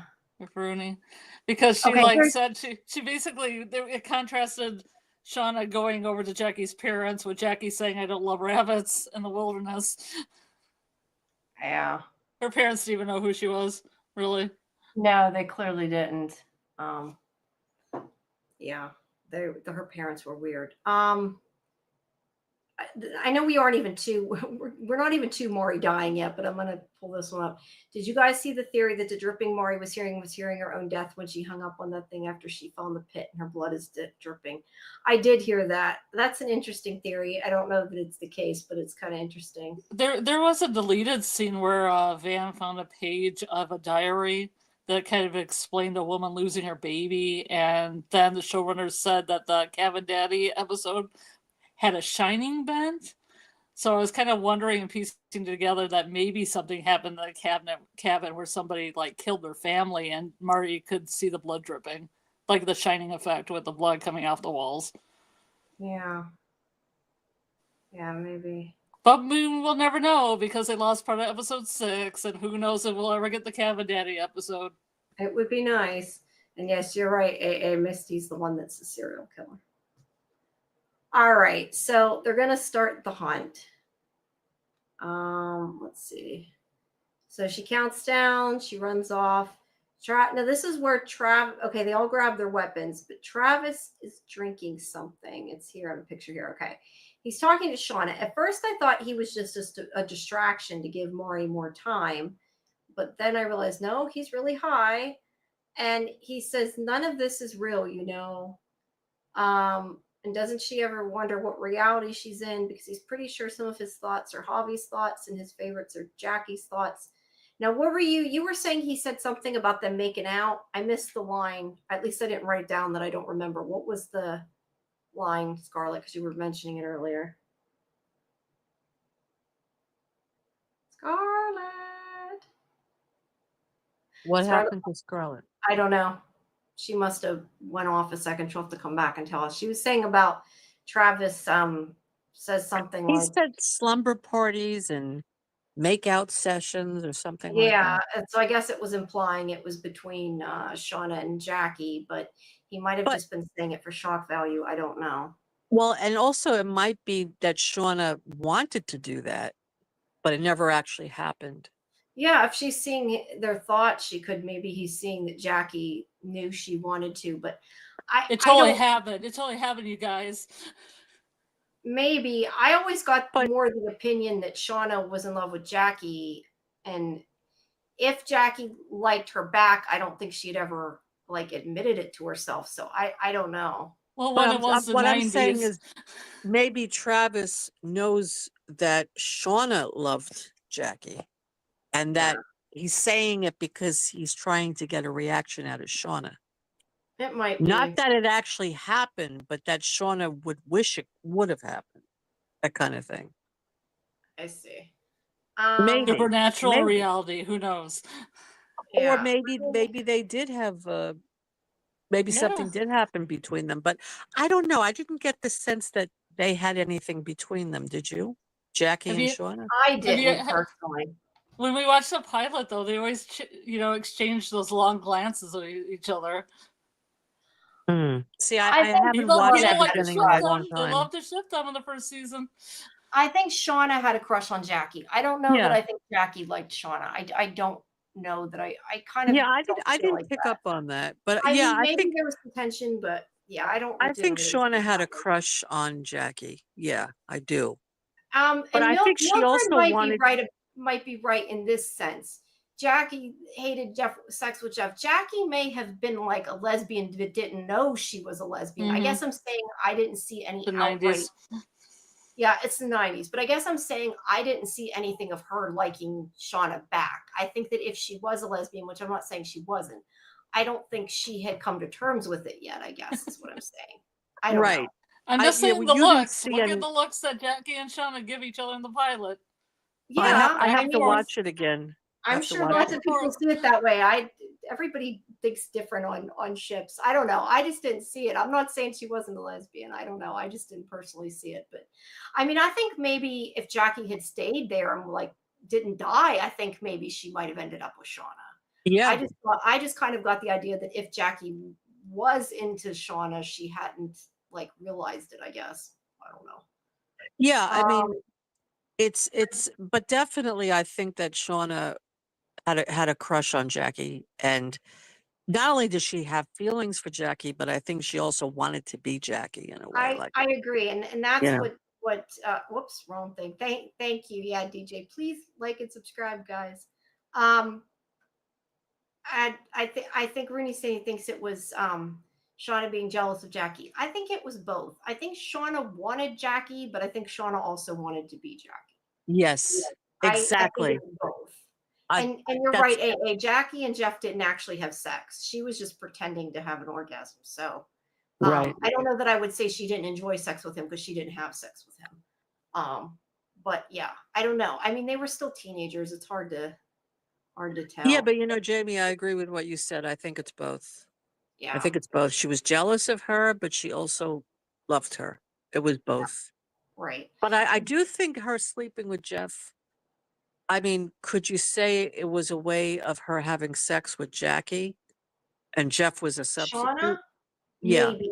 I mean, I don't know. I tend to think Shauna cared about Jeff too, but kind of vicarious. I think it's vicarious, Jackie. I think maybe it started out vicarious, but I tend to think you're right. They did have oral sex. You're right. I meant they didn't actually have sex, but you're right. They did have oral sex. So I guess technically they did. But I'm losing track of what I was saying. And she was violently brushing her teeth afterwards. I think that Shauna cared about Jeff too. was she a lesbian? Was she bisexual? I don't know, but I think that she loves Jeff at this point because she's been married to him. But was she sexually attracted to him originally? I don't know. I don't know, people. I don't know. I don't have the answer to that. No, but I think that she wanted to get back at Jackie by I having do. sex I agree with that. Jeff. But I think she may have been bisexual. I mean, I don't think. Yes. I mean, I could be wrong. Well, it was weird with Jackie though, because Jackie was like, I'm going to lose my virginity with Jeff and then go to college and forget about him. Right. That's true. That's true. But she's with Melissa, right? Shauna's with Melissa. Yeah. Yeah, but she's been with Melissa and Jeff. So is she a lesbian? Is she bisexual? I don't know. Well, she's bisexual, I guess, right? Bisexual, but the definition. Yeah, that would be. I mean, I think that's what I said. I don't think she slept. I mean, I think maybe originally she slept with Jeff because of Shauna, but yeah, but I would. I think with Jeff, it's both. I think she wanted to get back at Jackie because she was really angry with Jackie too, because Jackie was always putting her down. But she also wanted to be like Jackie, and she wanted that. She wanted Jeff because she couldn't have Jackie. Yeah. It was both. Yeah. That's true. Yeah. Let me. Rooney was asking about the link. I can give you the link if you want to call in. Although we're still moving through this, we're not going to be on hours yet. But if you want to call in, you can. There's the link. Let's see. Now I lost where I was at. Okay. So an error occurred. I don't know why the chat's being stupid again. All right. So I thought at first he was distracting her, but he wasn't. And they are all going to go on the hunt. And Maury runs off. And then we go to Misty. Oh, can I ask you a question? The cage. Why is she taking his name off the cage? Yeah, that's what I thought. It was like more like she's dismantling it. Like, did something happen? I think Walter gave her that plaque, and she's taking it off and throwing it in the trash because it's Walter's. Oh, I thought maybe something happened to the bird. Alive because some people think the parrot's dead. I think the parrot's alive. I think it's Wednesday. I think it's cage cleaning day. She just is taking the plaque off because Walter gave it to her. Okay, I see. I'll go with that. Okay. Yeah, I thought the bird died too. I'd rather think she just took the. Yeah. I think there's a scene earlier in the season where he puts it on the cage. Oh, yeah, there was. I think. So Shauna's like, "What did you do?" Basically, because she says that Jeff and Callie wouldn't even know how to cancel their phone subscription or how to pause it because she can't get a hold of them. And that's why she says that she knows about what Callie did and that Shauna had all the information right up front because she knew about the necklace. Again, I still do not understand why the necklace proves Callie killed Lottie. I do not understand that. That's my question too. Chat. I don't know. What do you think about Lottie? Somebody in the chat, please tell me. What? Say that again. Why her having the necklace? Why Callie having the necklace proves she killed Lottie? Because she thinks that Shauna should have known. Okay. It doesn't prove it. A big plot hole. I think she was waiting for Callie to confess. It doesn't prove anything. But she even says here to Shauna that she should have known because of that, and I don't understand what that was. But anyway, yeah, she's like, oh yeah, and she confessed, which is the important part there. Well, I think Misty wanted to trick her to confess. I think that's what it was. Yeah. Yeah. The necklace meant Callie was being targeted. That's what I thought, but would it mean that how would that mean that Callie went after Lottie? I guess I don't understand. Right. And in other words, by her giving her the Lottie giving Callie the necklace, that means that Callie should be sacrificed to the wilderness. Is that what she was trying to say? Yeah. That's what I guess I'm saying I don't know why that would mean that she was going after Lottie though, unless it was like in retaliation, but that doesn't make a lot of sense. I don't know. That to me is a plot hole, but let's well, I don't think you're right, Rooney. It doesn't prove anything. I guess I just don't understand Misty's leap of logic of why it even means anything. I mean, the fact that she was around Lottie maybe, but I don't know. Whoops. So anyway, she says, I love though when Misty says she was desperate for someone to talk to and you were busy eating your ex-girlfriend's arm. And she's like, you aren't a good example of friends and whatever. And she does say Shauna might be right, which is why she didn't believe Walter. And then Shauna says, does Walter know? And she says no. I don't think she meant Walter knows. I think she meant that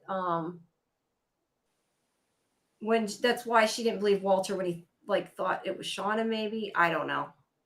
It's not super important. I wasn't entirely. I think she wanted to take credit for it.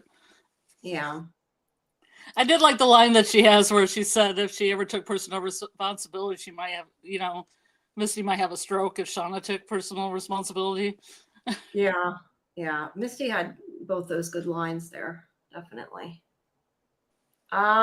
So let's oh no, Mari. So Mari is running through the snow, and this is when she takes off her jacket, which, okay, a lot of people have questioned this. I assume she took off her jacket because A, her jacket's bright and colorful and they're looking for it. Yep. And B, she can disappear more in the snow in the white.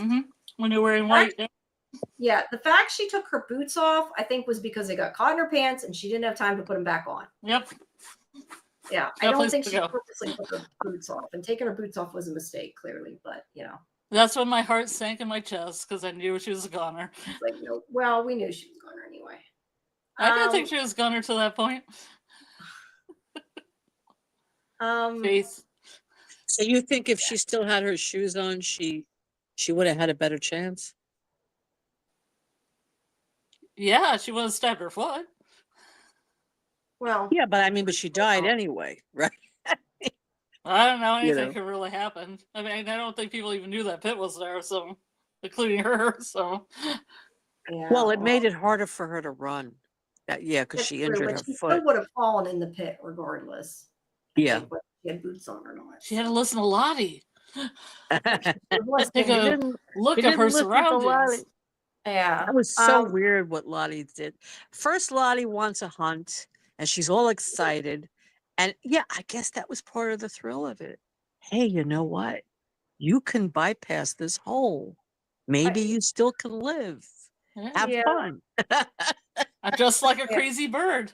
Look at my feathers. Oh, she had all those feathers. That was wild. Yeah, I tell you, she's really, wow. Yeah. I cheered like a sportsman. It reminds me of Rudy, that's funny. You're hunting people. It's like, go ahead, run a little more. We want to chase you a little more. Go ahead. Yeah, I don't know. I thought she was giving her a chance, but you could be right. I mean, she knows. I don't think there was no chance. She was going to die no matter what. Yeah. She was just trying to give her false hope to keep it going. Yeah.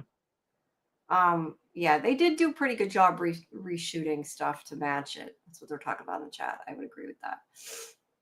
Shauna is starting to get suspicious, and I was gonna say, did that? Okay, that StreamYard link did go out to YouTube. That's what I was trying to see, because Rooney had asked about the link, and it should have went out. I know it gave me an error with had given me an error with Facebook, but it went out. So anyway, you click that link if you want to join. And now I completely lost where I was. So Maury's running. Okay, so Shauna's getting suspicious. Ty is saying she might have doubled back, and she's thinks she wants her to wants to let Maury go. And this is the part that was confusing to me again. Oh, okay, thanks, Rooney. We'll be next Sunday again on Thursday or at 11. We're gonna do a wrap up of season 3 of Yellowjackets, and then we do have, like I said, Last of Us and our roundup show. So just make sure you join Discord, and then you can know when everything is, and subscribe, please. But thanks for coming. So this is the part that was a little confusing to me. She asked Ty who was supposed to be the queen, and she knows she screwed the draw. I guess she meant who was supposed to get the queen card. It was the way she worded it. I thought maybe she meant before that she like cheated when Nat became the queen, but that didn't make sense because Nat became the queen because Javi died instead of her. So I guess she just meant pull the queen. It was just the way it was worded. I think she just meant for this hunt. Yeah. Who was supposed to get the card? But a lot of people have complained Shauna doesn't know how to count because the fact of the matter is, Hannah was next in line. Shauna only took one spot up. How can she not know that it was meant for Hannah unless she's like really dumb? So yeah. But Ty stands up to her and she's like, you need to back up. And Shauna backs down. She runs off. She's actually kind of scared of Ty. I wish Ty would do that more often. Well, that's probably because it's other Ty. Yeah. Well, but either way, she's scared, and I think she needs to do it more often. Scared the shit out of her. Yep. All right. So this is where we see now. This is where I got confused too, Sue. That is Natalie. Yes, that is Natalie. Mm-hmm. It looks like they have hair under their hoods, and they must not. It's just the way it looks. I don't know what it is because I thought it looked like she had long, dark hair. That's why I was confused. Yeah. But she goes and she gets the radio. And then meanwhile, Jen is telling them that Van's hurt and Ty wants to go check it out. I love her raccoon hood. Yeah. Yeah. And Shauna's like, it's a trap. And she's like, I don't care. You come with us then. I wonder if these animals have something to do with their personality. Like Jen's got a raccoon and Ty's got a possum, I think, on top of her head. I think it's whatever they're able to get. Van is a skunk. Whatever they make. Now let Lottie's me ask you about this scene. Lottie's a crazy bird. Yes, she is. Do you think that Jen was telling the truth here? Because I was thinking maybe she knew that Melissa wanted to attack Shauna. And she wanted Shauna alone so she could kill her. Well, probably that, and also she wanted to split the two of them away from each other, but she also wanted to give Mari more time. Yeah, I mean, I'm sure that was part of it, but I think the main Melissa reason. Was gonna punch her or not Yeah, punch that's her. what I'm thinking. Maybe. I don't know that she would have known it, but it would be nice to think she did. Yeah, because she had to get Ty away, so it would be just Melissa and Shauna. Because if Ty was there, Ty would stop Melissa from doing it. Yeah. That's a good point. Yeah, I don't know. I don't know why Jen thought she had any chance, but I guess it's just kind of that thread of hope, even if you don't really believe it, right? Yeah, exactly. But anyway, she tells her Van's hurt, so Ty goes after her.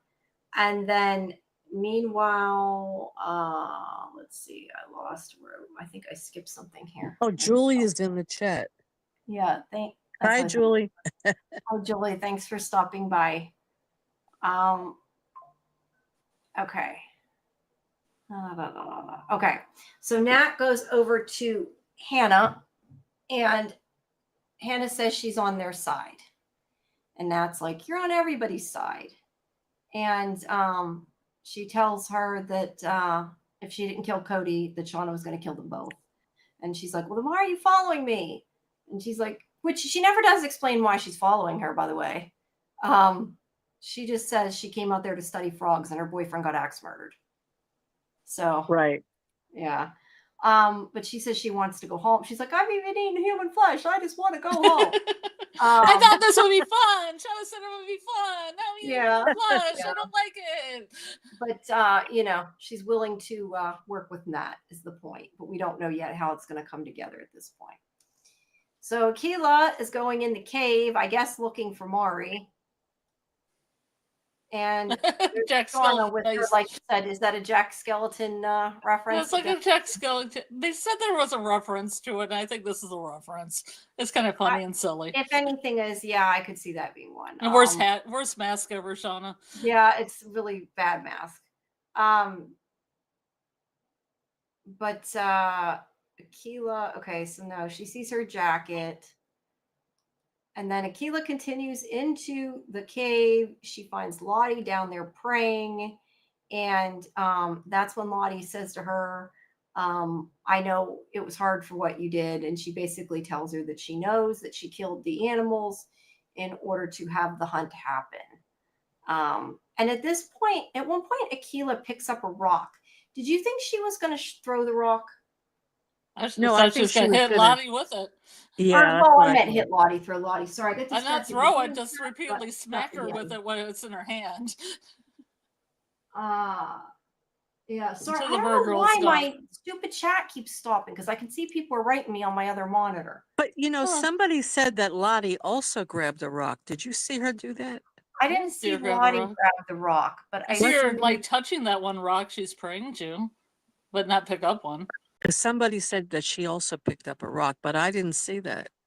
I didn't see it either.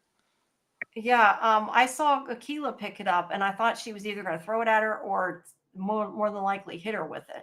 Hit her over the head with it. That's what I thought. But I kind of wish she would have, but she didn't. And did you guys just finish? He says they're doing a watch party. Did you guys just finish your watch party?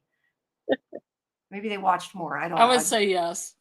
I was going to say, we finished it before we even started our live stream. So let's see. If you had time to talk about it. Oh, that's right. We didn't talk for hours after. I didn't think about that. Yeah. So not the watching, the chatting. But yeah, thanks, Julie.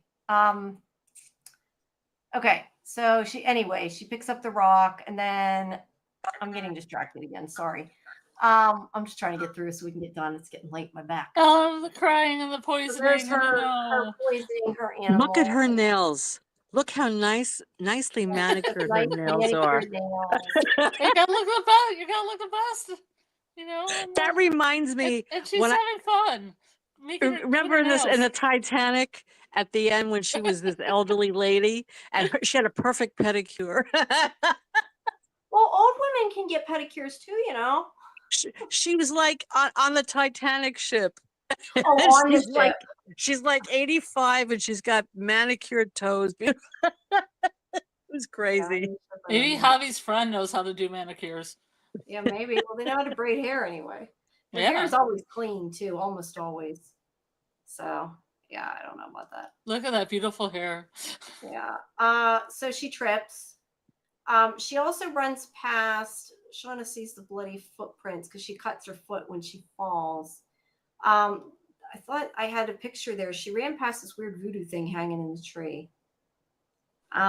This is where Jen admits she was trying to help her. And she just wanted to give her a chance, and that's why she lied. What a beautiful hood. Yeah. And she's like, well, maybe she'll live. Yeah, you're right. How do they get white teeth? Yeah, they never really explained the little things that are hanging both in the pilot and here, like the little Blair Witch Project things. Yeah, exactly. That's like what I mean.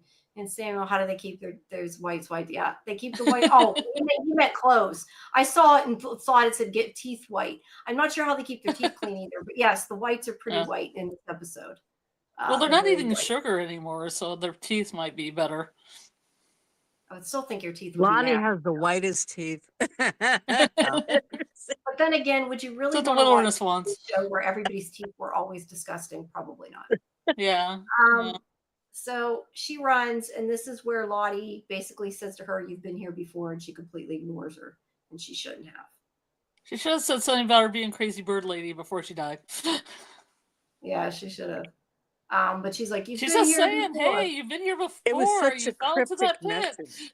It was. She hadn't thought about it. But I mean, is she really paying attention where she's running? She's running for her life. She's running for her life. She's not paying attention to anything.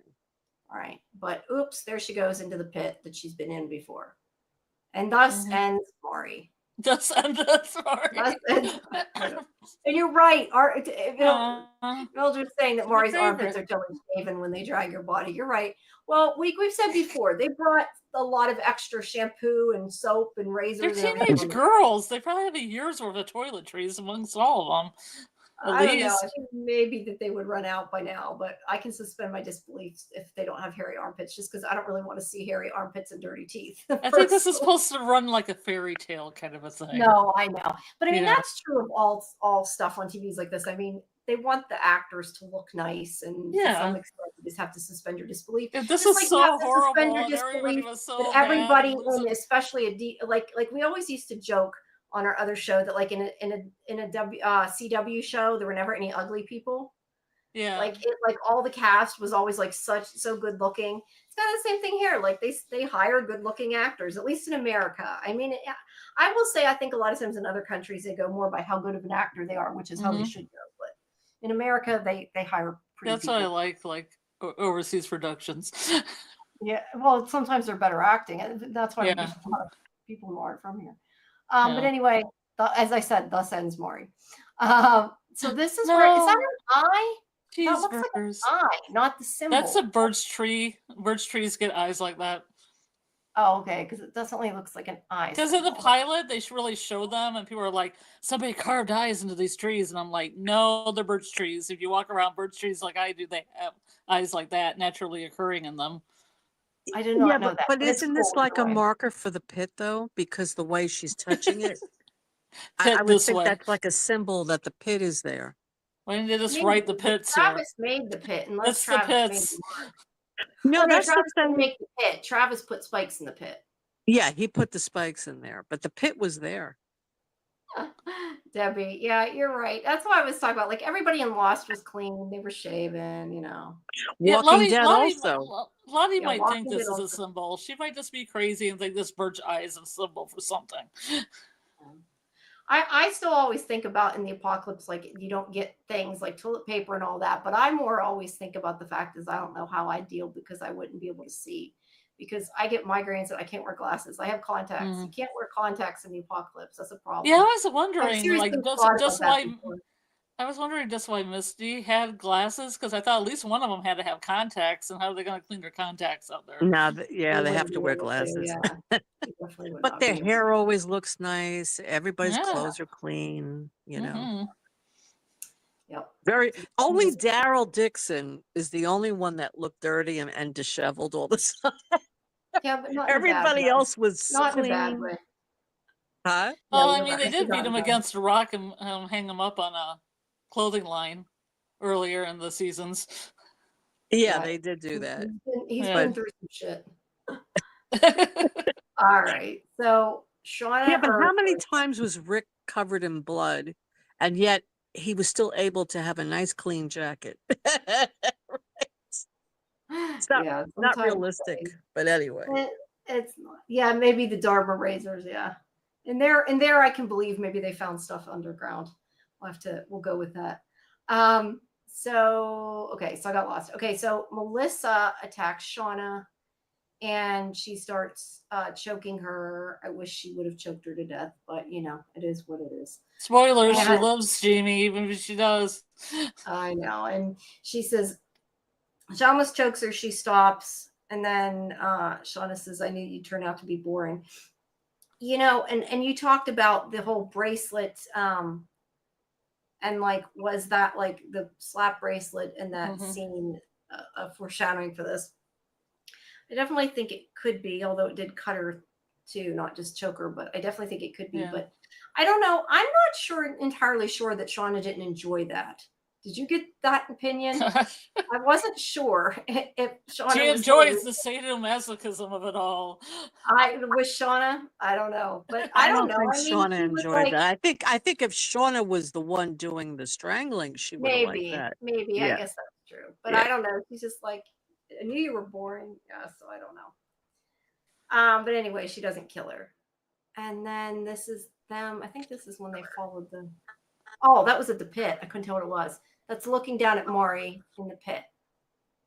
Yeah. So pour out a hot chocolate for Maury. Yep. So Ty's at the restaurant. She is saying that they agreed to keep all the secrets, but yet Shauna had her journals and let her husband find them. Didn't do such a great job. She murdered her husband. She mutilated her ex, and she's blaming her for Van's death. And she's like, really, it's her fault that Natalie's dead too, which I don't know that one I quite blame Shauna Actually, that's for. Misty's fault. That was 100% Misty's fault. But also Jeff's fault. Why Jeff's fault? Because he started the blackmailing thing in the first place because he thought Ty had the money. Oh, He said, yeah. "Oh, I thought Ty had 50 grand, so it wouldn't be a big deal." Yeah, that's true. So it might be a little bit his fault. But she says that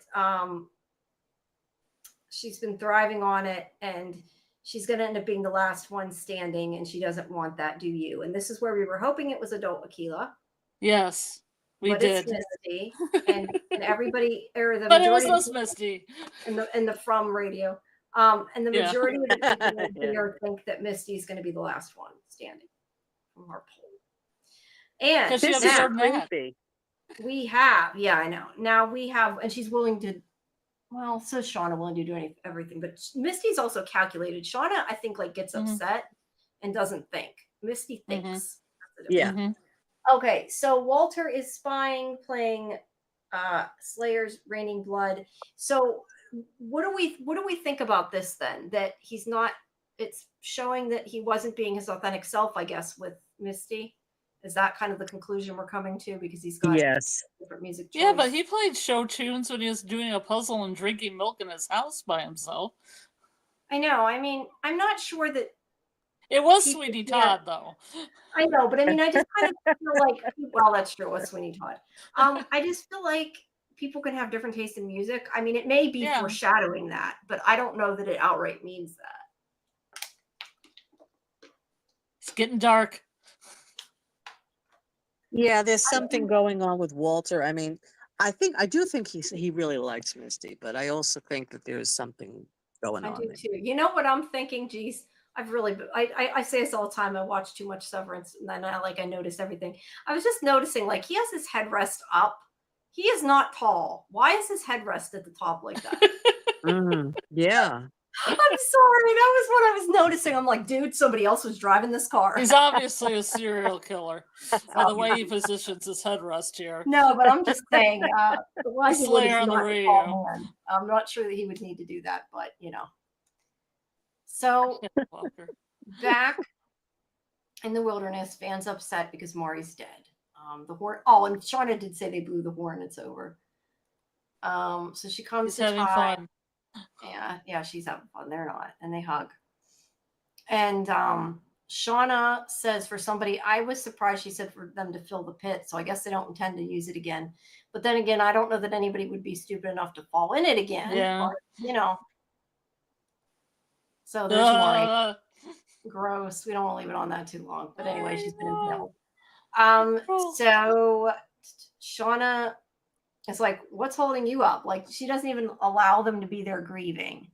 That's, again, psychopathic Shauna. Like, you can have killed her and wanted, to do the hunt, but the fact that, like, you're even questioning that they're upset their friend died. Yeah, Shauna is, she's crazy. She wants to toughen them up. And there's Maury. They're pulling her. Yeah, they're hanging her. And she's like, bring me her hair. When they're done. Yeah. So, worst outfit ever. I know. And what is that Misty? Yeah. This is like a beaver or something. Something's weird. Beaver fell in the face. Yeah, it's very strange. So warm. Real warm. Yeah. Excuse me. Probably is warm. Yeah, Debbie's saying Walter's last name is Tattersall, which seems like a prediction for tearing the team apart. It could be. That's an interesting take I had not heard before. Definitely could be. So Shauna is cooking and drinking, and she finally gets a text back from Jeff saying, we're safe. Quit calling me, because she won't, she's worried. So at least he does take the, time to say we're alive. But she's getting upset, and she finds the note under the fridge, and that was a little contrived. Contrived. A little? A lot contrived. So it shows it would never fall at that angle. If it falls down to the floor, it then slides underneath the fridge. Yeah. I like the way it slides under it. Nice. Yeah, I know. But basically it's what she said, that has a happy life. She wants to move on. Shauna should do the same. Mm-hmm. is essentially what it says without. And I linking found it this at all. so interesting that here, this is a note about forgiveness and let's move on. Let's heal from the past. And it has the reverse effect on Shauna. It does. If she had seen the letter, would it have made a difference with Shauna? I don't know. Oh, no, I mean, in this moment. In this Oh, in moment. this moment, yes, it Yeah. most definitely does. But I mean, if she had seen it at the beginning, I don't know. I guess her idea is I can't deal with the tape. It's bringing me pain. So now it's on to you, but you need to. I'm giving you the pain. I'm You giving take you it. the I pain. know. It's still, I'm not sure how it could help her heal or why she thinks sending it to her would help her heal. But That makes no sense to me. it doesn't. It doesn't. And I think this is a plot hole. I think this is bad writing. You don't I really think do. she's gonna say, "Take my burden"? Here, take my burden, Shauna. No, I think it's bad writing. She has to. If you're afraid of someone and you have to change your name and your identity and move away, Yeah. why would you even let them know you're alive 25 years later with a tape? Unless she loves the hunt. Melissa can't get enough of the hunt. Maybe, but I think that she. Call the wild. I mean, I guess they're trying to say that she wants to help Shauna move on. I don't think it makes sense, but No, it doesn't. It's poor writing. yeah. Melissa's is crazy. Mildred says that maybe Melissa misses her. I don't know that was the case. I think it's interesting if maybe she was baiting her, but I don't think that's what it was for. It said, I kept the tape in case you came after me, like for leverage. She had the tape. Yeah, so I guess maybe it's just saying, I trust you now, destroy it if you want, but you should move on too. I don't know. It's weird. It's definitely. Shauna may not know this tape even existed, number one. Right? Yeah, she probably didn't even know. And then they think she's dead anyway. So just destroy the tape and move on. Right? Yeah, I agree. She could have sent her the letter without sending her the tape. Why would you want to contact? Shauna terrorized her. Why would she? No, want I to know, but I mean, if she really it was so much decided she wanted to move on and wanted Shauna fun. to move on, maybe she would have sent it. But sending it with the tape makes even less sense. But at any rate, Shauna gets upset. She gets pissed off. I took a couple showing part of it. Forgive yourself. She remembers killing Adam, and she starts breaking down. And then she puts it in the garbage disposal. So how do you think about that? Is that she doesn't want to accept what happened? Is that she's going to try to still go after Melissa? I'm not sure how to feel about that. Well, I think that Melissa's letter touched something in Shauna. And then she started to think about the things that she did. So on some level, Shauna's aware that she's done bad things. But then she quickly just pushes those feelings away and decides that she's going to do what she wants to do anyway. And that's when she starts writing in the letter to herself, right? Saying, I was a queen and I want to be a queen again. Yeah. It's a warrior. I'm the looking warrior. at different things that they're saying in the chat. Mildred says Melissa's nuts. I wouldn't take it at face value. Yeah, I don't know that what Melissa did makes sense, but I think it made sense to Melissa.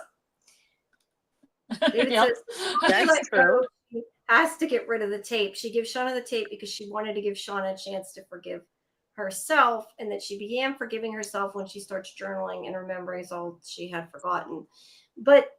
And then she remembers she was responsible for the worst part that happened. And then I guess maybe she couldn't accept it at that point. She started losing it again. I don't know, because I would kind of agree that maybe, she's moving on and she's accepting it, but then she's like, we had fun. So yeah, at that point I was kind of like, yeah, I don't know how to feel. I think that tape re-traumatized Shauna, listening to it. It's like, you put things in the back of your mind. You don't want to think about it. And then she gets this tape and she's listening to it, and it all comes back to her. It floods her. It floods all of them. But she, I think, was responsible for Hannah's death. So for her, it was like a punch in the face. That's why it makes no sense that Melissa would send her that tape. It makes absolutely no sense. But, that's why I say it's poor writing. Yeah. Unless Melissa was up to something. But she wasn't, it turns out. She, Well, maybe everything she she was. said. Like what? Maybe that's just a part of the game. Well, maybe I don't if I think do so. this to Shauna will come to my house, and then we'll get busy, and then we'll eat each other's arms, and then it'll be 25 fun. years later, she's Oh, yeah. happily married. She has a child. I don't know. I don't know. They seem in the chat seem to think the same thing. Debbie says, I think both timelines will split into two factions. The letter's going to lead Shauna to getting back with Mel. Because that one time when she was driving the car away, she had a little smile on her face. Yeah, Mildred thinks they're going to get back together. You know, the fact of the matter is, if Ty and Misty are teaming up, they might. You know what? Think about what happened in the wilderness, what we just saw. Melissa attacked Shauna. She was choking her. And then she couldn't go through with it and she stopped. But I think Shauna liked it in a sense that it kind of was exciting in a way. And I think Melissa liked it too. So maybe that is true. Maybe Melissa is bored in her life. And she thinks back to that time in the wilderness and maybe she misses it. Maybe you're right. Yeah, maybe. But at any rate, she takes out a tablet, she starts to write. Now, somebody earlier, I don't remember which person, Kelly maybe, I don't remember, had said that she's gonna write the book. And I found that really interesting because I had not thought about that maybe this will become a book. It would be interesting if it ends up that like she writes the book and like it's sort of this sensationalized version of the story and that's what we're seeing. Maybe that would be kind of interesting, but I don't know that I want to. I don't know. It didn't happen as bad as this. She's just making it seem like it. Yeah, I don't know. I'm just wondering, but I don't know if that would be good or bad. That could be really bad, so I don't know. Yeah. But anyway, she writes that I've tried for years to remember what happened out there, to understand why it seemed like I couldn't remember so much of us. None of us could. I started to realize we can't remember it because at some point we became so alive in that place. We lost our capacity for self-reflection. The trauma people say survivors forget things to protect themselves because they were so horrible, but I think we can't or won't remember it clearly because we recognize deep down we were having so much fun. No, Shauna was having fun because Shauna is insane. And right. She's like, that's and Lottie was having fun also. Lottie was at times having fun, yeah. But Lottie, right. I think also, like you said earlier, Scarlett wanted to die too. So I don't know. Yeah. Well, her fun was a little potato again, I say. Was not really knowing what was going on. Yeah. And she and Lottie were having fun. Yeah. She says that I was a queen, and she says, excuse me, I let it slip away with me. It's time to go back, to start taking it back. So, and then it shows they're dressing her as the Antler Queen, and we get these pictures here with Mari's hair. Yeah, and she's like, "Remember this."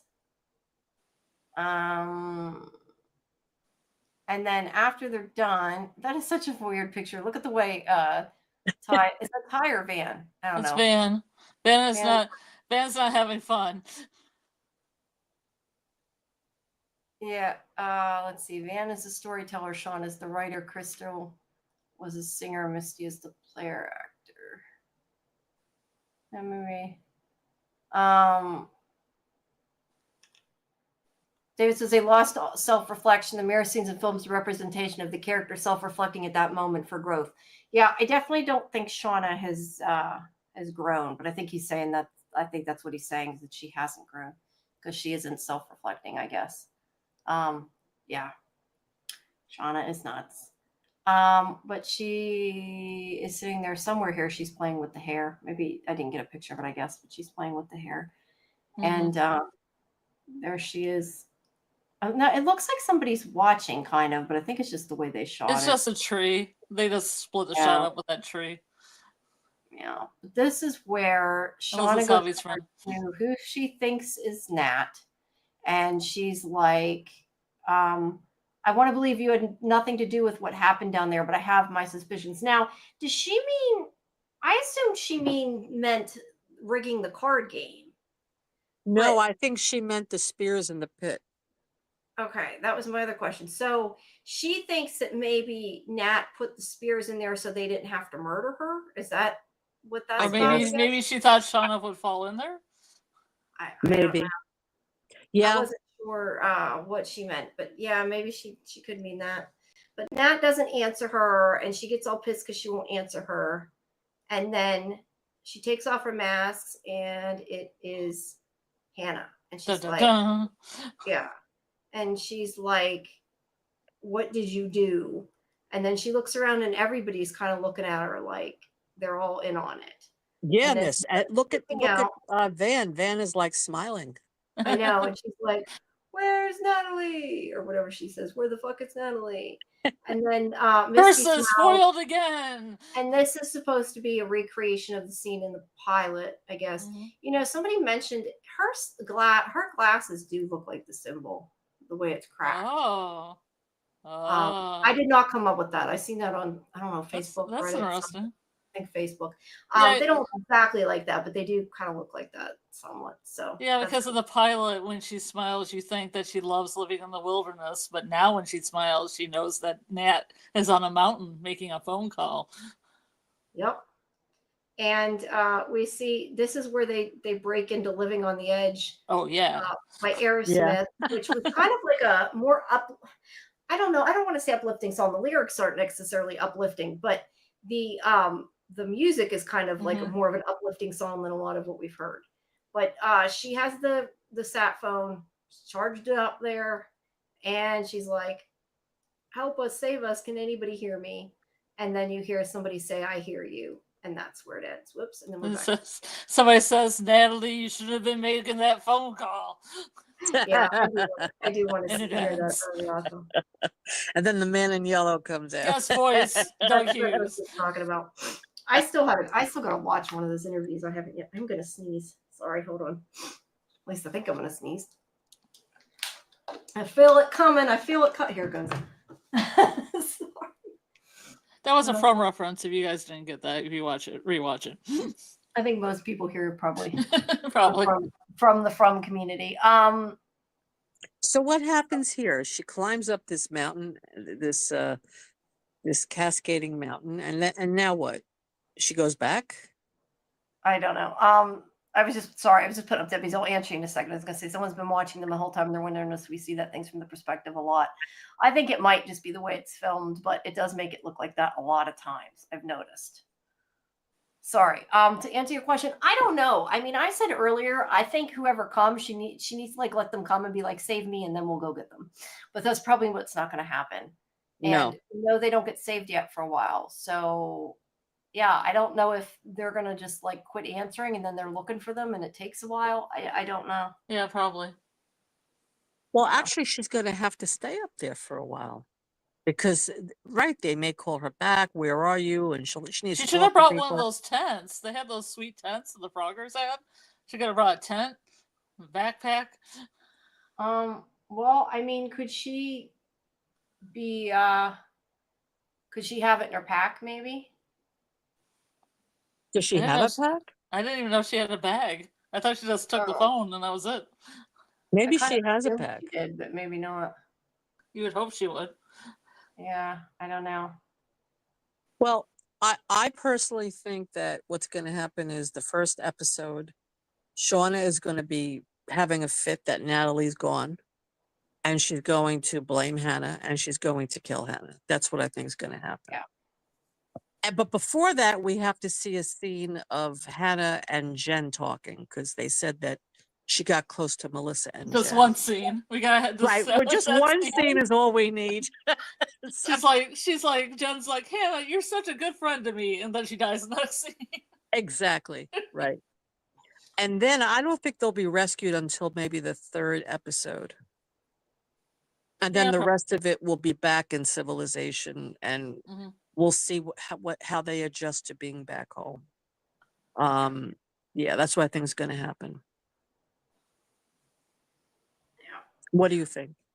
Yeah, I think that it's going to take a little bit for them to get rescued. I was reading the chat. David says that she called a rescue team. Hannah must have given her a number.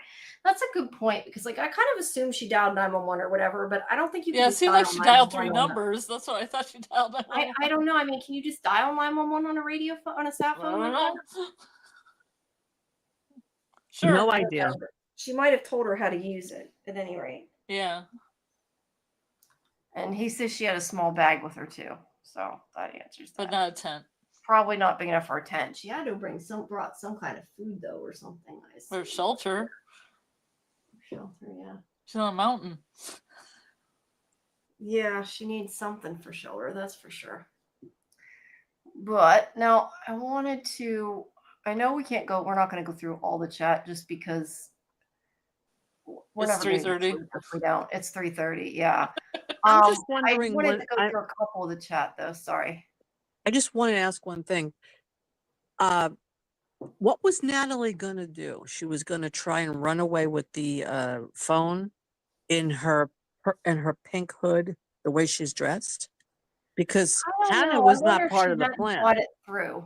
Like maybe she just like, let's get there and then figure out what to do. I guess. Mm-hmm. I guess she figures it's okay. I'll just wear my clothes and just make a run for it.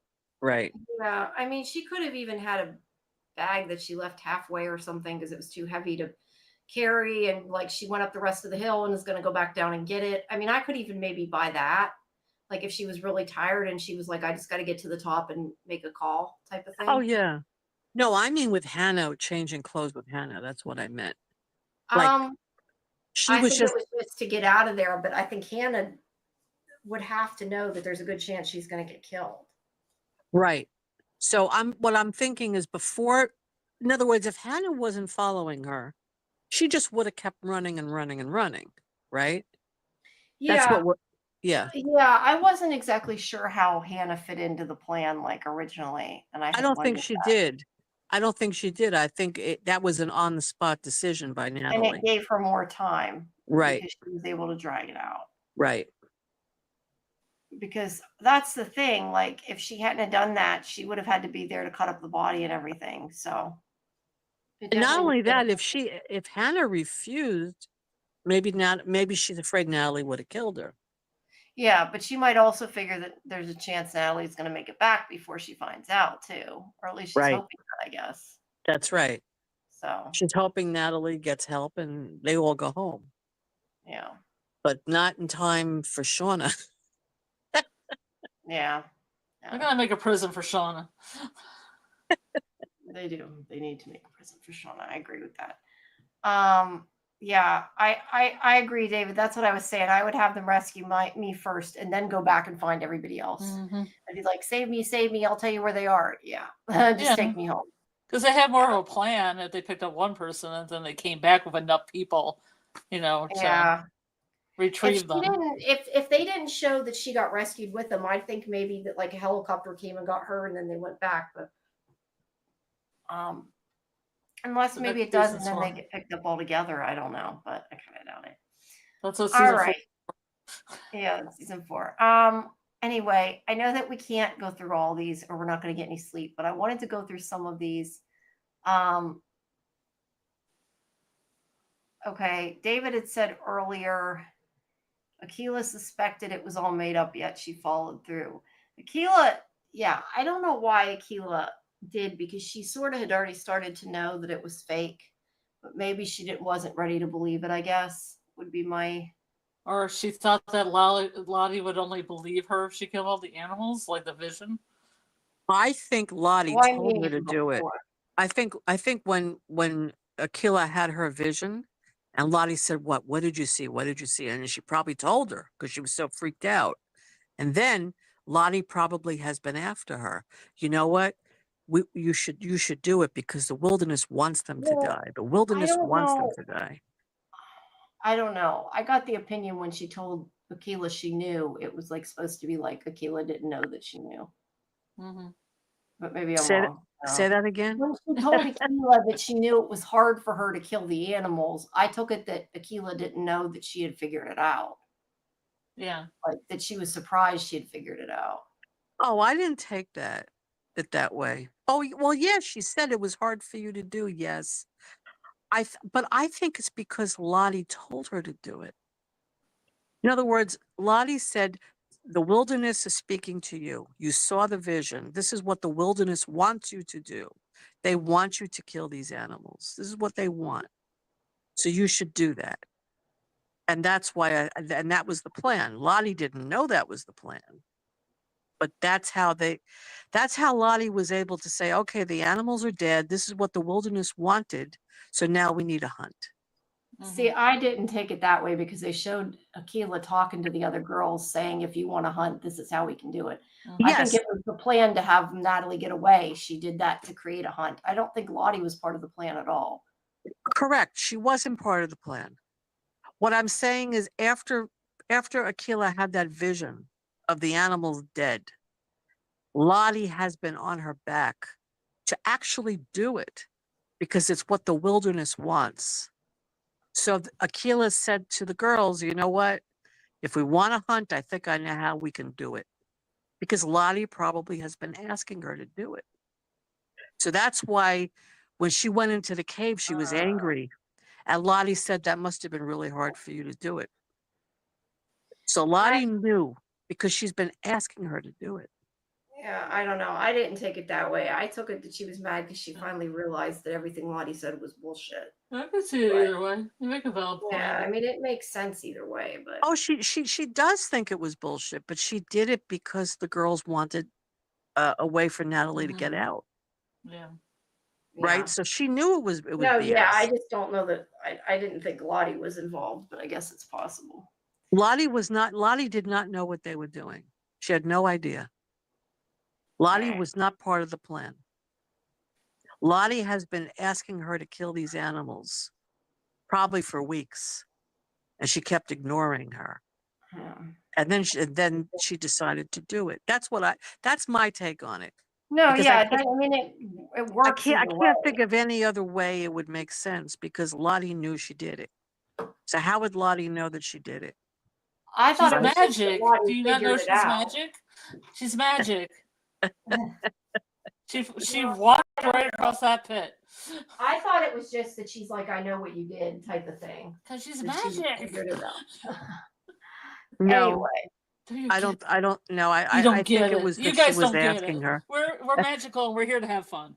But anyway, we don't know the truth. It could have happened either way. Yeah. It could have happened either way. And sorry, I'm not trying to I'm trying to go through the chat fast because my legs are starting to hurt. No, absolutely. We just get so many bits and pieces. You know, we have to kind of make our own story because we get bits and pieces. Yeah. Yes. Exactly.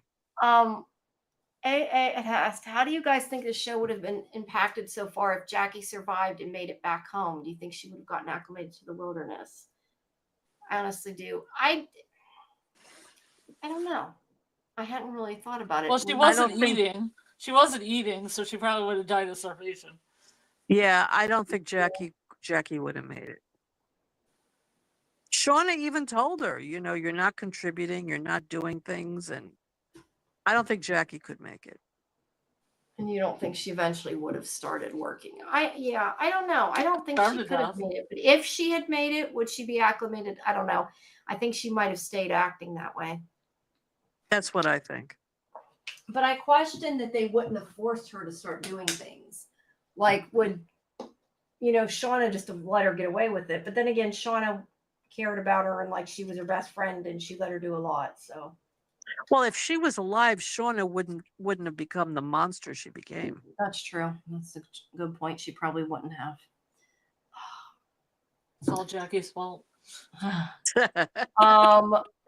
It says, how was Jackie selfish? She was the only one who could remind the girls that they're a team and to say nice things to each other at the party. I don't get why she says she's selfish. I mean, I think that she was a good person. But I think that she was selfish in the sense that, like, she didn't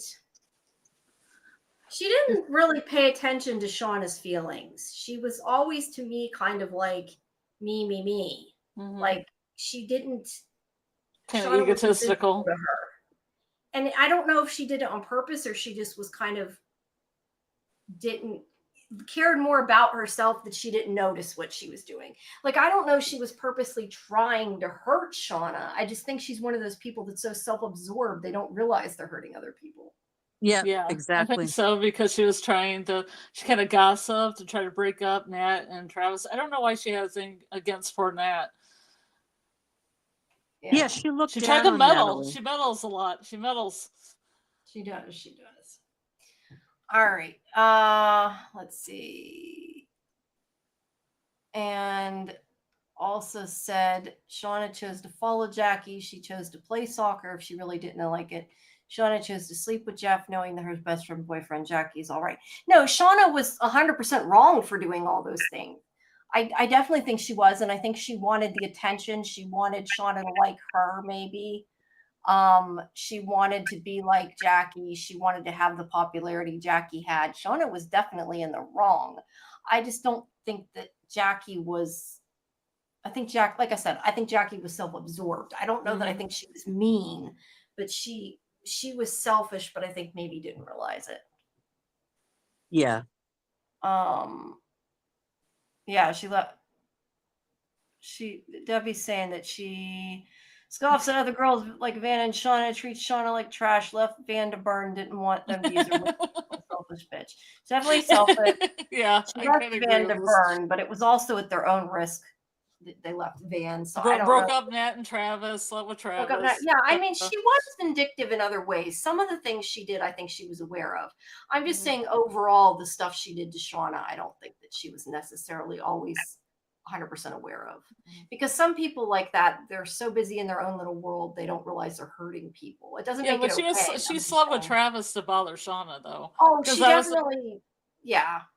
Jeff, you mean, but yeah. No, not Jeff. She slept with Travis during Doom Coming to piss off Shauna because he was the only guy around. Oh, Jackie did. Yeah, it was like the Jeff. There was the only guy there. No, she did it to upset Natalie. Well, she did upset Natalie and Shauna because she kept looking at Shauna when she was walking away from Travis, like, "Look, I'm walking with this guy. I'm going to sleep with this guy because you slept with Jeff." And I almost kind of wonder if she wanted Shauna to like sleep with her, nasty to make out a slumber party. No, I mean, like, have a menage a trois. Maybe. No, maybe, but that wasn't what I went. No, I kind of almost think like when she wanted to make Nat feel bad, that like she wanted Shauna in on making Nat feel bad. Like she wanted Shauna to be like, "Oh yeah, da, da, da." I don't know. Yeah, maybe. I don't know. The longer she was there, the more outright vindictive she got. And but did she know at that point that Shauna slept with Jeff? Did she know that? I don't think. I don't know for sure. I think she did. She might have. She probably did. But she definitely was nasty to Shauna on purpose after. Yeah. Just in the beginning. Let's see. Do you think girls get? That's an interesting theory. Do you guys think the girls could have gotten possessed by spirits of a cannibal tribe they used to reside in their woods? Lottie started speaking French, but Jackie claimed she sucked. That's an interesting theory I hadn't heard. Yeah, that's the hunter because they thought Jacques the hunter when they had the seance. Cabin Daddy. They thought that was the guy. Yeah, maybe. Plus Wendigos, because Wendigos come in the wintertime and make you crave human flesh. Yeah, could be a Wendigo.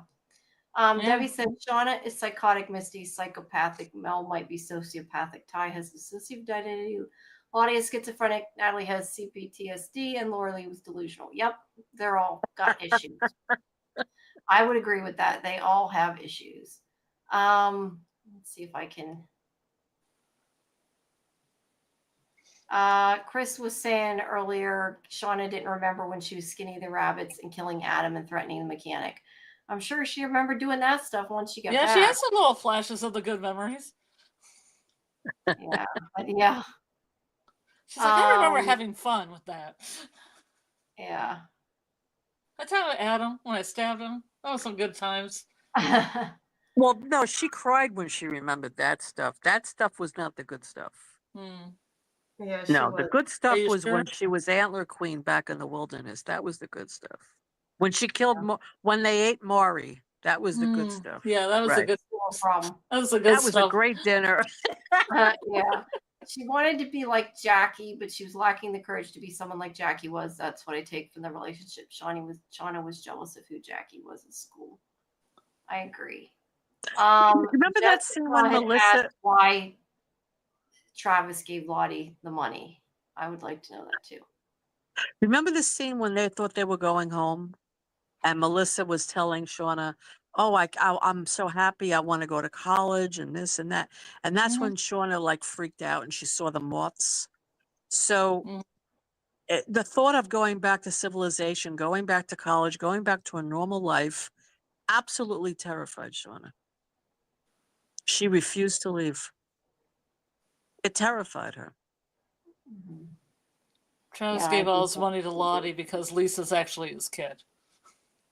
Boom. Goes dynamite. Yeah, that's what I'll die on that hill.